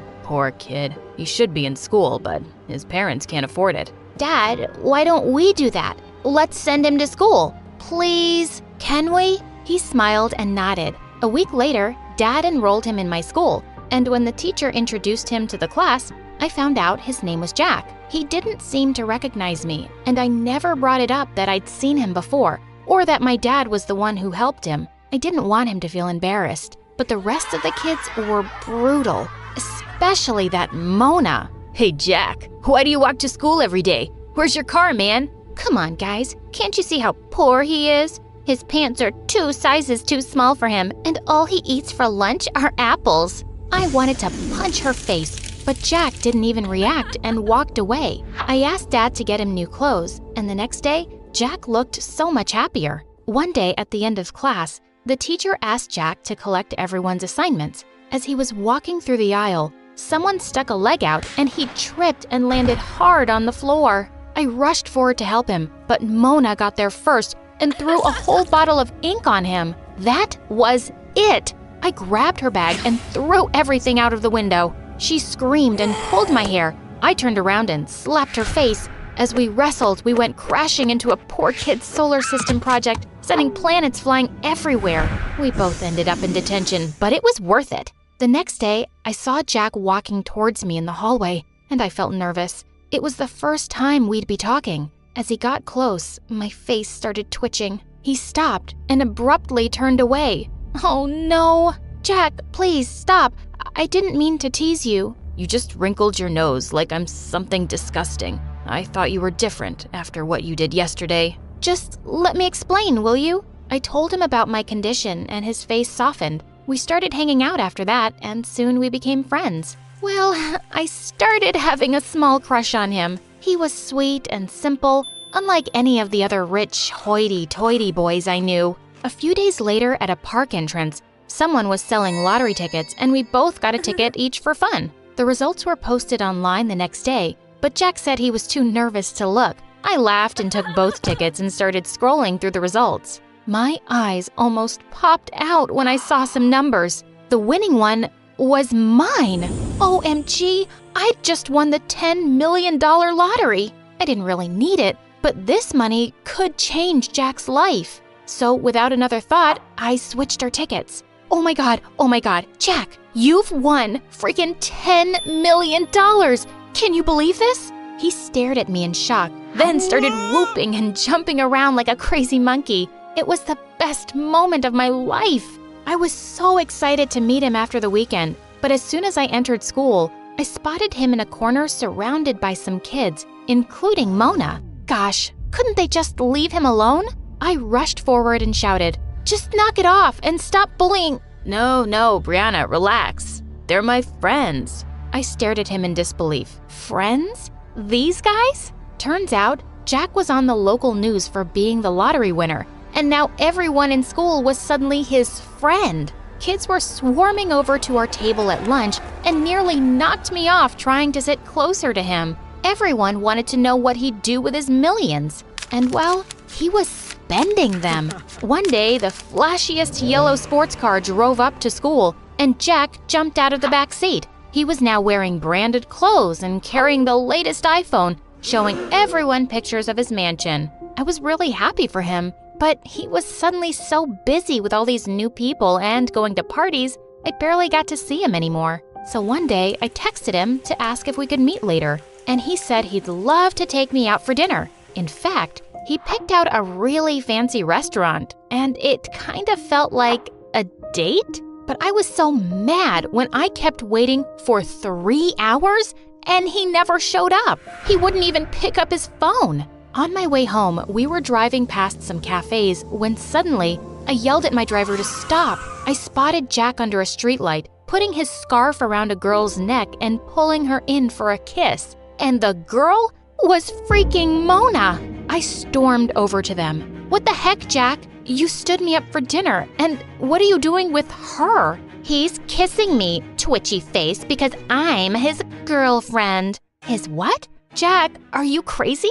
Gosh, Brianna, I totally forgot about dinner. And no, I'm not crazy. Mona has apologized for everything to me, and she's actually really sweet. "No, she's not, Jack. Can't you see she's suddenly into you because you're rich? That's why all those other people are your friends too." What's your problem, Brianna? Why can't you just be happy for me? Does it bother you that I'm not your poor friend anymore? The one you can feel sorry for and take care of? You just can't stand that I'm as rich as you now. I can't believe you just said that. And suddenly, my face started twitching horribly. God, I hate when your face does that. It's so annoying. I snapped and slapped him across the face. "I don't even know who you are anymore." And with that, I ran back to my car with angry tears down my face. I was heartbroken, and I told Dad everything that had happened that night. I'm so sorry, sweetheart, and I'm sad to hear Jack's turned out this way. He'll soon realize he's lost the best friend he ever had. Well, it didn't look like it would be anytime soon, because he and Mona were now the hottest new couple in school. I could hardly stand to look at those two. But thankfully, the next few weeks, I was too busy working with my science club members to see much of them. Some professors from Harvard were coming to judge our projects, and we had a chance of winning a spot in a super exclusive summer program. When it was my turn to speak out at our presentation, I started off really confident. But just then, I spotted Mona and Jack in the auditorium pointing and making faces at me. I tried to focus, but I felt so flustered. My face started twitching and I forgot all my words. I turned to leave and I tripped and crashed straight into our project. As I saw Mona and Jack laughing from the corner of my eye, I picked myself up and ran away from there. I couldn't believe my best friend had become a spiteful jerk, ruining everything for me. I just never spoke to him again. A few days before the end of high school, I was walking past the principal's office when I saw Jack inside. What's happened to you this past year? You've ignored all my warnings and now you've failed 3 subjects. You're not graduating high school. You'll have to repeat a year. What? Come on. Surely we can find another solution. How about I pay you 10 grand and you make my bad grades go away? Get out of my office, Jack. I quickly walked off before he could see me. He was so smart, but he'd just been wasting his time over stupid things. And Mona publicly dumped him the same day when she found out because she said she didn't want to be with a loser anymore. I graduated high school with flying colors, and of course, Dad came to attend. Oh, hello, sir. I wasn't expecting to see you here. Well, I was hoping to see you graduate along with my daughter, Jack. Your daughter? What's her name? Brianna. What? Brianna is your daughter? Yes. In fact, she's the one who insisted I send you to school all those years ago. You have a lot to thank her for, son, including that lottery ticket you think you won. I was gathering my stuff from the locker when suddenly I found Jack standing behind me. What do you want? Brianna, I know what you did. What kind of crazy person gives away $10 million? What? How do you know that? It doesn't matter. Just tell me, why did you do that for me? Jack, when I saw you as a kid on the roadside, it broke my heart to think you didn't get as lucky as me to be born to rich parents. That lottery ticket was also just dumb luck. I didn't do anything to deserve it, but I really believed you deserved a better life. I still believe that, and I don't regret giving you the money at all. I can't believe I was such a terrible jerk to the best person in my life. I'm really, really sorry. I don't deserve your forgiveness or your friendship, and I won't ever bother you again. Goodbye, Brianna. I hope you have a wonderful life. He walked away, and I had a lump in my throat as I watched him leave. A few years later at university, I was studying in the library one evening when I realized it was quite late. As I was walking back to my apartment, I suddenly felt like I was being followed. I looked around to find two masked men right behind me. I tried to run, but they caught up instantly, and one of them snatched my bag as the other pushed me to the ground. Just then, someone came out of the shadows and punched one of them. To my shock, I saw it was Jack.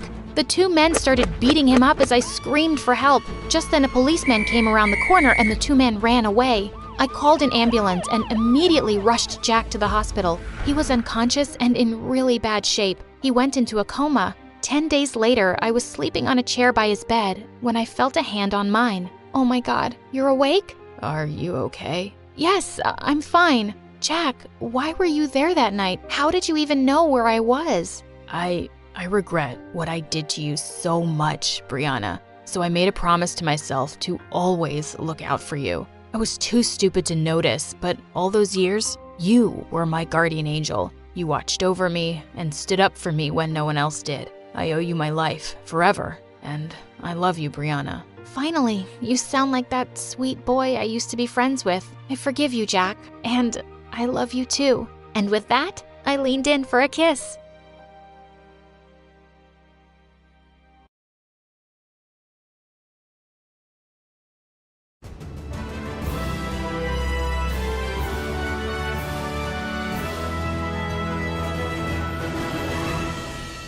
My darling, she said, are you sure you don't mind being a mouse for the rest of your life?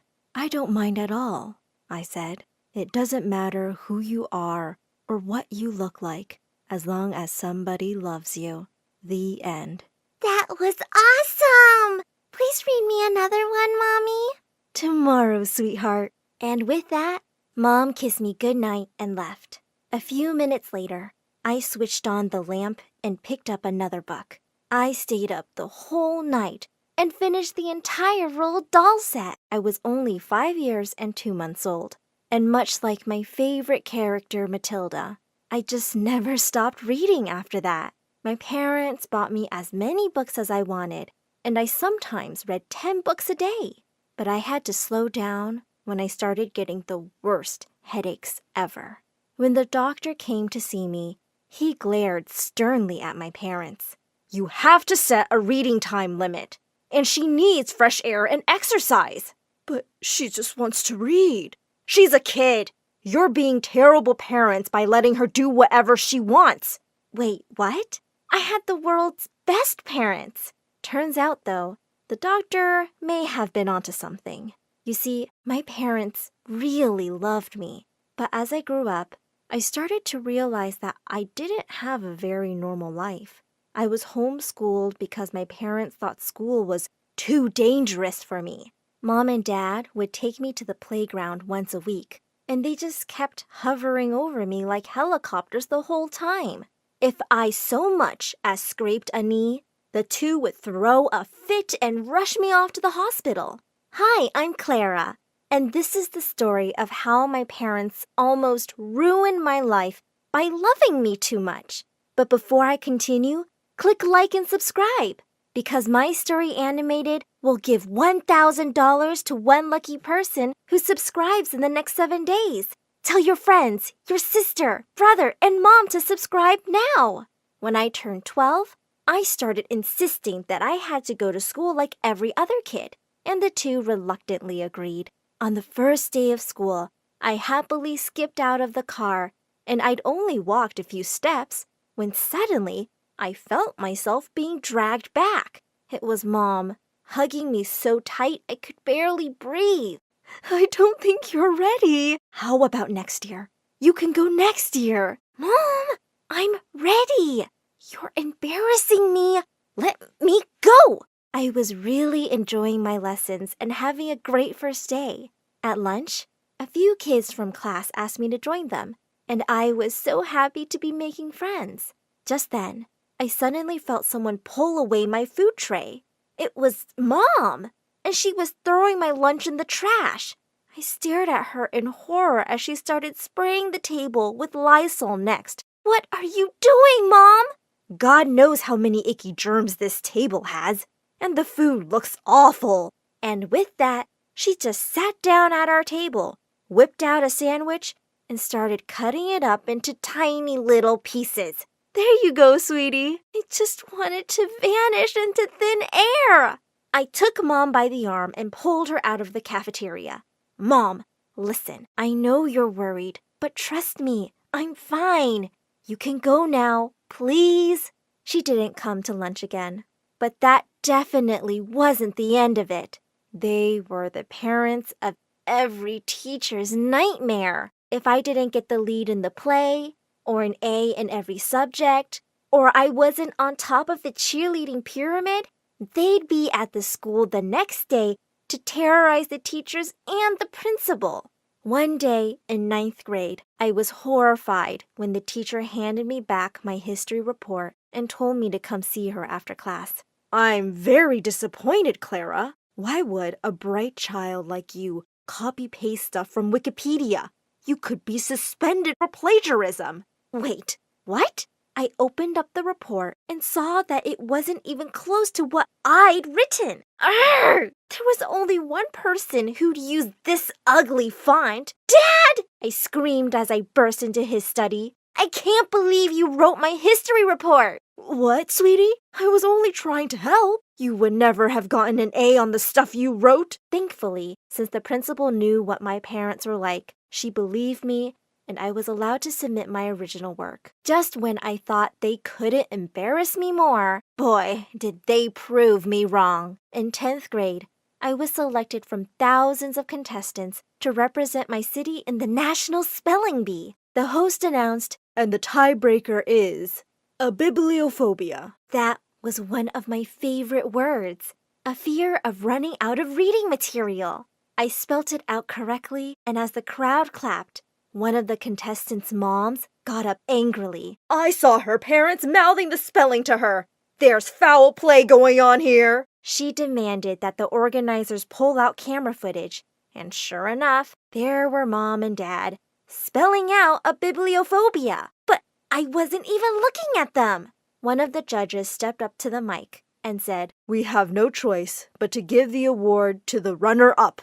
I couldn't believe that everyone thought I was a cheater because of my parents. But to make things even worse, Mom and Dad stepped onto the stage and tried to snatch the trophy away from the other kid. This belongs to our daughter. We demand justice. The whole drama was broadcast on national television, and the video went viral. It made me really popular in school, but not in a good way.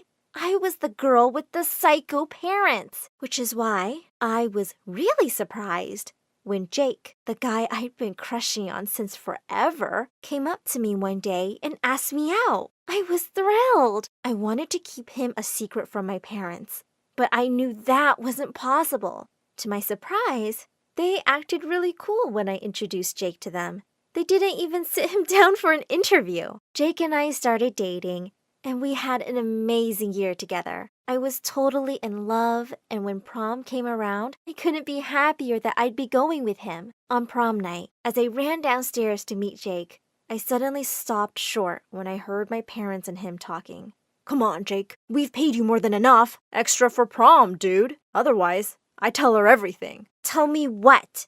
All three of them turned around to look at me. Mom and Dad looked horrified. Oh well, guess the act's up. Your parents read in your diary that you had a crush on me, and they paid me to ask you out. What? It felt like my world had just come crashing down around me. How could you do that? Sweetheart, anything we do for you is out of love. I just snapped. This isn't love! You guys are toxic and crazy, and I've just had it! And with that, I stormed out of the house. In the fall, I moved away to the farthest college I could find on a scholarship. I even refused to take my parents' money. I felt betrayed and heartbroken and didn't want anything to do with them. I was enjoying my freedom, but I soon discovered I really needed a job. One day at college, I saw a job poster for a nanny on the bulletin board, and I made the call. The next day, I was driving up to a huge mansion. Mrs. Richard, a wealthy businesswoman and single mom, asked me a few questions and told me I was hired. I come home late from work most days, so all you have to do is give Dana some company. She's a very easy child. You won't have much trouble. And with that, she rushed out of the room and was gone. As I walked out in the hallway, I found a cute little 8-year-old standing with her arms crossed over. Oh, hi! You must be Dana. I'm Clara, your new nanny. She looked clearly unimpressed. What kind of a grown-up wears a Hello Kitty shirt? And I don't need a nanny. I can take care of myself. And with that, she ran off to her room and slammed the door shut. I could see that this was going to be anything but easy. Dana was a really smart kid, but she was so bossy. I wasn't allowed to sit on her bed. I could only put my bag on the floor. She didn't want me to touch her toys. She wanted Chinese every day at 6 p.m. sharp. The kid was a little dictator. One day I told her that we were going cycling in the park, and she turned up her little nose at me. Nuh-uh, not happening. I was beginning to lose my cool. Dana, you're supposed to listen to me. And I say we're going cycling. No, you're supposed to listen to me because you work for me. For your information, I don't work for you. I work for your mother. Suddenly, Dana turned to me angrily. Oh, do you see my mother anywhere? Here's some news for you. You're not gonna. Unless you make an appointment with her secretary 2 days before. Guess you're stuck with just me. And with that, she stormed off to her room. For the first time, I felt really sorry for her. I realized that no one paid much attention to the poor kid. When I quietly crept into her room, I found her snuggled up on her beanbag, reading a book. What you reading? Oliver Twist. Charles Dickens writes really sad stories, but I still love them. And from that day onwards, we bonded over books and became really good friends. We'd spend hours reading in the public library or having picnics in the park and discussing books. And we both went to an amusement park together for the first time in our lives. We had the most amazing day, taking all the rides and stuffing our faces with ice cream. Dana was the lead in her school play, and I spent hours practicing with her. A day before the play, as I tucked her into bed, she looked at me sadly. I wish Mom had the time to come see me. It just broke my heart. I decided I was somehow going to make this happen. I snuck into Mrs. Richards' study and left a note marked urgent on the table. The next day, when I went to pick up Dana for the play, I couldn't see the note anywhere. I kept calling Mrs. Richards' secretary, but her number was constantly busy. There were still 2 hours to go. I had to go down to Mrs. Richards' office myself and talk to her. As I barged into her room, I stopped short when I realized she was having a meeting. What's the matter? Is something wrong with Dana? No. I was wondering if you read my note about her play? I did. And as you can see, I don't have the time. Can you leave now, please? Suddenly, I felt really angry. You have to make the time for your daughter. She's amazing and you're just missing out on everything. She looked livid and had her secretary make me leave the office. I was pretty sure I was fired. Feeling bummed out, I slipped into the auditorium just in time for the play to start. Some 10 minutes into the performance, someone came and sat on the empty seat next to me. To my shock, it was Mrs. Richard. As Dana stepped onto the stage and started delivering her lines, I glanced at Mrs. Richard, and she was in tears. At the end of the play, she was the first one to jump from her seat and clap. Dana stood in complete shock as her mom ran to hug her backstage. Darling, You were so good! Mom, I can't believe you came! You saw all of it? Yes, all of it! As the two hugged each other tight, I realized something. I really missed my own parents. And even though they could sometimes really cross a line, I never grown up feeling neglected. They'd always been there to cheer me on and love me, in their own crazy way. I went back home that weekend, and my parents and I made up. They apologized for everything they'd done and promised to respect my boundaries. I'm still away at college, but we visit each other every weekend, and we have a really good time together. Of course, I've introduced them to my favorite little bookworm and best friend, Dana. Do you have any idea why your hair turned white and your eyes changed color? People wish they could live forever, but when you live that long, you witness a lot of terrible things, and I've seen enough.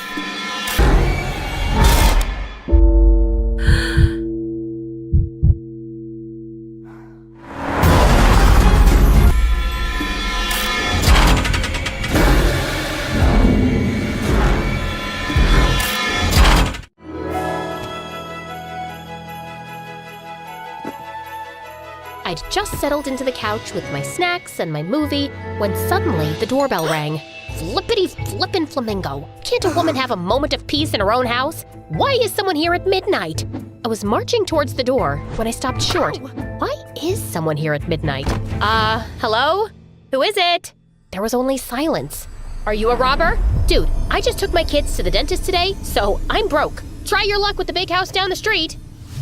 Again, no reply. But I could see a weird shadow against the door. Are you an alien who's accidentally landed on planet Earth? Run away while you still can. It's too late for the rest of us. Still no answer, but I heard a muffled laugh. Look, I've been having a rough time lately, and I am so not in the mood for this. So I'm warning you, I'm coming out with an axe, and I am not afraid to use it. I flung the door open and jumped back, half expecting to be attacked. But when the porch light fell on the face under the weird hat, I recognized someone I thought I'd never see again. Milo? Not a phone call or text for 12 years, and now you just show up at my door at midnight? Did someone die? Hi, long time no see. Yeah, here's the thing, Jen. Thousands of people across the globe will die soon if you and I don't travel back in time and fix a tiny mistake you made in high school. Can I come in? I was hoping this was the part I'd wake up and realize it was just a stupid dream that made no sense. Yeah, no such luck. Hi, I'm Jennifer, the oldest MC of My Story Animated. By the way, Mr. Director, I don't appreciate how everyone on set has been telling me I look very good for my age. That's something you'd say to someone in their 60s. I'm just a hot 35-year-old.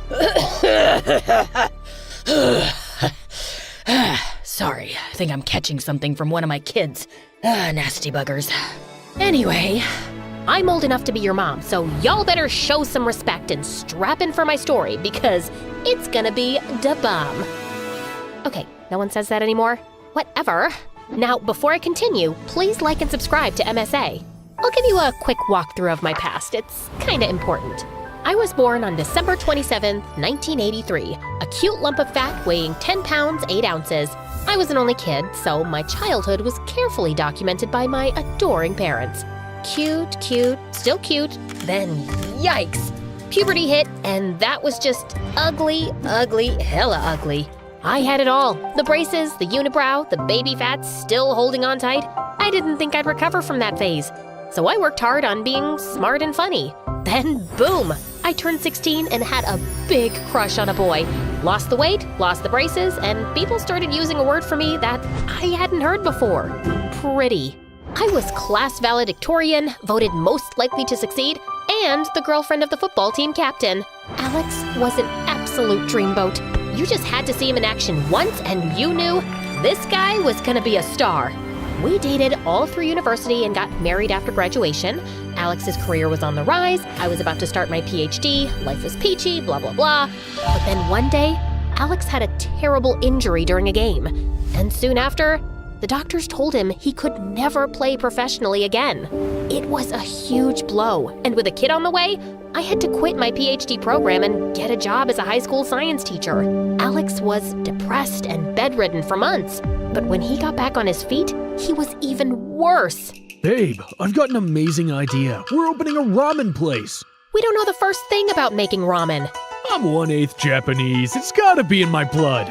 It wasn't. We filed for bankruptcy 6 months later. I bought a flock of sheep, babe. It's a great investment. We'll double our money in 6 months. We didn't. Unless we're talking about losses. Yeah, we doubled those. I'm growing mushrooms in the garage. I'm growing avocados in the garden. I'm investing in a video game for bored 70-year-olds. I tried to be supportive, knowing that he'd lost his big dream career. But the debts were piling, the fights were becoming more frequent, and we were drifting further apart. 10 years later, we decided to separate and see how we felt about it. But the one true joy of my life was becoming a mom to my daughter Stella, followed 5 years later by her twin brothers, David and Beckham. No matter what happened, this love I had for my kids was forever.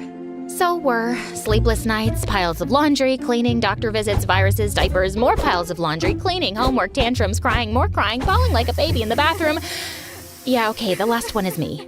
Why are you telling me this morning that you need cupcakes for your entire class today? I put it on the fridge schedule a month ago, left sticky notes all over the house a week ago, and set a reminder on your watch for yesterday. Your brother stuck my watch in a jar of Nutella. David, Beckham, why do you keep taking your clothes off? That's the opposite of getting dressed. I'll be the only kid who didn't get anything for the class picnic. No, sweetie, wait. Let's see what we got. Here's a jar of peanut butter and some cookies. Ew, no, those are stale. You want to take some prunes? They're great for constipation. Mom, I'll tell the teacher you forgot. It happens. Oh, no, you won't. I know how judgy those teachers are. We're stopping at a bakery. Boys, I swear if you don't stop running this second, I'll call an elf who will call Santa and tell him not to get you any Christmas presents. You don't know an elf? Yeah, we don't believe you. I'm your mother, and mothers never lie to their children. Now get dressed before I call the goblin who eats twins for... Hey lady, can you control your kids? One of them took my cookie. Oh God, so sorry. I'll get you another one. A coffee too. The other brat stuck his gross finger in it. Okay, sure. But you don't have to be so angry. They're just kids. Yeah, I'm angry at you. Clearly you suck as a mom and didn't teach them any manners. Excuse me? You want to say that again to my face? Did you think I said it to your butt the first time? Oh, you want a piece of me, buddy? Mom, please don't. You're crazy. I'm out of here. I need to pee. I need to pee too. For the last time, you don't need to take your shoes off to pee. After we returned from the bathroom, I turned to the lady at the counter. How many cupcakes do you have here? 2 dozen. I'll take them all, please. I can't sell them all to you. Why not? What if someone else comes around for a cupcake? What do you care if one person buys them or 10 people do? You just want sales, right? No, I want to make people happy. Then go be a party clown in your free time. But right now, I need you to sell me those cupcakes. I'll pay you $10 extra. No! Give me it! I jumped behind the counter and started taking out the cupcakes. The lady started wrestling with me and screaming for security. I pushed her, she pushed me back, and I went flying straight into a baker walking out of the kitchen with someone's wedding cake. I'll never forget that moment. Me, covered head to toe in white frosting, the salesperson still screaming, everyone in the cafe, including my children, looking absolutely terrified, and in the doorway stood Alex, looking as handsome as ever, holding hands with a leggy redhead who looked like she'd stepped out of a magazine. Mom, are you okay? Yes, sweetie. I'm fine. I'm not fine. I feel like I'm one of those hamsters on a wheel, and the wheel never stops, and I'm running and running, but somehow I've gained weight. How did that happen? You had 3 kids, honey, and you're an amazing mom. No, I'm not. The twins are adorable, but they're maniacs. And Stella is so smart, and I'm constantly disappointing her. She knew Alex was dating someone for months, and she didn't tell me to protect my feelings. A 10-year-old shouldn't have to do that. How do you feel about Alex having a girlfriend? I know the marriage has long been over, but I just wasn't expecting him to get over it so quickly, you know? I know. So yeah, we got a divorce with shared custody of the kids. I became kinda friends with Cassie or Katie or whatever that dumb redhead's name is, and life went on. Now it was Alex's turn to keep the kids overnight, and I had big plans for myself. which were rudely interrupted. You have white hair now. You have a bigger butt now. You checked out my butt? Don't sound so excited. I just made a logical guess. Milo, you want to tell me where you've been for 12 years? You just suddenly left town without so much as a goodbye? Oh wait, what day was that? Yeah, my wedding day. And you were the best man. I told you I had a brainwave related to my research. Also, you know I hate people and weddings and happiness in general. You left me a text, and I haven't heard from you since. Why come and see me now? Because we have to travel back. Okay, sit down and I'll set up a PowerPoint presentation. Use your words and make them make sense. Okay. So, do you remember what we were doing on the night of 15th December 2000? Sometimes I'm in the shower and can't remember if I just shampooed my hair, so no. Do you remember that you were a nosy person and you suspected something shady was happening in the abandoned warehouse in our town, and you dragged me there one night to find out more? Oh yeah, I remember that. And I was right. It was some super freaky science lab, but then we went back a week later and it was gone. Yeah. Have you heard about the xenovirox virus? I recently read about some cases in the news. Soon it'll be a lot more, all over the world. Apparently the virus was created in that shady science lab by some people in government as biological warfare. What? No way! Do you remember that when we were in the lab, you accidentally bumped into some things on a countertop? Did I? You knocked over a vial and the liquid in it got mixed with fluid in another beaker. That was the vaccine. Because of your mishap, the scientist working on it got the wrong result, and he concluded that the vaccine was impossible to make. The project was shut down because it was too risky having a virus from which no one could be protected. So it looks like I did a good thing? You'd think so, but there's no way to really destroy a virus. It was kept in a secure facility all these years, and I don't know how and when exactly, but it escaped, and it's spreading like wildfire now. And because of your accident, the vaccine for it was never made. Oh my god. Well, someone will make it now, won't they? Not fast enough. Jen, it's really serious and we gotta go back and fix this. What do you mean, go back? Didn't I already mention the time travel thing? Yeah, so I stumbled upon a rip in the space-time continuum, which helped me to discover the way to open portals whenever I want and travel to the past. That's what I've been working on for almost 2 decades now. Oh, no. Jennifer, please wake up from this terrible dream. Is it that bad meeting me after all this time? Yes, because not a single thing you've said has been good or made sense. How do you even know all this about the vaccine and the virus? Time travel. I just told you. You used to be a lot smarter, Jen. You actually expect me to believe you're a time traveler? If there's anyone who'll believe me, I expect it to be you. I looked into his sharp blue eyes and knew he wasn't kidding.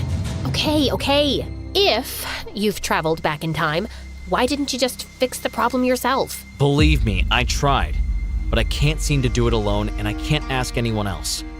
Come on, we gotta go now. I have this night to myself, Milo, and I don't want to be some hero and save the world. I just want to watch a movie and fall asleep 5 minutes after it starts and have pancakes in the morning.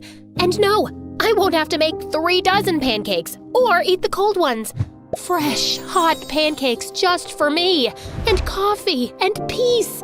Let me have this, please. Jen, everyone you love is at great risk. Do it for your kids. No, that's just emotional blackmail. Is it working? Yeah, fine. It's working. Let's go, you weirdo. You're gonna go like this? Yeah? What's wrong with this? Oh, nothing. You look lovely. Is that mustard or barf on your coat? Shut up. Put this hat on, please. Yay! I get a funky hat too. Next, Milo took out a cube, placed it on the ground, and it sprang up into a tent. Hey, I need one of those collapsible things for camping with the kids. That's the astral tent. It's my time machine. Now, I just need a minute to set up the temporal destination. I'd followed Milo here, curious to know what he was going on about. But it just hit me then. Milo was actually mental. He'd really lost it. Oh, you poor baby. What's going on? Nothing, sweetie. It's all okay. I'm here for you, but you need help. Professional help. Do you understand what I'm saying, Milo? No. Can you get your hands off my face? I hear there's really nice places now for people like you, and you'll get the help you need. And I'll come visit you, I promise. Are you talking about a mental institution? I'm not crazy. Of course not, sweetie. You're special. Cut it out. If you think I'm crazy, why did you come with me? I don't know, Milo. Maybe I just came along because I'm actually really happy to see you, even though I've been pretending otherwise. And maybe a small part of me thought, hey, he's a genius. Maybe he really did invent time travel, and you're in for an adventure, Jen, which would be a nice change from your mundane life. But you just pitched up a tent in a field and gave me a stupid hat, and this is also ridiculous. I'm going home. Just as I turned to leave, I heard a buzzing sound from behind me.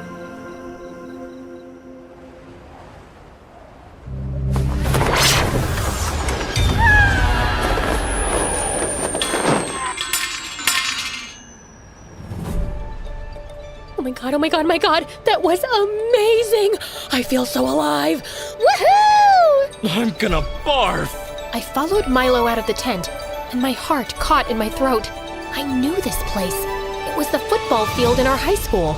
I'm fine. Thanks for asking. Uh-oh. I think I kind of made a small mistake. How big is small when we're talking about time travel? I just got us here a little earlier than planned. But don't worry, you'll be back at your house the same night I visited you. We just got a couple of extra days here. As long as I get back on time. Where's my cell phone? Jen, the iPhone wasn't released till 2007. It doesn't exist right now. Welcome to the winter of 2000. Man, this is so freaky and so dope. You must be so impressed with yourself. Who wouldn't be? Milo said we'd be staying at his place where no one would notice us, and I knew why, of course. He'd been adopted as a kid by an eccentric businessman who loved him dearly, but was away on business a lot, and growing up, Milo was often home alone in a huge mansion. We climbed over the wall, walked across the garden, and slipped through a half-opened window. I still couldn't get over how weird it was to sneak through these familiar hallways.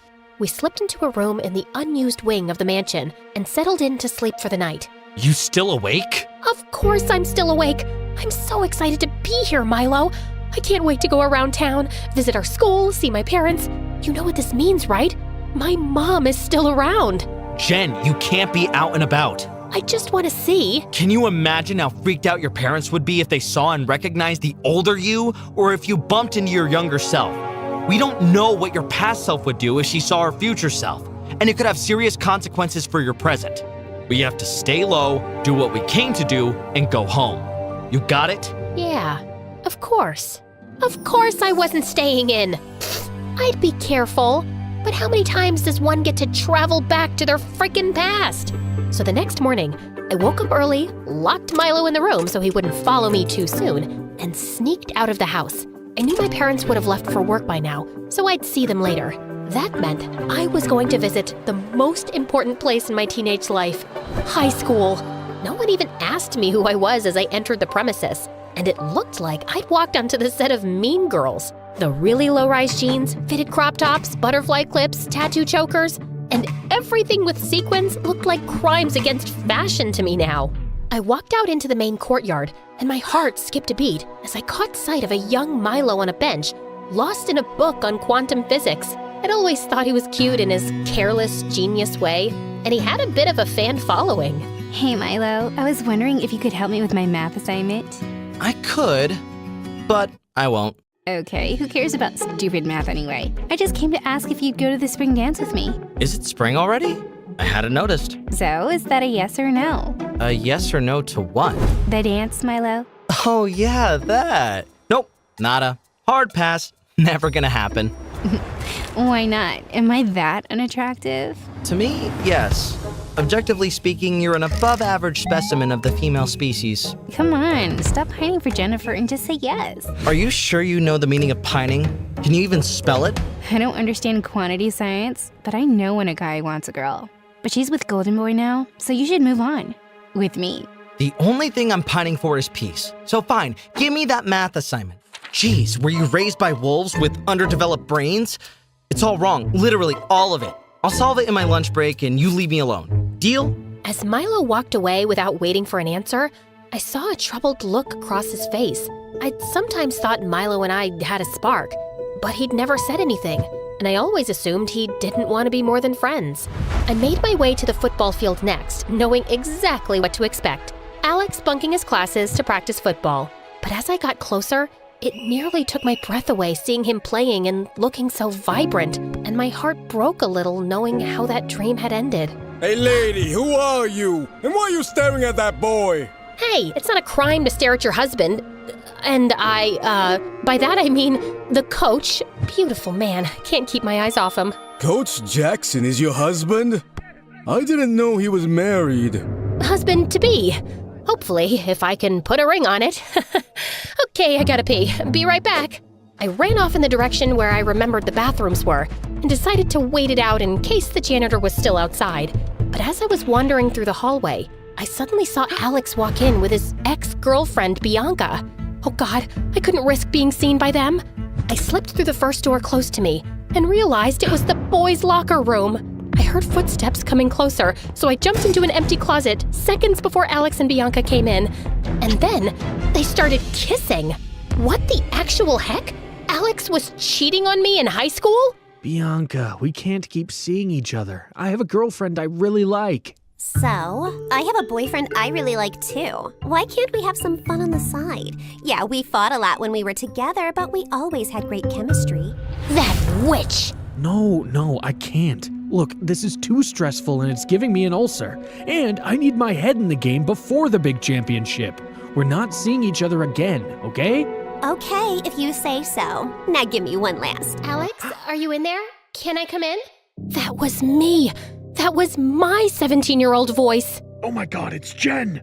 Hey, yeah, I'm changing. Give me a minute. A minute? What'll happen in a minute? Are you gonna do some magic trick to make me invisible? And suddenly, without warning, Alex shoved Bianca in the closet I was hiding in, and I barely managed to press myself to one side and hold my breath. You can come in, Jen. Seeing myself look so young and beautiful made me want to cry. I was a goddess. Hey, babe, missed you in class again. You're gonna flunk chemistry at this rate. No one's gonna care when I'll be a rich, famous football player. And then he pulled me in for a kiss. How could he kiss me with that same stupid mouth he'd used to kiss stupid Bianca, who I wanted to strangle? I just wanted to check if you wanted to go with me and Milo to this science exhibit at the museum after school. His dad got special passes. Gross. I'd rather be hit by a car. Seriously, it's by this really cool scientist who's worked on a quantum entanglement. You're not even listening anymore, are you? Of course I'm listening. You said blah blah something, blah blah blah. Why you're even friends with Milo, I'll never understand. He's my best friend, and he's really cool. He's a dork, and he acts like I'm some dumb jock. You guys have fun, babe. I've got a thing with a friend anyway. As the two walked out hand in hand, I could see Bianca smirking. Yeah, the thing with a friend is a makeout session with me. Stupid Jen. Gosh, you slimy little... Ah! Bianca jumped out of the closet like she'd been electrocuted, staring at me in shock.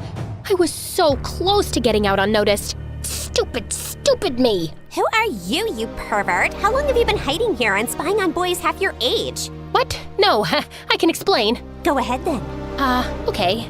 Yeah, so I do have an explanation, and it's a really good one too. And suddenly, Bianca let out an earth-shattering scream. I shoved her back in the closet and ran for my life. Apparently, not fast enough for a teenager. Someone catch that woman! She was hiding in the boys' locker room! She attacked me! And before I knew it, I had half the school running after me as I was headed for the gates. I'd never be able to outrun these kids. And if I got recognized, I was done for. Milo would kill me. And then suddenly, I saw him approaching me fast on some old bicycle. Hop on, quick! Milo pedaled away furiously, but we still had people after us. Can you go a little faster? I'm trying, but you're kind of...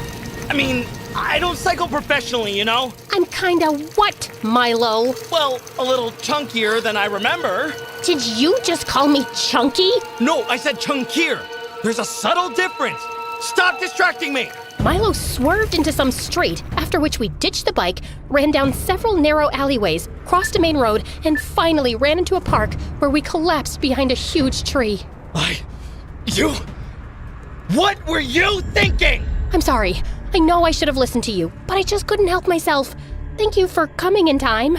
You're not welcome! Milo, it was so cool. I saw you and my younger self, and I was hot. I don't remember being that hot. Do you remember that? I really don't. Also, I caught Alex making out with his frickin' ex, Bianca. Can you imagine? Milo just stared at me quietly. Why don't you look shocked? Wait, did you know back then? I'd heard some rumors. And you never told me? Ow! I wasn't sure if they were true, okay? And it's not like you would have listened to me back then. I told you he was too stupid for you. A dimwit, a moron, a buffoon. But did you ever listen? No! You thought everyone was stupid. You wouldn't have taken me seriously no matter what I'd said, Jen. You had stars in your eyes for that guy. He was perfect. Apparently not. So what, our entire relationship was a lie? And Alex never really loved me? I hate siding with Alex, but I don't think that's true. I think he did really love you, the best he knew how. I guess. If only I'd known, though, maybe my life would have been totally different. No use dwelling on the past, right?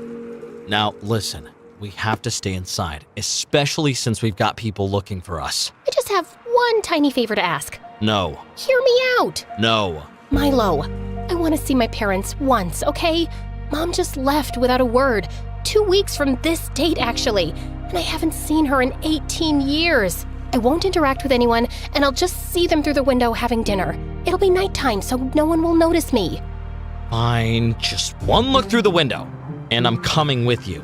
And later that evening, as we crept up to my house, my heart almost exploded. There was Mom, as lovely as I remembered, and Dad laughing and looking like a completely different person from now. Milo had joined us for dinner, and we were picture perfect. I loved how you guys always made me feel like I was a part of the family. I still don't understand why she left us.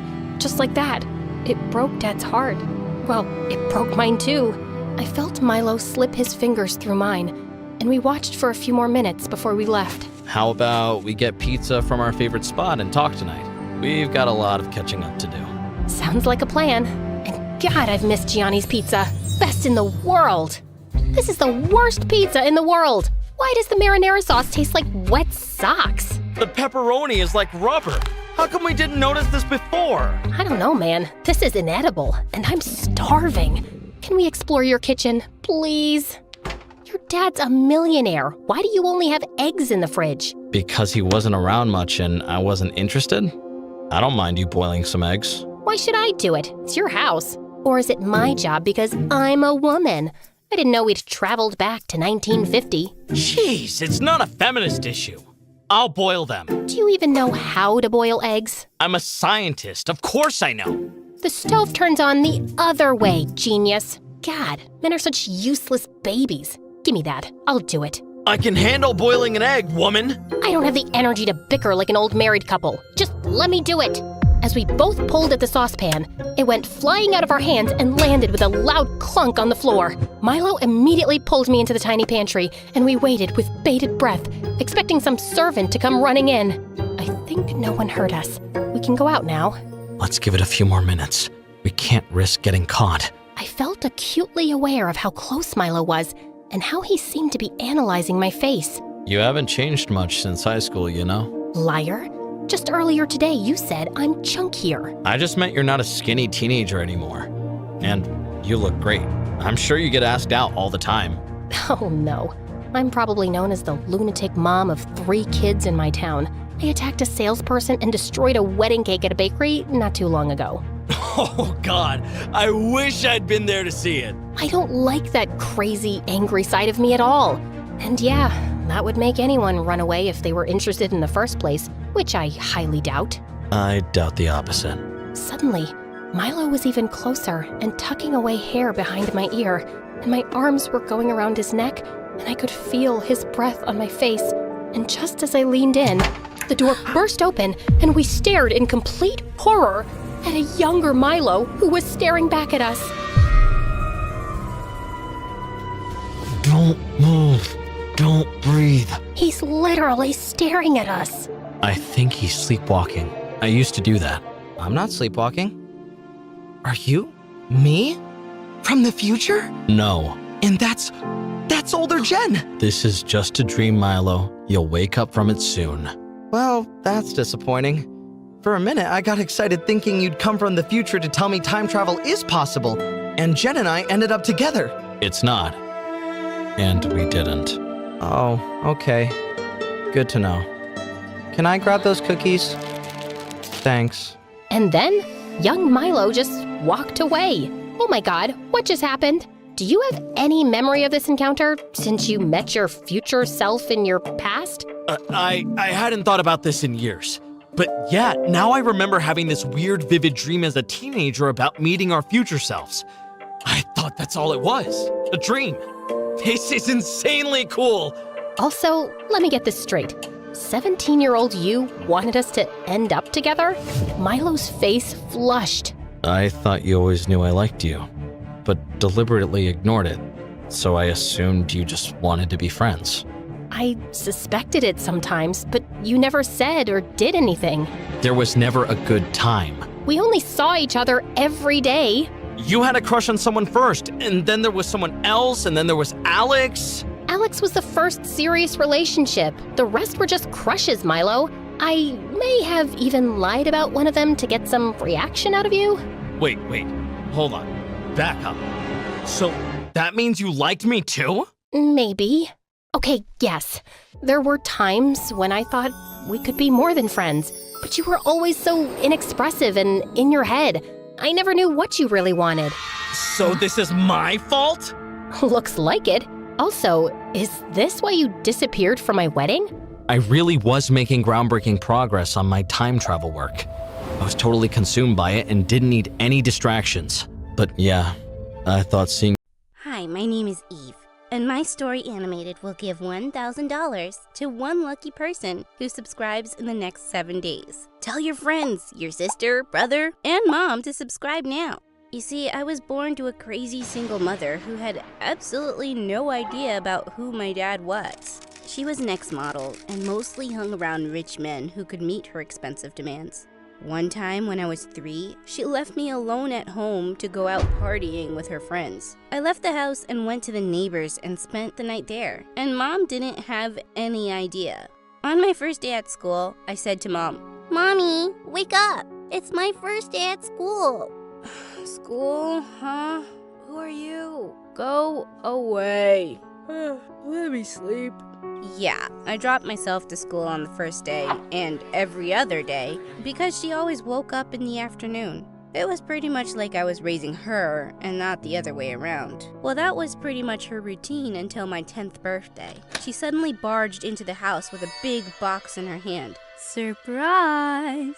OMG, she remembered my birthday. I ran to hug her when suddenly she stopped me and said, What are you doing? Trying to ruin my dress? Stay away and listen. I have a big surprise for you." With that, she showed me the rock-sized diamond ring on her hand and told me she was gonna marry a billionaire. I thought she was being funny again, but to my surprise, she indeed got married and we shifted to a pretty big mansion in the city. But I was the happiest about finally having a dad. He appeared to be a nice, humble man. Once he ripped his pants, but then he just sewed a patch on them himself. "Oh, darling, why don't you just get a new pair?" "Oh, honey, you know I don't like spending much on myself. It's fine." I was touched by his simple way of living, something Mom knew nothing about. My only issue now was my stepsister, Olivia. She was a year older than me and looked at me like she'd eat me alive when we first met. "Hi, I'm Eve. I hope we get along well." But she just ignored me and left.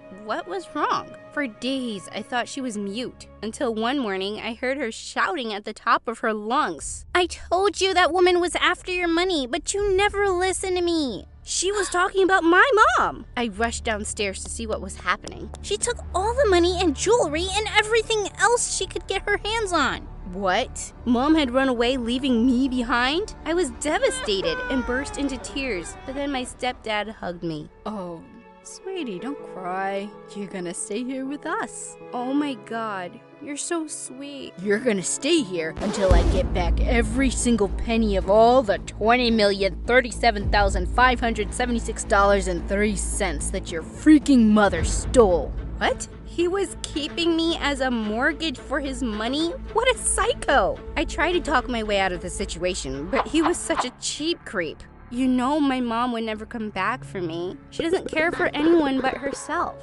Then I'll make you work instead. I will make sure I have my money's worth back from you. Gosh, what I thought was his simple way of living turned out to be his cheap way of living. He literally licked the food off his plates and drank the last drop from the milk carton to ensure nothing was wasted. Ew, that expired last month. So what? I paid for it. He was a total psycho. No wonder his daughter was so annoyed all the time. I really wanted to get along with her, but for some reason, she always avoided me. Hi, Olivia. Do you want to have breakfast with me? No. Olivia, do you want to go shopping? No. Olivia? No! But I didn't even say anything. Whatever. Now I was just worried about all the work I'd have to do to repay Mom's debt. I felt like Cinderella, only this time it was the stepfather. But then I had an idea. Every time he'd ask me to do something, I'd make sure to cause trouble. Once he asked me to clean the house, and I picked up the most expensive vase that he owned, and boom. Oops! I'm sorry, it slipped. He went completely nuts and started shouting like a mad dog. Are you kidding me? That was so expensive. Forget cleaning. Go do something else. He made me switch hundreds of different chores before he finally realized that there was nothing I could do without endangering his precious things. And now I was free to do whatever I wanted, except for leaving the house, which wasn't too bad. But I missed going to school. My stepdad had hired a teenage schoolboy, Tim, to tutor Olivia and me at home in order to save the expensive school fee. Tim was 2 years older than me and such a cutie. I had a huge crush on him. The next few years, I spent all my time learning from him, and we grew quite close. On my 14th birthday, he even bought me a cake. My first birthday cake ever. I was so happy that I hugged him. Eve, I have a surprise for you. Let's go out and celebrate. Go out? You know I can't. Stepdad'll kill me if he finds out I'm missing. No one will know, I promise. I'll get you back before he returns. Trust me. I could have jumped from Mount Everest if he asked me to with that look on his eyes. So that evening, we sneaked out of the house and he took me to a special place to surprise me. Open your eyes, Eve. The zoo? He brought me to a zoo on my birthday to surprise me. What was he thinking? How do you like it? Yuck! I hated it, but I had to pretend like I was amazed and excited by his surprise. I love it! I just can't wait to go in and watch all those animals. Imagine what it'd be like to see those sexy, hairy monkey legs up close. Yay!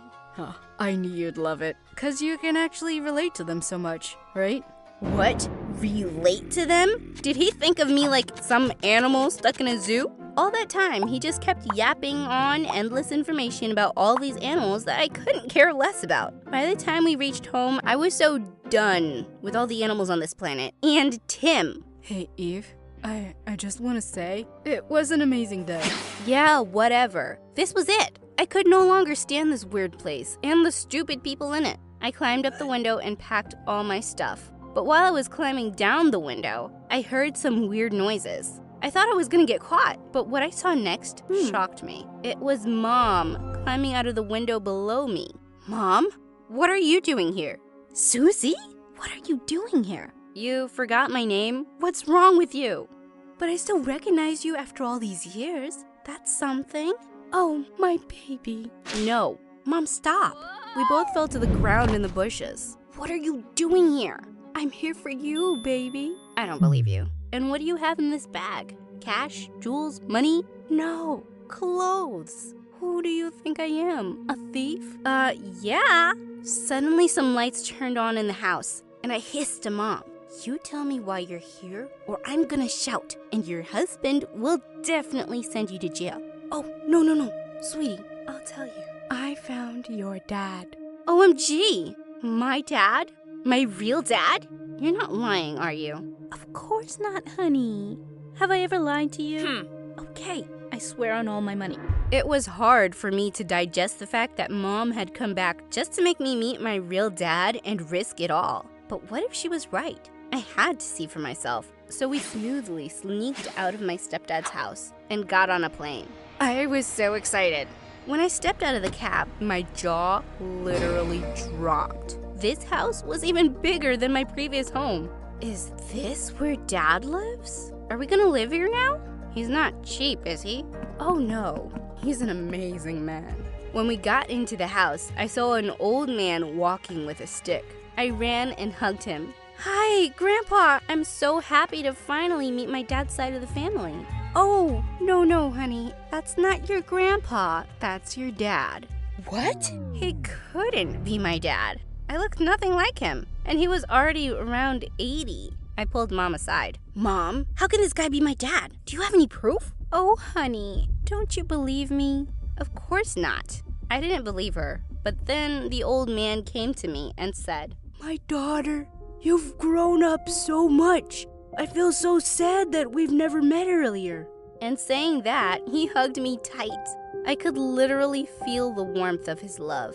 He was such a nice person. Well, even if I wasn't his daughter, I felt like I could just keep him company. The next few weeks were the best. We played, talked, and laughed together, and I literally felt like the happiest person on earth. Then one day, he told me that he was gonna put all his money and fortune under my name. No, you cannot do that. Why not? Because I'm not your daughter. I was afraid this might give him a heart attack, but what he said next almost gave me one. I know that. What? You know? Yes, of course. That woman, your mother, I've never seen her in my life. She thinks she's fooling me, but the fact is, I don't mind it. Then why are you doing this? Oh, Eve, I've never had any kids or family. I was always so busy with work that I never married. Now I have all this money and these riches, but no one to share them with. But why me? Because you're a nice person. You've been through so much, and yet you had the courage to speak the truth and refuse all this money. I admire you for that, and I'm even more convinced now that you deserve all this. Oh, Dad! I hugged him tight. Finally, I had a person who understood me and loved me. I had someone I could call family. It's okay. You can call me Grandpa if you like.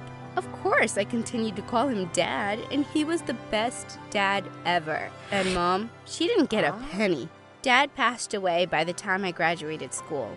With his inheritance, I opened several old age homes all across the country and donated the rest of the money to charity. I sold Dad's mansion and bought a cute little house, which is always full of good friends, laughter, and warmth. Things that money just can't buy.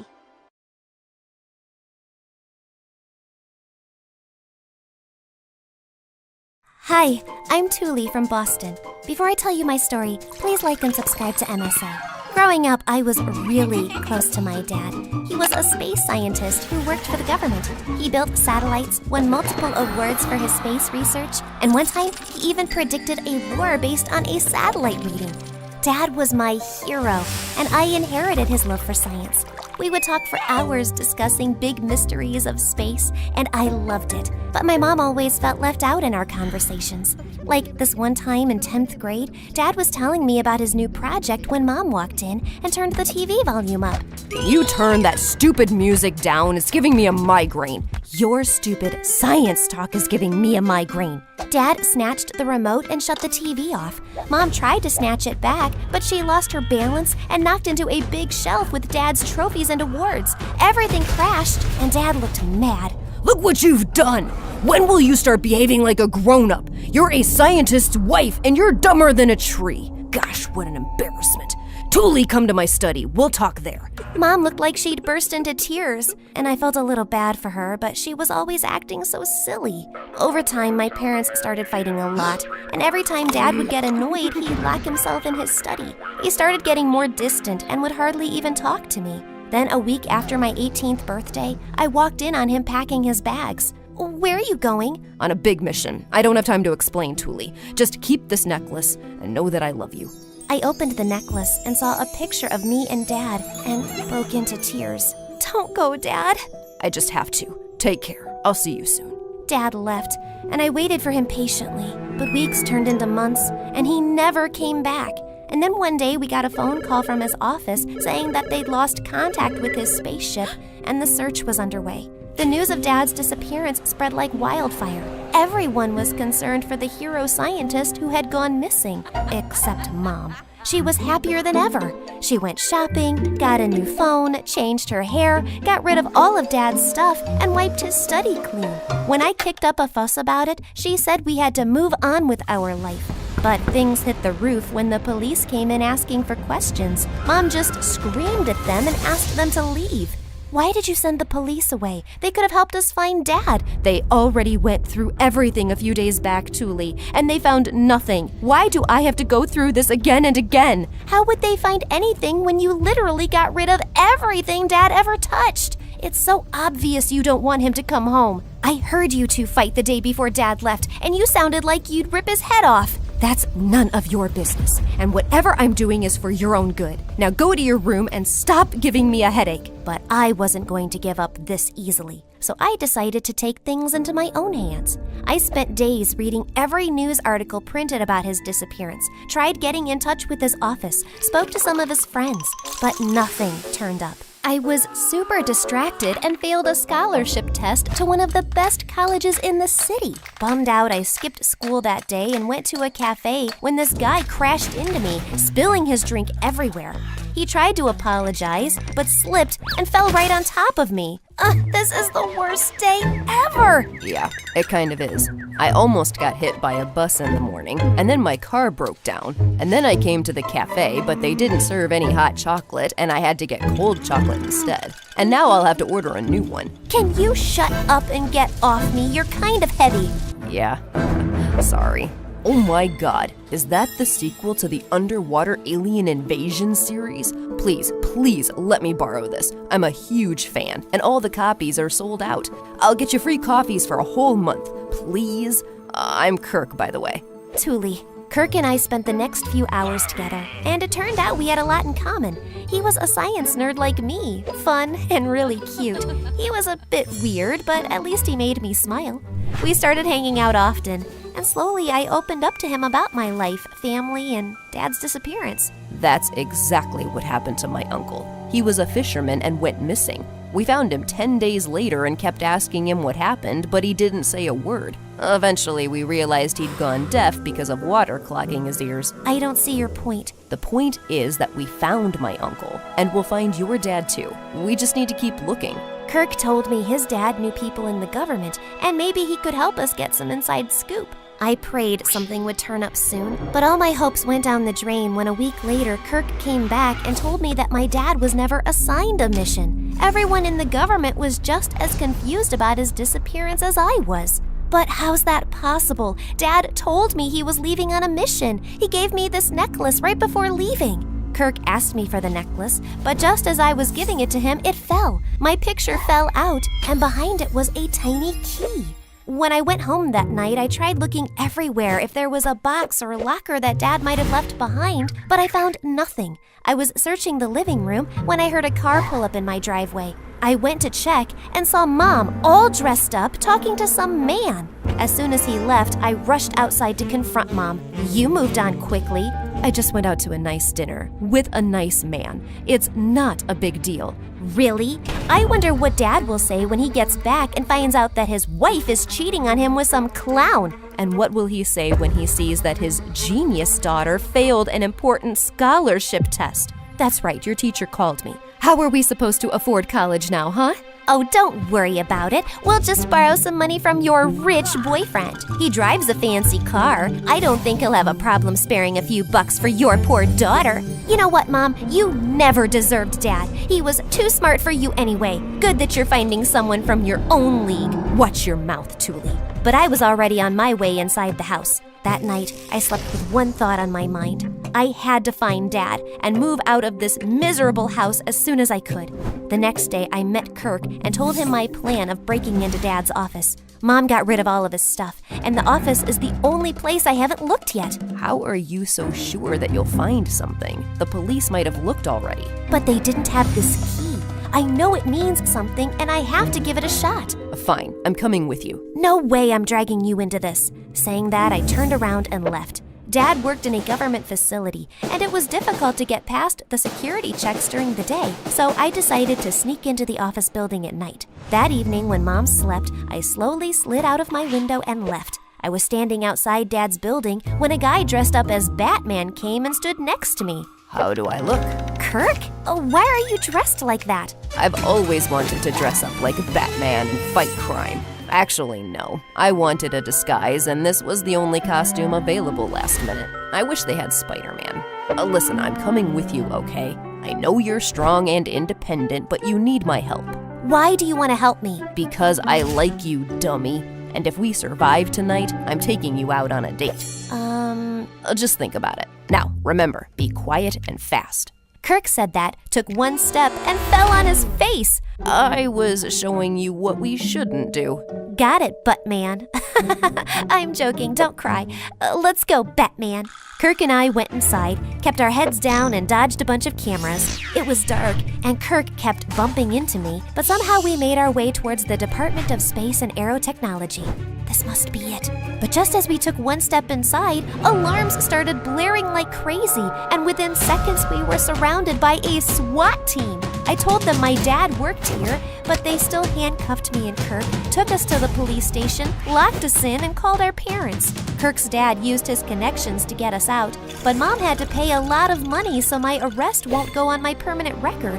When we got home that night, she was pissed. I sold my jewelry to get that money. It was for your college. I don't even know what to say to you. You could start with telling me where Dad is. Oh my God, Thule, your dad's gone. I've accepted that, and you should too. I just can't give up on him so easily.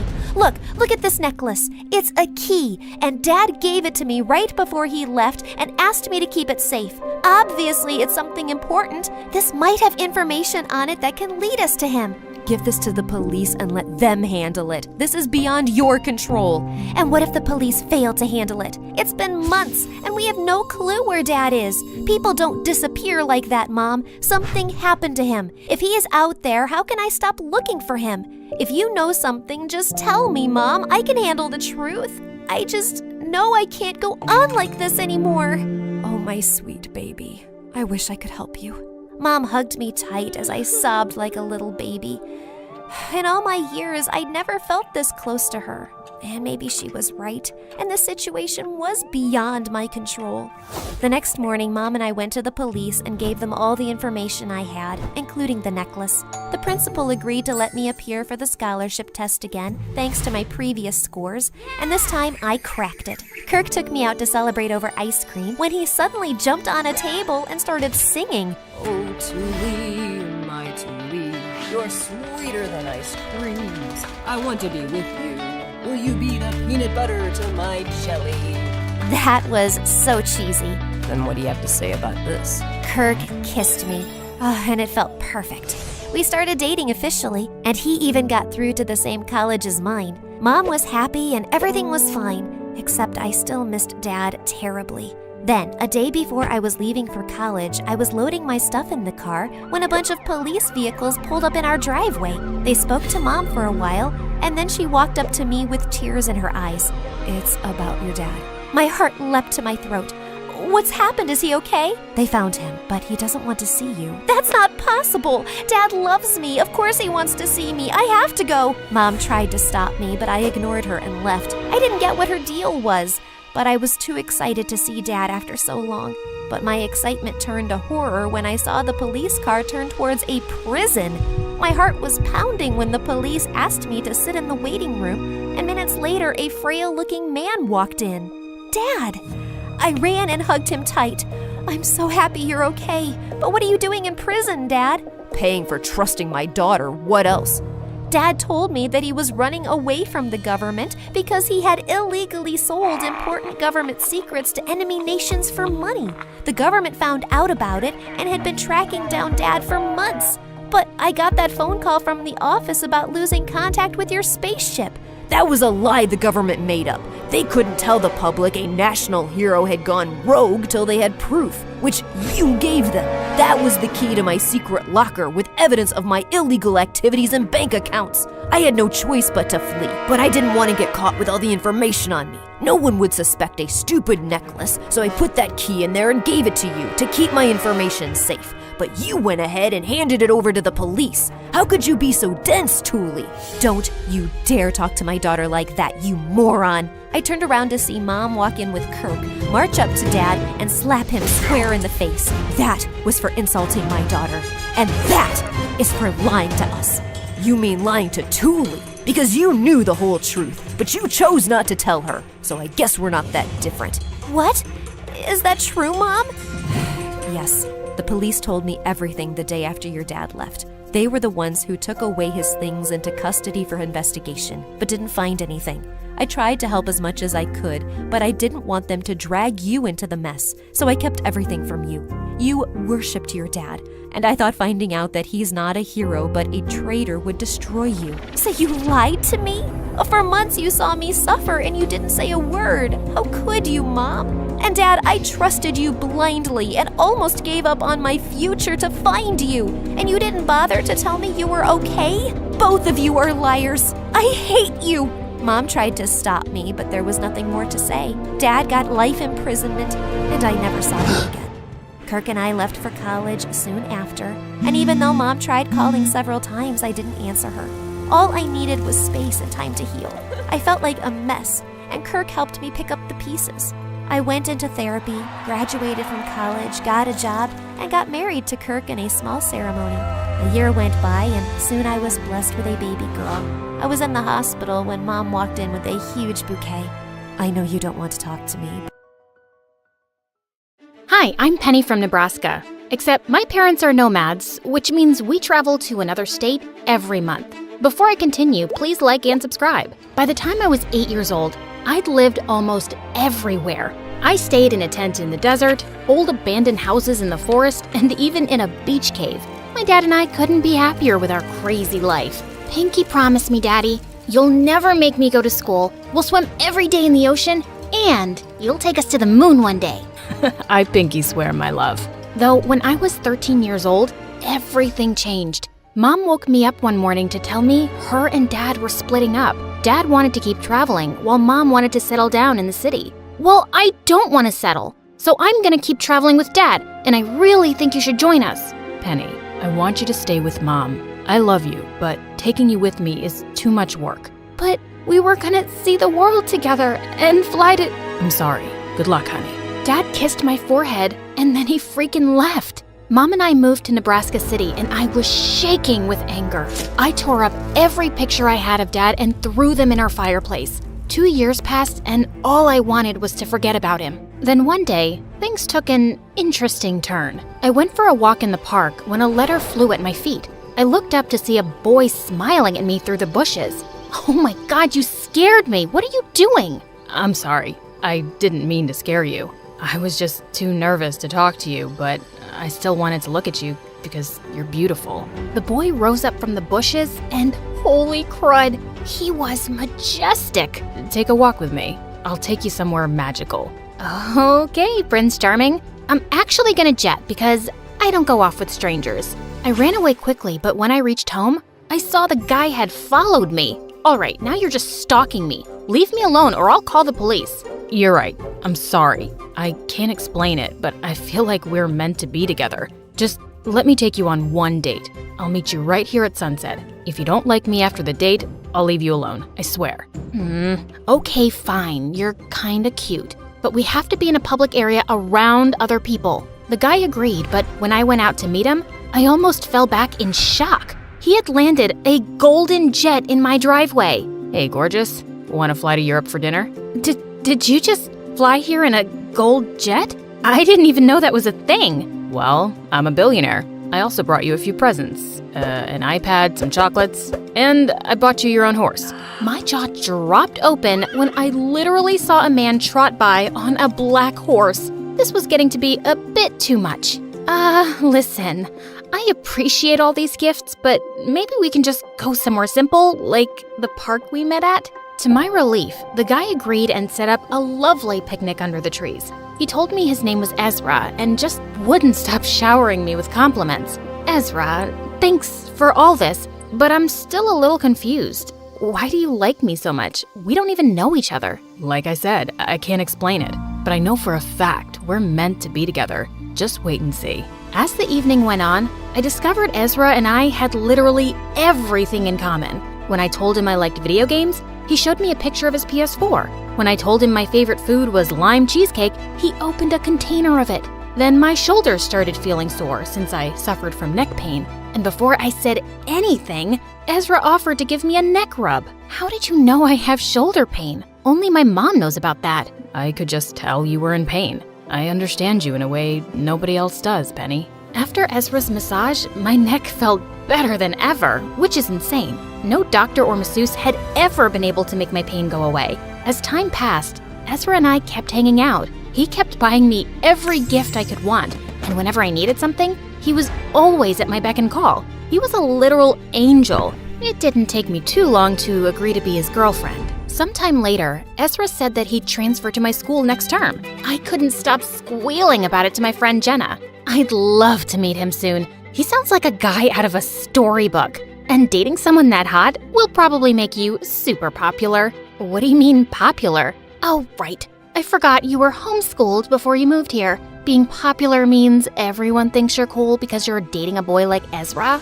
God, my life was just getting better by the second. Ezra met Jenna and I by a quiet bus stop as I kissed him. He even got me a caramel latte. Isn't he perfect? Ezra introduced himself to Jenna, but she just stared at us, looking horrified. Jenna, what's wrong? Why aren't you saying hi to Ezra? Penny? No, I am not saying hi to him. Oh my god, I have to go. With that, Jenna ran off as if Ezra was a monster.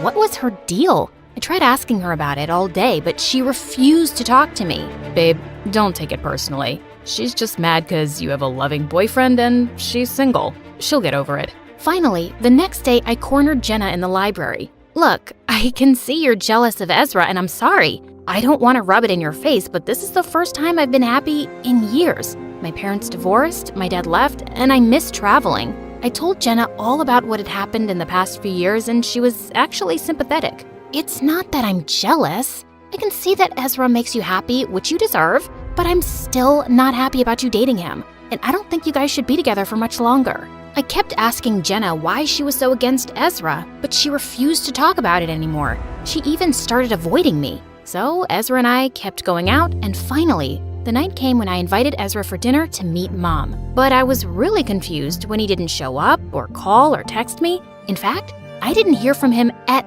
all the next day either. I was starting to get really worried. I didn't even know where he lived. But on my way to the bus stop the next morning, I saw him sitting on a bench. Ezra, what happened? You totally blew me off last night. Just go away, Penny. I hate you and I never want to see you again. What are you talking about? What happened? I said, get away from me. Do you want me to call the cops? Ezra stormed off angrily and tears stung my eyes. What did I do to make Ezra so angry? I told Jenna all about it when I got to school. Wow, he broke up with you? I didn't think that would happen. I thought he'd stay with you for longer. Jenna, what are you saying? Do you know something about Ezra that I don't? Do you two know each other? Yeah, we do. I didn't want to say anything before, but I know Ezra and he's bad news, Penny. He used to date a friend of mine and really hurt her. Just stay away from him, please. Judging from Ezra's behavior, Jenna was probably right, but I was still confused and sad for the next coming weeks. Jenna kept trying to cheer me up and suggested she set me up with someone new. So we went on a double date where she introduced me to a guy named Noah, and I actually had fun with him, even though I was still sad about Ezra. I even let Noah walk me home and decided to hug him goodnight. But from behind Noah's shoulder, I saw Ezra sitting on my porch, glaring at me angrily. Oh my God! I sent Noah home immediately and stormed over to my ex-boyfriend. What are you doing here? I haven't seen you in months. Are you ready to finally explain what happened between us? Oh no, I don't owe you an explanation. I'm just here to tell you that there's no way that Noah guy will ever love you, 'cause you're the nastiest girl I've ever met. Funny, because months ago, you said I was the love of your life. I don't know what your problem is, but just back off, Ezra. I'm moving on from you. You can stop insulting me now. I don't think I will. You're a horrible girl and you don't deserve to be happy or loved. And I'll make sure you never are.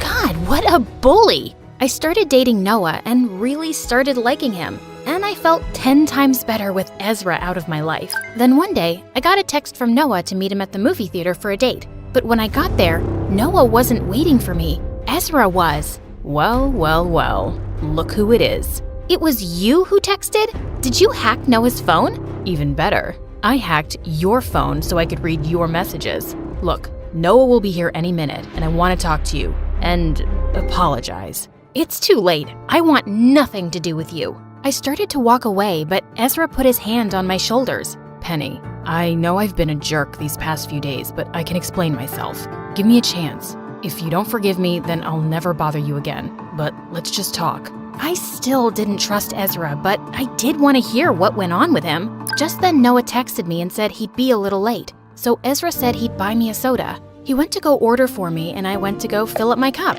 Then suddenly an employee came up to me. Excuse me, miss? You can't just walk in here and pour yourself a soda. You have to pay. Oh, my friend is buying it. He's paying right now. But when I looked towards the counter, I realized Ezra had left. What the fudge? I tried explaining the situation to the employee, but she didn't listen. Instead, she called security on me. The guards had me wait outside the manager's office, and as soon as they left, Ezra came up to me. You're such an idiot, Penny. I lied about buying you a soda. I set the whole thing up so you'd get in trouble. What? But you said you were gonna apologize and explain yourself. Oh, you beautiful, naive girl. As if I would ever apologize or explain myself. Ezra walked away before I could answer, and that's when I realized he was a criminal. That's why Jenna didn't want me dating him. I told the manager and security guards everything. I thought I was in luck since Ezra probably had a criminal record, but they couldn't find anything on him. Then I remembered something. Jenna knew Ezra, and she could help me. I called her immediately and told her everything that happened. That's when I heard her crying over the phone. Penny, this is horrible. I know, you were right. Ezra was a crook. I understand now. I'm gonna call your mom. She needs to know what happened. We'll come meet you there, okay? Oh God, she was getting mom involved? But Jenna hung up before I could say a word. Thankfully, Noah texted me and I told him to meet me at the manager's office. Thank God for him. Don't worry about anything, babe. We're gonna find this guy and get a restraining order. You're gonna be okay. After a few minutes, Jenna arrived with Mom and they both told me to sit down. Ugh, here we go. Then suddenly, the door opened and it was Ezra. That jerk better have come to turn himself in. Stay right where you are, Ezra. We're all on to you now. Penny? Who are you talking to? That monster over there? He's my ex-boyfriend who framed me? No, baby. There's no one there. Are you okay? Yes, he is. Jenna? Mom, you don't see Ezra there? I turned to Jenna right then, but her and Mom were staring at each other with tears in their eyes. No, Penny, there isn't anyone there. Jenna called me and we talked for a while about your relationship with Ezra. How he brought you a horse, baked you your favorite foods, and adored you. Jenna even saw you kiss him at the bus stop. He was the perfect imaginary boyfriend. I don't understand. Imaginary boyfriend? You mean Ezra isn't real? I just made him up? Penny, it was my fault. I was the only one who met Ezra. When I saw you hug and kiss the air, at first I thought you were insane, but when you told me what you went through with the divorce and how happy you were for the first time, I decided to play along with it. But then he broke up with you and turned against you, and you were so upset, I didn't know what to do or how to tell you the truth. I was dead silent as I thought back to everything Ezra and I had been through together. I'd sat alone in the park having an imaginary picnic. I'd imagined his love letter at my feet, and as I reached back to feel my neck, it hurt more than ever. The healing massage he'd given me had been in my head. I started to cry then as Mom hugged me. She took me to a therapist after that day to see what had caused the whole thing. You were heartbroken that your dad left, so you created a perfect boyfriend in your head to give you all the love and attention you needed. And then, eventually, Ezra betrayed you in your mind because your dad betrayed you. Well, I guess that makes sense. After my therapy appointment, I asked Mom, Hi, I'm Neha from India. Please like and subscribe. I lived in a small village near Delhi with my single mom who owned a small beauty salon. Mom adored me, but there was another person I was super close to, her brother Raj. Uncle Raj was 10 years younger than Mom, and he stayed with us as he was studying in university close to the village. Every weekend, he would take me to the village fair, and we'd have a blast eating candies, taking rides, and watching wrestling matches, which was my favorite thing to do. Once when I was 10, a neighbor came over to visit with her super annoying son. First, he stuffed his face with all the pastries before I could even get to them. Mom only made these for guests, and he didn't let me have one. I walked off to my room annoyed, but minutes later he followed and climbed onto my bed with his muddy boots. Hey, who said you could come in here? Aw, the little baby still sweeps with her little teddy bear. You're stupid. Your mom is stupid. What? That doesn't even make any sense. Your mom doesn't even make any sense. He looked really annoyed and started to leave, but then he picked his nose and rubbed a big booger on my hair. Oh my God! I jumped on him like a wrestler and tackled him to the ground. Moments later, I had his arm pinned behind his back as he cried like a baby, and his mom came running to his rescue. And my mom was furious. Stop taking her to that rubbish fair, Raj. Where else would she learn this wrestling nonsense? That brat deserved it, and wrestling is the coolest.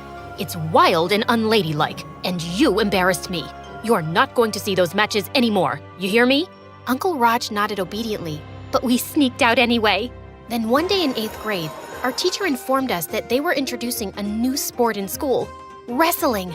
And I was on cloud 9. Mom would never approve, so I didn't tell her and joined the club. Of course, Uncle Raj knew. He also knew how tough the training could be, so he'd sneak extra food on my plate when he thought Mom wasn't looking. What are you doing, Raj? If she eats so much, she'll get fat. Then no boy will want to marry her. Trust me, sister. One day, there will be a long line of boys outside your home for Neha. And I'll tackle all of them to the ground so they'll go back to their mommies crying. This is not how girls talk, Neha. Girls are supposed to be delicate. They're supposed to sing and dance and learn sewing. Boring. I resisted everything girly, but Mom was as stubborn as a donkey.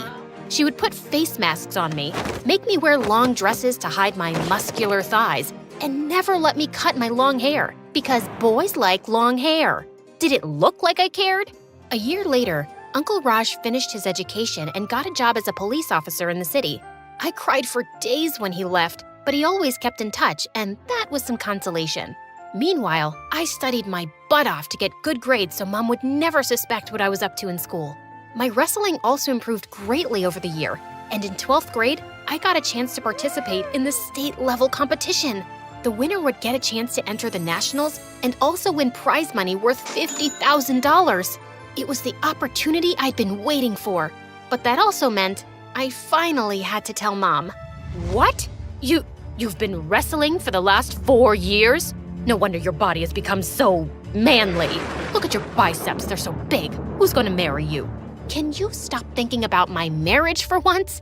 It's not happening, at least not for the next 20 years. Mom looked ready to explode, and she refused to let me participate. But I was her daughter and could be equally stubborn. I locked myself up in my room and refused to come down for days till she finally agreed. But on one condition. I had to learn sewing and some basic beauty salon stuff.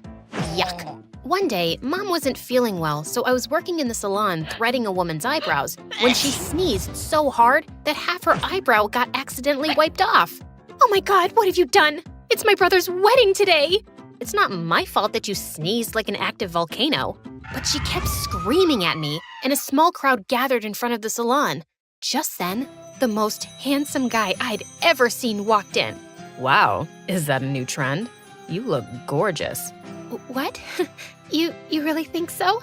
Absolutely. I'd ask you out on a date if you weren't already married. That made the woman blush like a tomato, and she went off thanking me. That was smooth. Who are you? Never seen you around before. The guy introduced himself as Raul and told me his family had recently moved in since his dad's company was working on a project here. Just as we were talking, Mom walked in. Who's this handsome guy, Neha? You didn't tell me you had a boyfriend? He looks rich too. Mom, he's not my boyfriend. We just met. Raul, My daughter is the best girl a guy can date. She's pretty, she can sew, she can cook. What is wrong with you? Just then, another customer walked in, and Raul left with an amused face. So embarrassing. A couple of days later, I was out for a morning run before school when I tripped over something. I would have landed hard on my face if someone hadn't caught me just in time. And we bump into each other again. If I didn't know better, I'd think you're stalking me. Oh, please, you're not my type. Your mom didn't seem to think so. My mom doesn't speak for me. And I'm sorry about that day. Mom's obsessed with me getting married. And you're obsessed with? Wrestling. Mom hates it, but I can tackle any guy to the ground and have him gasping for breath in seconds. If you're trying to scare me, it's not working. In fact, this just made you more attractive. Suddenly, Raul's face was inches from mine, and I forgot to breathe. He was the first guy who'd called me attractive. All the boys in my school were too scared of me to flirt with me or ask me out. I'll be late to school, so I should get going. Good night. I ran away like a bullet. Gosh, why did I sound like a moron? That day, I found a new girl in the wrestling arena. The coach told me her name was Mala and she'd recently joined our school. Best of luck, Mala. Weak people believe in dumb things like luck. I create my own destiny. Get ready to lose, loser. That was rude. Well, I'd show her who the loser was.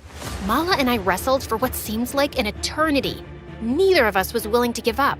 She was stronger than she looked. That match resulted in a draw. But in the next one, I had her pinned to the ground in 30 seconds. I'd call you a loser too, but my mom taught me to never look down on anyone, unless you're admiring their shoes.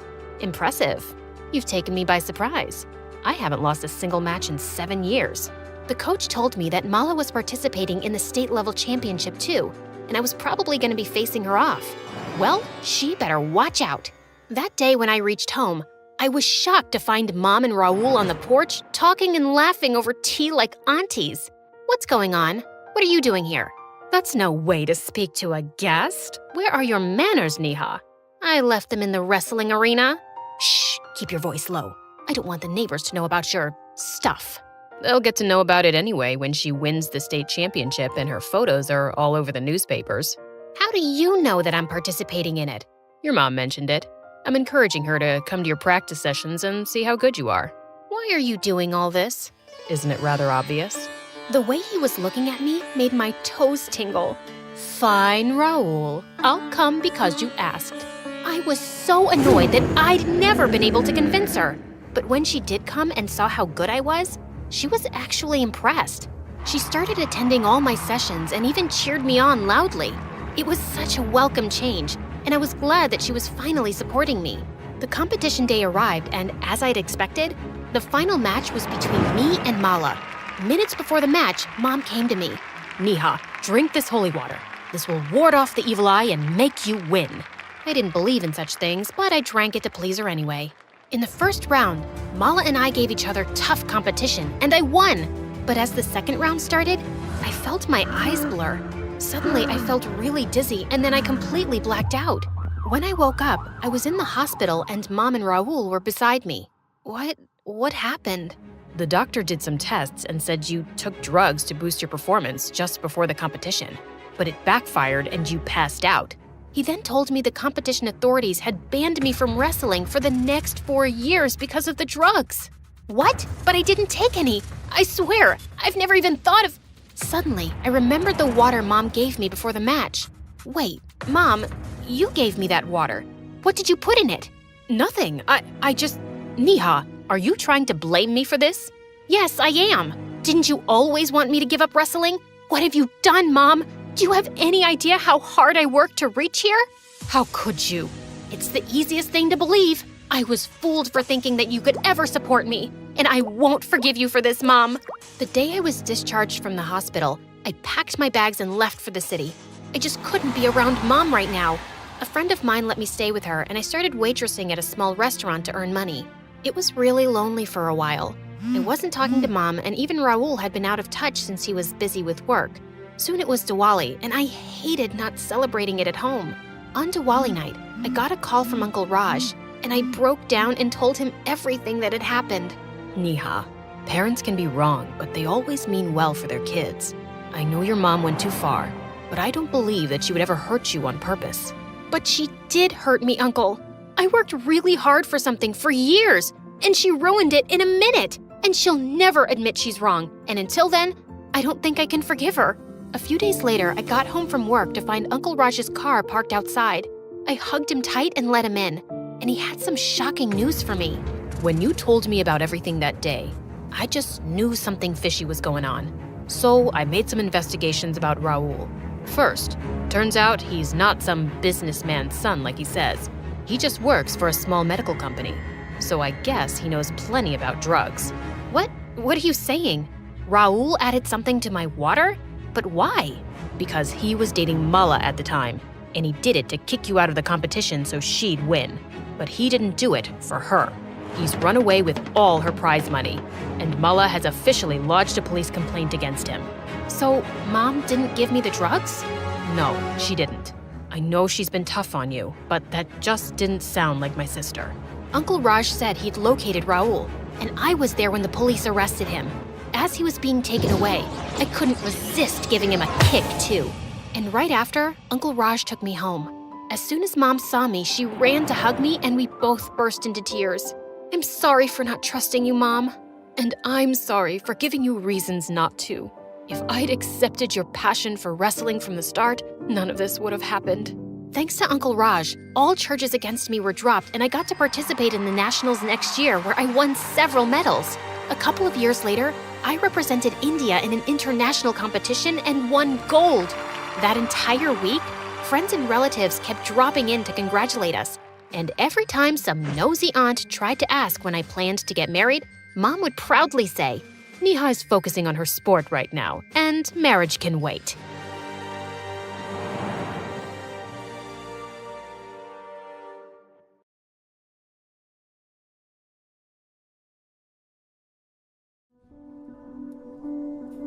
Hi everyone, my name is Maze and this is my story.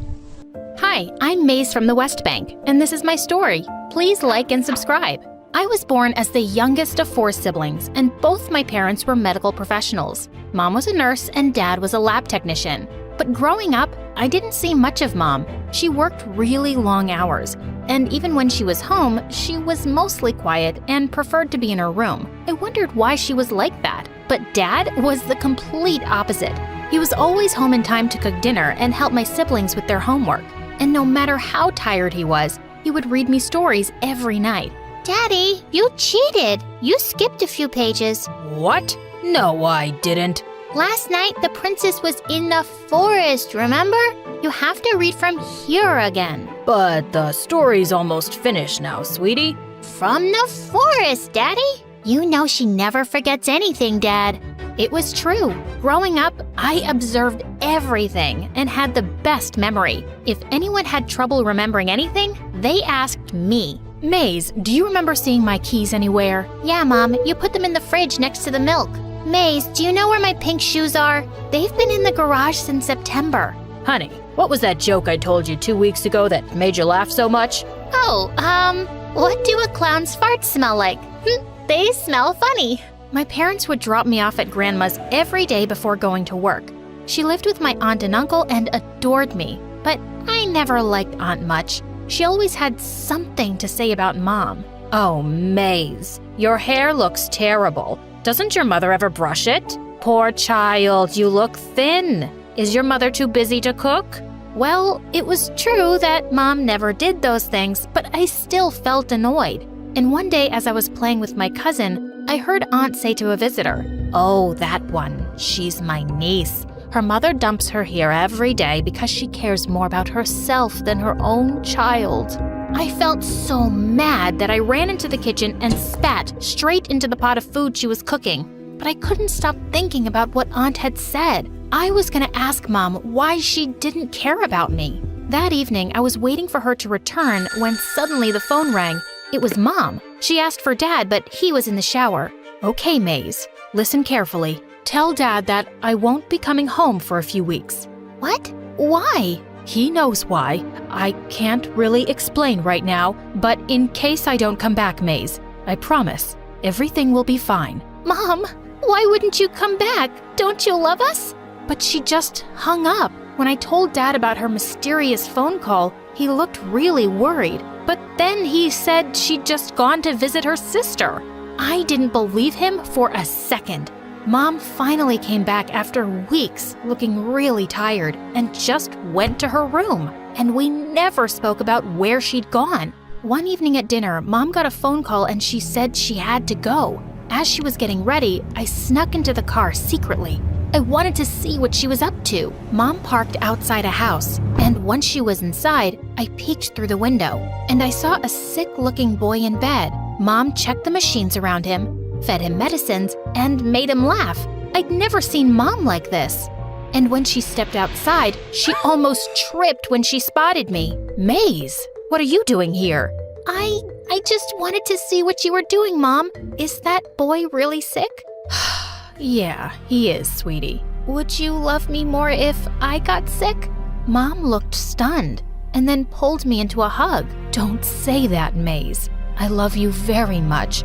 I'm around sick kids all the time, and sometimes I just don't have the energy for my own family. It's not fair, though, and I'm sorry. Where did you go for 3 weeks, Mom? I caught a bad illness from a patient, and I had to stay away so you guys wouldn't get sick. And I didn't want to worry you by telling you the truth. Mom, you made that kid so happy. I want to do that too. I'll be a doctor one day, and I'll treat all sick people for free. And I'll give them medicines that taste like Nutella. That sounds lovely, Maze. After that day, Mom and I got closer, and I became obsessed with becoming a doctor. Soon I joined an all-girls school, and I was always one of those kids who loved it. The only problem was my cousin, Siham, who was in my class. We'd grown up playing together, but ever since we joined school, she seemed to hate me. Maybe it was because I always had good grades and she was barely passing. To make things worse, Grandma was always telling Siham to be more like me. Why, Grandma? She's so boring. I'm pretty, and I'm gonna be a model one day. You'll all see me on TV when I join America's Top Model. You will do no such thing. But if you're like Maze, you can go to the US to be a doctor. Ew, I'm not touching sick or old people. I'm gonna go to America and be a swimsuit model. Grandma threw her shoe at her, which she dodged, and I couldn't stop laughing. But I asked my parents if I could really go to the US one day to study, and they said if I had good grades, then yes. By the time I reached high school, I was more determined than ever, but Siham always mocked me. Don't you ever want to do something fun, Maze? Like what? Shopping, dressing up, talking to a hot boy. Have you seen the cute ones next door? Right next to us was an all-boys school, and I knew the girls spent half their time spying on the boys and exchanging notes. I've got bigger things to focus on right now, like going to the US. Yeah, I have the same dreams, girl, but I'm not working so hard for it. And you'll see, I'll be way more successful than you. Like, who needs more doctors? Everyone? If I'm sick, I'm not gonna go to a model. Then don't get sick. It's not hard if you eat an apple every day. Wow, you could be a doctor already. Now, please, let me study because I'm actually serious about my dream. And who says I'm not? I'm so sick of you always acting like you're better than me. With that, Siham suddenly snatched my book and ran off, laughing and tearing out pages from it. I chased after her, but suddenly I felt a sharp pain in my leg. I fell to the ground and fainted. I woke up in the hospital with my family around me. When I asked them what had happened, my parents said the doctors were still running tests. But what we found out completely changed my life. It turned out that I had bone cancer. Luckily, the doctors said that it was curable. It was really tough undergoing the treatment, but I stayed strong and got through it with my family, who was always by my side. And within a few months, I was cancer-free. But I ended up with a permanent limp and had to use crutches for some time. On my first day back at school, I felt life was finally getting back to normal. But I started noticing how some students looked at me with pity, and I couldn't help feeling annoyed at times. One day, I'd just walked into a busy library when a group of girls got up from their table and turned to me. You don't need to walk around looking for a table, Maze. It must be hard for you. Just take ours. Girls, why do you have to act so weird around Maze? She's really strong. I mean, she just beat cancer. She can walk to a table on her own. I knew my teacher meant well, but I realized so did the girls. I appreciate the offer, but also, I'm completely fine. It's only a limp. Why don't you join me? You can also ask me anything you want about my sickness. I don't mind. My parents had spent all their savings on my treatment, but I didn't let that get me down. I was working harder than ever to apply for scholarships to U.S. universities. One day, I went into an empty classroom during recess to study, and I walked in on Saham making out with a boy. Oh my God, what are you doing? How did you get in? I told my friends to guard the door. Your friends aren't outside, and you're crazy. You could get into so much trouble for sneaking in a boy. Just then, we heard some voices outside the classroom, and Saham grinned. No, I won't. With that, she jumped out of the window. And of course, I couldn't do that. And seconds later, a teacher walked in. We were taken to the principal, and even my parents were called. They all believed that I hadn't sneaked the boy in, but I also refused to tell him who did. And the boy didn't even know Saham's name. Maze, I will have to suspend you since you're covering up for the culprit. But I didn't give them Saham's name, and I got suspended for a week. I was so mad at that witch. But soon, I got some news that made me forget everything. I received an acceptance letter from a top-ranking medical school in the US on full scholarship. My parents and siblings were overjoyed for me, and I couldn't wait to tell Grandma. But when I went to visit her with Mom, she didn't look happy to see me. What's wrong, Grandma? I'm just deeply disappointed in you, Maze. Saham said you got suspended from school because you were caught with a boy. How could you? I felt furious. She's lying. It wasn't me. But just forget all that nonsense, Grandma. Look, I got into a university on full scholarship. Suddenly, Aunt took the letter out of my hands. I've been telling you for years, Mama. May's parents have always been too easy on her. She's sneaking boys into school, and they're still going to trust her and send her away to the U.S.? God knows what she'll do to bring shame to the family. Mom leapt forward and gave her a tight slap. Don't talk about my daughter that way. She's a source of pride for this family, and she always will be. Perhaps you need to keep a closer eye on Saham. I suspect the boy at school has something to do with her. Mom took my hand and we left. Grandma came over one day and apologized.